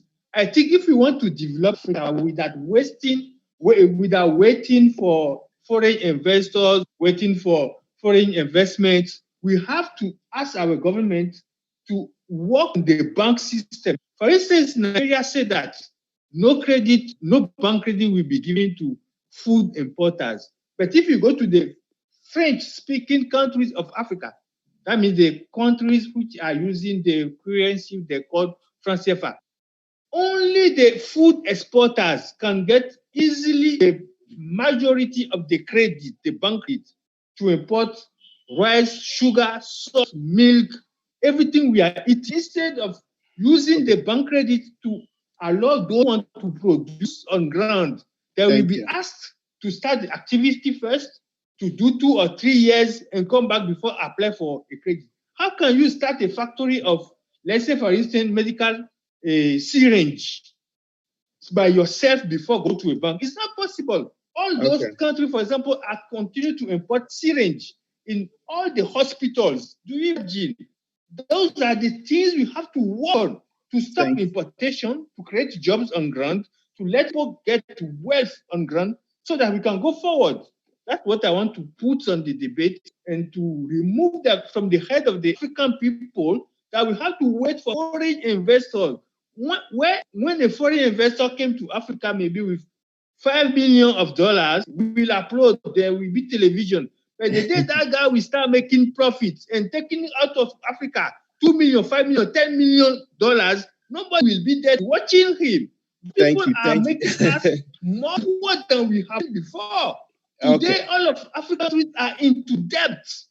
This cannot continue, and we who are the people who have to together ideas, we have to work on it and let our governors and our people in politics to think about that topic to let. For instance, this school chalk. Let's summarize. Using all schools in my country. But imagine, this is imported 100%. We don't produce even single school chalk. I think I got your point. Thank you. Yeah. Let's move on. Okay. We can do all those dates. We are the same status. Okay, I got your point. Thank you. Okay, thank you very much. Chris, I think I hear the brother. Chris, are you there? Yes, I'm here. So, I think I see his question is that why we're not industrializing, and again, the issue of credit, which is something that it's very relevant because we want to empower people left and right, but, the environment, the informal most of the business in Africa is informal. So how do we get to a point where we can actually, I traveled to Guinea, I don't know, a number of years ago. I was scared with a number that most of the product is not only in Guinea, but it's made in the country, the food it doesn't reach to those who need it. So how do you move on? Try to answer the question of the brother. How you see his passion. It's like, and we're all in the same position. We understand you very much. Okay, please, Chris, can you say something about that? Sure. And our brother is very right. Our brother from Benin is very right. And that's the passion that you feel. You have conversations with Africans, whether they're youth or Africans, even in the private sector. And I think there's two ways to approach that. The first, and this is very related to governance, something that Mirai will talk about in her panel. Obviously, these things are really intertwined. If we don't have our governance right, and we don't create the enabling environment for African private sector to emerge and to blossom, then it will stifle those opportunities and will leave room for foreign investors who may come with short-term, immediate gain interest that would could not be sustained over the long haul. So first is the public sector. We need a conversation about the proper role of the public sector in Africa. Is the public sector doing what is required to create an enabling environment that can attract private investors, not just from the outside, but help foster private initiatives within the country? And then the second issue touches on our monetary and fiscal policy. Is the monetary and do African countries have total control of their monetary and fiscal policies? I mean, one of our brothers, Professor Celestin Munga, whom many of you would know, just 2 days ago put out a very interesting statistics on Twitter, where he talked about how much African wealth, African capital, African money, it's not capital yet, but African money is stashed away in foreign banks and therefore not accessible to African entrepreneurs at a time when these entrepreneurs need some breather and some wiggle room to be able to undertake initiatives that can help impact and improve the well-being of our citizens. So I think those two elements would be really crucial and instrumental in helping reshape the governance of our public sector and our monetary and fiscal policies in the respective countries to be able to see gainful developments. Thank you very, very much. Another question, we are going to progress. Another question, I'm going to take up, again, we don't want to have my hand raised. Who's the host? Okay, Kofi? Yes, thank you, Guy. I have a question for Christopher. I know the panel is about development, but and also there's a future panel on democracy and human rights issues. I have a question that will bring Christopher back to his professional background. Monitoring democracy, democracy issues on democracy, especially in Africa. And I was, as you know, speaker on the first panel on the Marshall Plan, and I had one question related to what kind of role democracy can play if we were to put in place a Marshall Plan for Africa. And I stressed the importance of leadership and democratic institutions being built in Africa if we want to progress in terms of development. And I made the point that if the United States has a democratic institution like the NDI that has been helping a lot thanks to the big role played by our brother Christopher. But the point that I made earlier was that putting money on the table to support election in Africa is something that is good. But I think if the United States want really to help in terms of having genuine democratic processes in Africa, where we can have the emergence of transformational leaders for our continent, the first thing that the NDI and other institutions should do is to put pressure on the government to have fair and just electoral institutions that are called generally electoral commission in our countries. The NDI, I'm from Cote d'Ivoire, being in Cote d'Ivoire or many other countries having election, the NDI has been putting money to support electoral commission. But you guys know that there has been complaints across the board on those electoral commission being filled by politicians. So I want to have Christopher's view on this issue, because my point is that instead of putting money, it is about first building, the right institution, electoral commission. Because you come in with the money, but if those institutions are there just to rig election and help leaders hold on to power, we will go nowhere. So I want to have Christopher's views on this issue. Because to me, what the NDI should be doing is to make sure that we have, he used a wording that I also use in my presentation, a paradigm shift. I think when it comes to supporting those electoral institutions, there should also be a paradigm shift. Instead of emphasizing money and financial support, it should be first making sure that we have the right electoral institutions that are not filled by politicians, but that are filled with people of high integrity from the civil society. Thank you, Kofi. The NDI wants to help. The pressure should be on that side and not focus on the money. I want to have the comment from Dr. Fumuyo on this. Thank you very much, Kofi. One thing before I turn over to Chris is the fact that here is sometimes very, very important to see what the energy or the response, because the NDI has a mandate.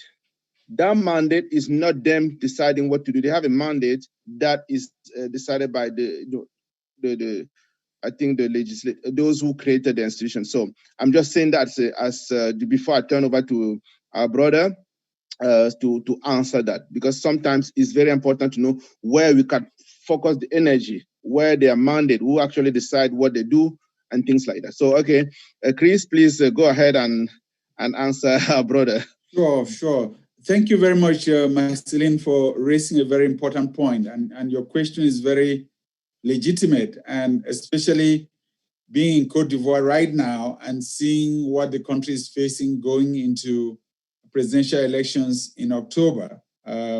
This is a major issue of concern, and in the past, especially in the past 2-3 years, that's been the issue of very intense debate in Cote d'Ivoire. And I think first I would acknowledge that elections are important, but elections alone do not a democracy make.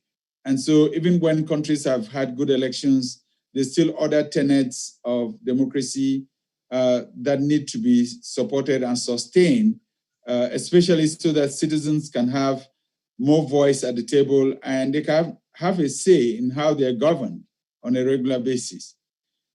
With that said, we also know that elections, in some cases where they've worked well, they have contributed to strengthening governance in the country.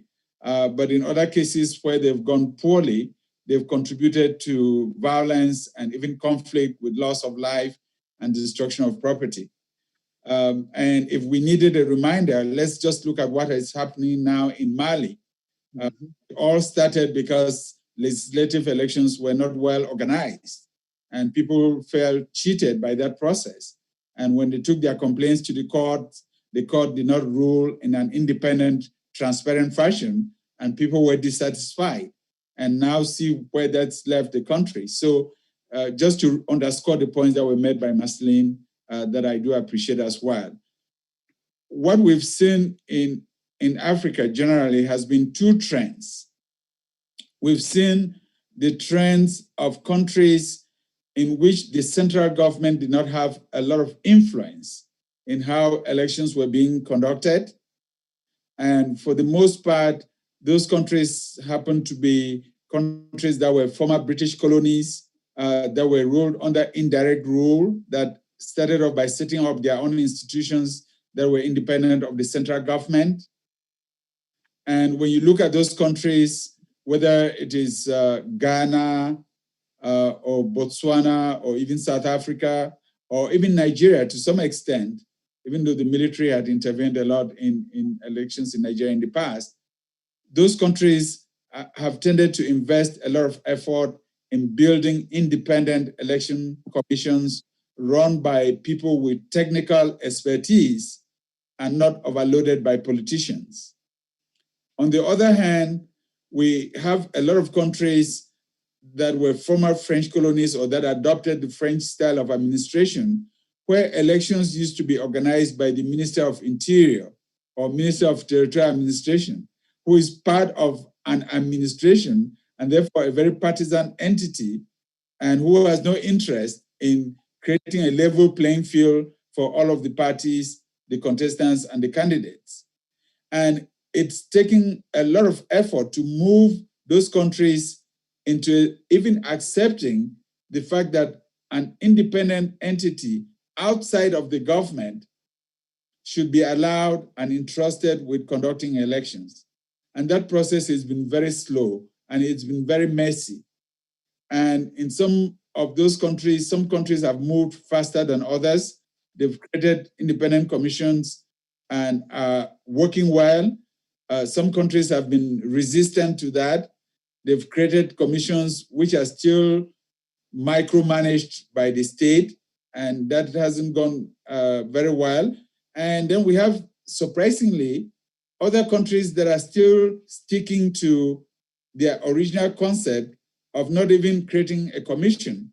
For example, in Senegal, where they haven't created a commission, the Ministry of Interior is still organizing elections, but somehow, because there are other opportunities for Senegalese civil society and Senegalese citizens to monitor and check their elections, they've been able to have an alternation of power through the ballot process. So there's a mixed bag out there, but I think collectively with partners on the ground, with civil society and opinion leaders and influencers on the ground, we will need to continue to work on that issue. And the key there is political will. If there's enough political will in the country, it then makes it easy for groups like NDI and others to share their technical expertise and have that put to use. But if there's no political will, it doesn't matter the kinds of partnerships that one can develop. It doesn't even matter the amount of resources that one can make available. The absence of political will is a true impediment to electoral reform and other kinds of reform on the continent. Thank you very much, Marceline, for raising this issue and for giving me an opportunity to clarify our participants. Okay, thank you, Chris. I also wanted to talk about the mandate, the official mandate you got from the government as NDI, the NDI demand, the official mandate, so that people understand, have a better understanding of your mission. Well, it seems obvious, but for some it's not, so please. Sure. Our mandate really comes from the Congress. Yeah. The act that created the National Endowment for Democracy as the parent, as the mother organization of 4 organizations that can work to support democracy worldwide. Because the National Endowment was put in place at the time when President Reagan was the president in the executive branch and the Democrats controlled the Congress. And there was bipartisan consensus that democracy was so important that it should not be controlled by the executive branch of government, and that an administration, if an administration had all the resources to support democracy, that it could be done on a partisan basis. So there was a bipartisan consensus to create the National Endowment as an independent entity that would receive all the resources to support democracy work on a non-partisan basis overseas. The endowment, therefore, has 4 subsidiaries, if you want to call them subsidiaries, that one represents the labor movement that works with trade unions and syndicates. The second one represents the private sector, and that's the Center for Private Enterprise that works with private sectors overseas. And the other 2 represent, one, the International Republican Institute, and then the other, the National Democratic Institute. These are 2-party institutes that work with political parties and civil society organizations to strengthen democratic processes and practices overseas. But that work is done on a non-partisan basis. The reason that it's even Republican and Democrat in the name is because the initial members of the board had to come from these 2 political organizations, which are the main political organizations in the US. But NDI and IRI have no involvement with either the Republican Party or the Democratic Party. In fact, we don't get engaged in domestic politics, and all of our work is done internationally on a non-partisan basis.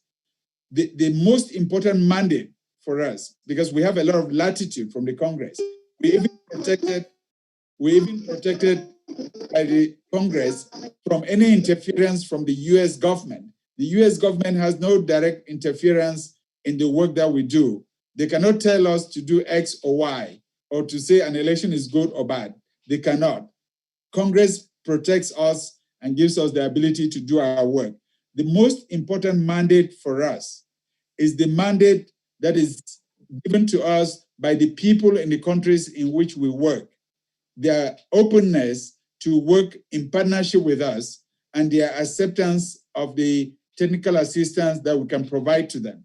That is really the mandate that's the most important for us, because where we have those kinds of partnerships and mandates from civil society, from political parties, from governments, we're more likely to have impact than in the countries where there is an unwillingness and there's a lack of political will to really strengthen democratic institutions and democratic processes. But thanks, Guy, for giving me the opportunity to explain the mandate issue more clearly. Thank you very, very much. Okay. So I don't know. I think one last one. I don't know. He has to go. Definitely. I want to thank you very much for. I have a question for Chris, if you don't mind. One last one because he has to leave. Okay. Yeah. Thank you so much, everyone. Once again, Guy, for organizing this. Thank you for Chris Fumanyo. You've been a fixture around Washington and developing countries' democracy for some time. But I do have a question here, which I don't know whether it's been ever contemplated by the Democratic Institute.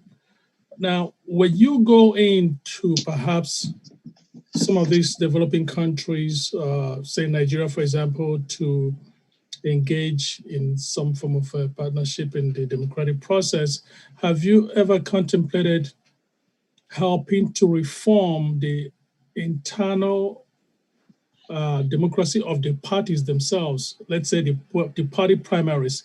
I speak about this because in recent times, when I spent some time in West Africa and Nigeria over the past 2 years and observed intently what goes on in the political process, and the primaries, the political primaries as they are now, are essentially for sale for whichever candidate hands the most money to the party or to a bunch of delegates.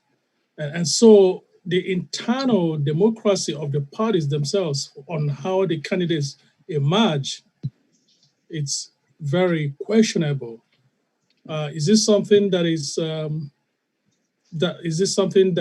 your institute has observed, and have you had any thoughts on how that could be reformed? Because if the internal party democracy can be reformed, then that may begin to translate into the general election between the parties. For example, in Nigeria, in the last presidential election, Yeah, there was not one single debate among the primary candidates of each of the two big parties. Thank you. Respond to You've that, got a point. Yeah. Thank you very much, okay, for that question. It's very pertinent, and it really goes to the heart of democracy, because if political parties do not exercise internal democracy when they're just parties, there's no guarantee that they would then be able to implement or respect democracy if they win office. So really, if you want to, the place to start would be within the political parties, because if they play by the rules within the parties, if they have transparency in candidate selection and even in the management of funds within the party, then obviously when they get into power, they're likely to implement or apply the same principles. So your point is well taken. And the example that you use with regards to Nigeria is extremely correct. It's very pertinent, because sometimes even when you pay and you use that money, you're not even guaranteed. And sometimes even when you go through a party primary and you win, you're not even guaranteed that your name is going to be forwarded to the INEC, the Election Commission, as the candidate to represent the party. So your point is very adequate and is well taken. And we've seen that some countries have tried to deal with that issue differently. In Ghana, for example, the responsibility for party primaries is entrusted in the Electoral Commission of Ghana. The primaries are not run by the parties, they're run by the Electoral Commission itself. And so that mitigates the influence of godfathers and all of the lack of transparency in management of that process, and that helps. And that may be one of the things, if we're looking at best practices and lessons learned, that may be one of the things that explain why Ghanaian democracy seems to be doing very well, even though they continue to have very competitive elections. Right now, NDI has an ongoing program with political parties from 13 of the 15 countries of West Africa, and that's one of the issues we're dealing with, we're talking to them about, to see how we can build consensus about the need for internal democracy within parties, working with political parties, and then the sub-regional body, ECOWAS, at some point to make sure this is internalized in the ECOWAS protocols and becomes an operational principle for parties across the board. I mean, this is such an enlightening conversation. I wish I could stay longer, but I have to jump off the call because I've got another conference starting right at 2:00. But Guy and Aisha and everybody, and Solange and everybody that's worked to put this together, really appreciate your effort and your leadership, and please keep going. We have very high expectations of your initiative, and we hope that they will all come to fruition. Thank everyone for giving me this opportunity. It's really been a pleasure engaging with all of you. Have a wonderful weekend and stay safe. Thank you, Chris. All you want you to hear is that you'll be back when we need you, right? That's all they want to hear. Okay, yes, good. I will be back. Thanks, Miriam. And I know I will keep you. Thank you. Bye-bye. Thank you. Guy, I have a quick question before you go to the next panel, please. It's very quick. Okay. This is Precious Galaxy. I'm sorry, it keeps showing up as Galaxy 821. The question is for Justin. Justin, Chris mentioned, he talked about the importance of us in the diaspora playing a role, going back home and giving back. Can you hear me? And my question to Justin is, how can you give a practical guide to someone like myself, who wants to galvanize my brother and sister and give them the opportunity to come abroad to study? Like, how can we network with your organization to create that opportunity for them to come? Because a lot of them want to come abroad to study, don't have access. So how will your organization play a key role in helping facilitate that? Because that's something I am interested in. Precious, what I would like to say, Justin, hold on, because the two questions actually, initially, the first topic was on the international development, and the second topic was on the education. And I wanted to wrap the two together, but the time was, we were running out of time, okay? So Jenabu also is going to talk about almost the same thing, okay? Education is very, very important. So let's wrap the two of them and then take some questions, then we go to the next one, okay? Yeah. So Justin, please note that question. I'm going to turn over to Jenabu, because again, it's empowerment, youth empowerment. That's why the youth it's all education, it's development and things like that. That's why I was trying to put the two of them together. Probably we're going to go on trade and go on immigration and things like that. That's a little bit separate, but these two, okay. Jenabu, please, you have the floor, please. And then after that, we're going to answer the question. Mm-hmm. Good morning. This is Jenabu Jawara from Mali, and the director of EduX Services, specialized in recruiting international students from Africa to study in the US. And I'm very honored to be with you guys today. And thank you so much, Mr. Gay Jogen, the UNESCO Peace of Center, for taking this initiative. And as a scholar of the Program for Leadership and Services, I was fortunate to graduate from one of the world's prestigious university, Columbia University in the city of New York. And as the founder of EduX, Education Excellence, I would like to help my fellow Africans, brothers and sisters, to have access to high quality education. As I visit multiple campuses across the US, it is unfortunate to see that Africans are barely represented. I would like to share my screen with you to show some data. Rodrigo should be helping you to share screen here. You good? Okay, perfect. I think. Can you see my screen? Yes. Okay. Let's see.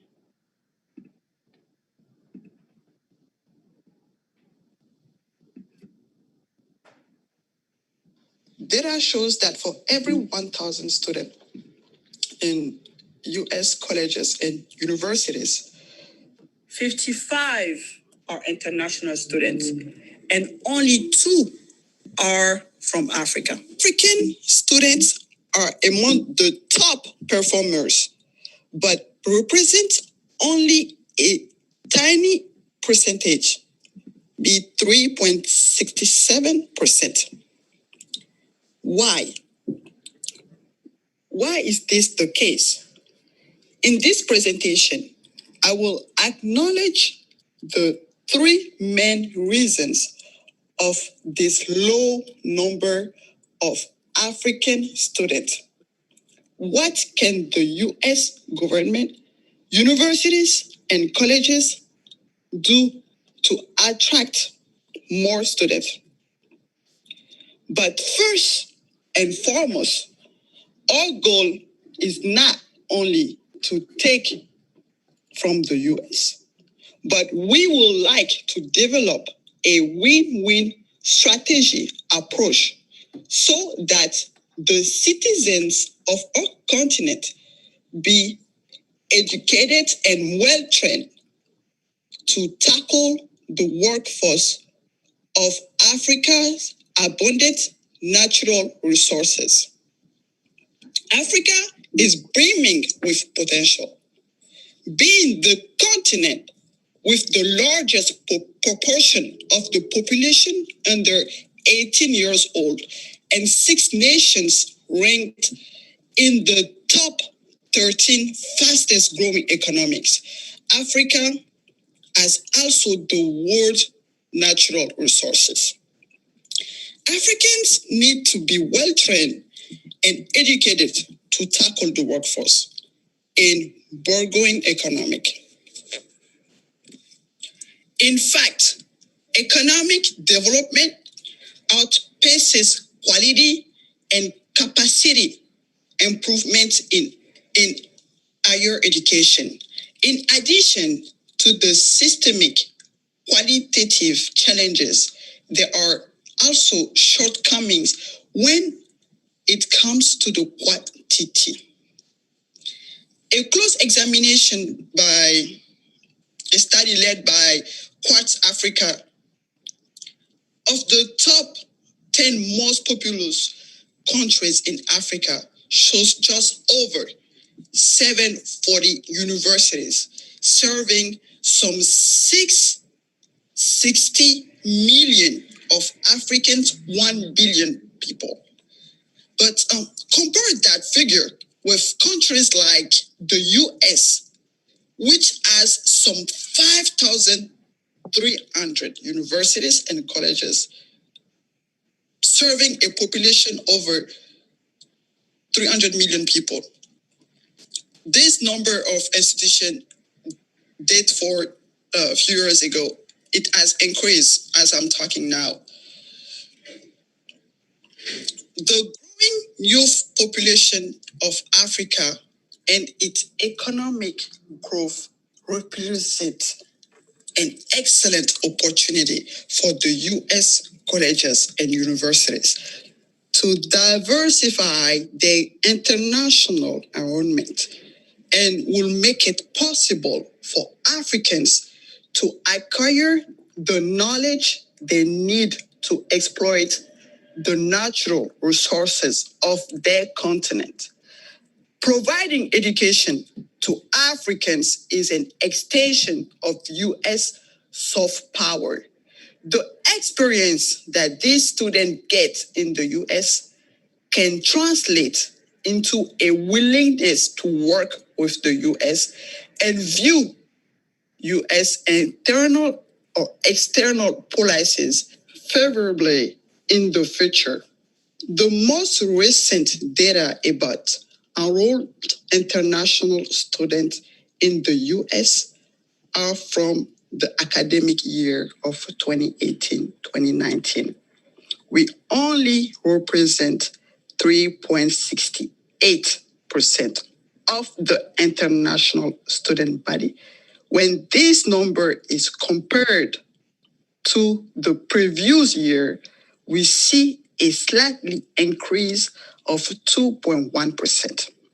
However, if we go back in time, during the academic year of 2002-2003, we observed 38% decrease in the number of students from Africa enrollment compared to the international student body as a whole. This small representation of African students is due to three main factors: visa denials and delays, tuitions and fees and living expenses, immigration policies that students face before and after the completion of their program of studies. Cause is chief to this low percentage attendance of African students.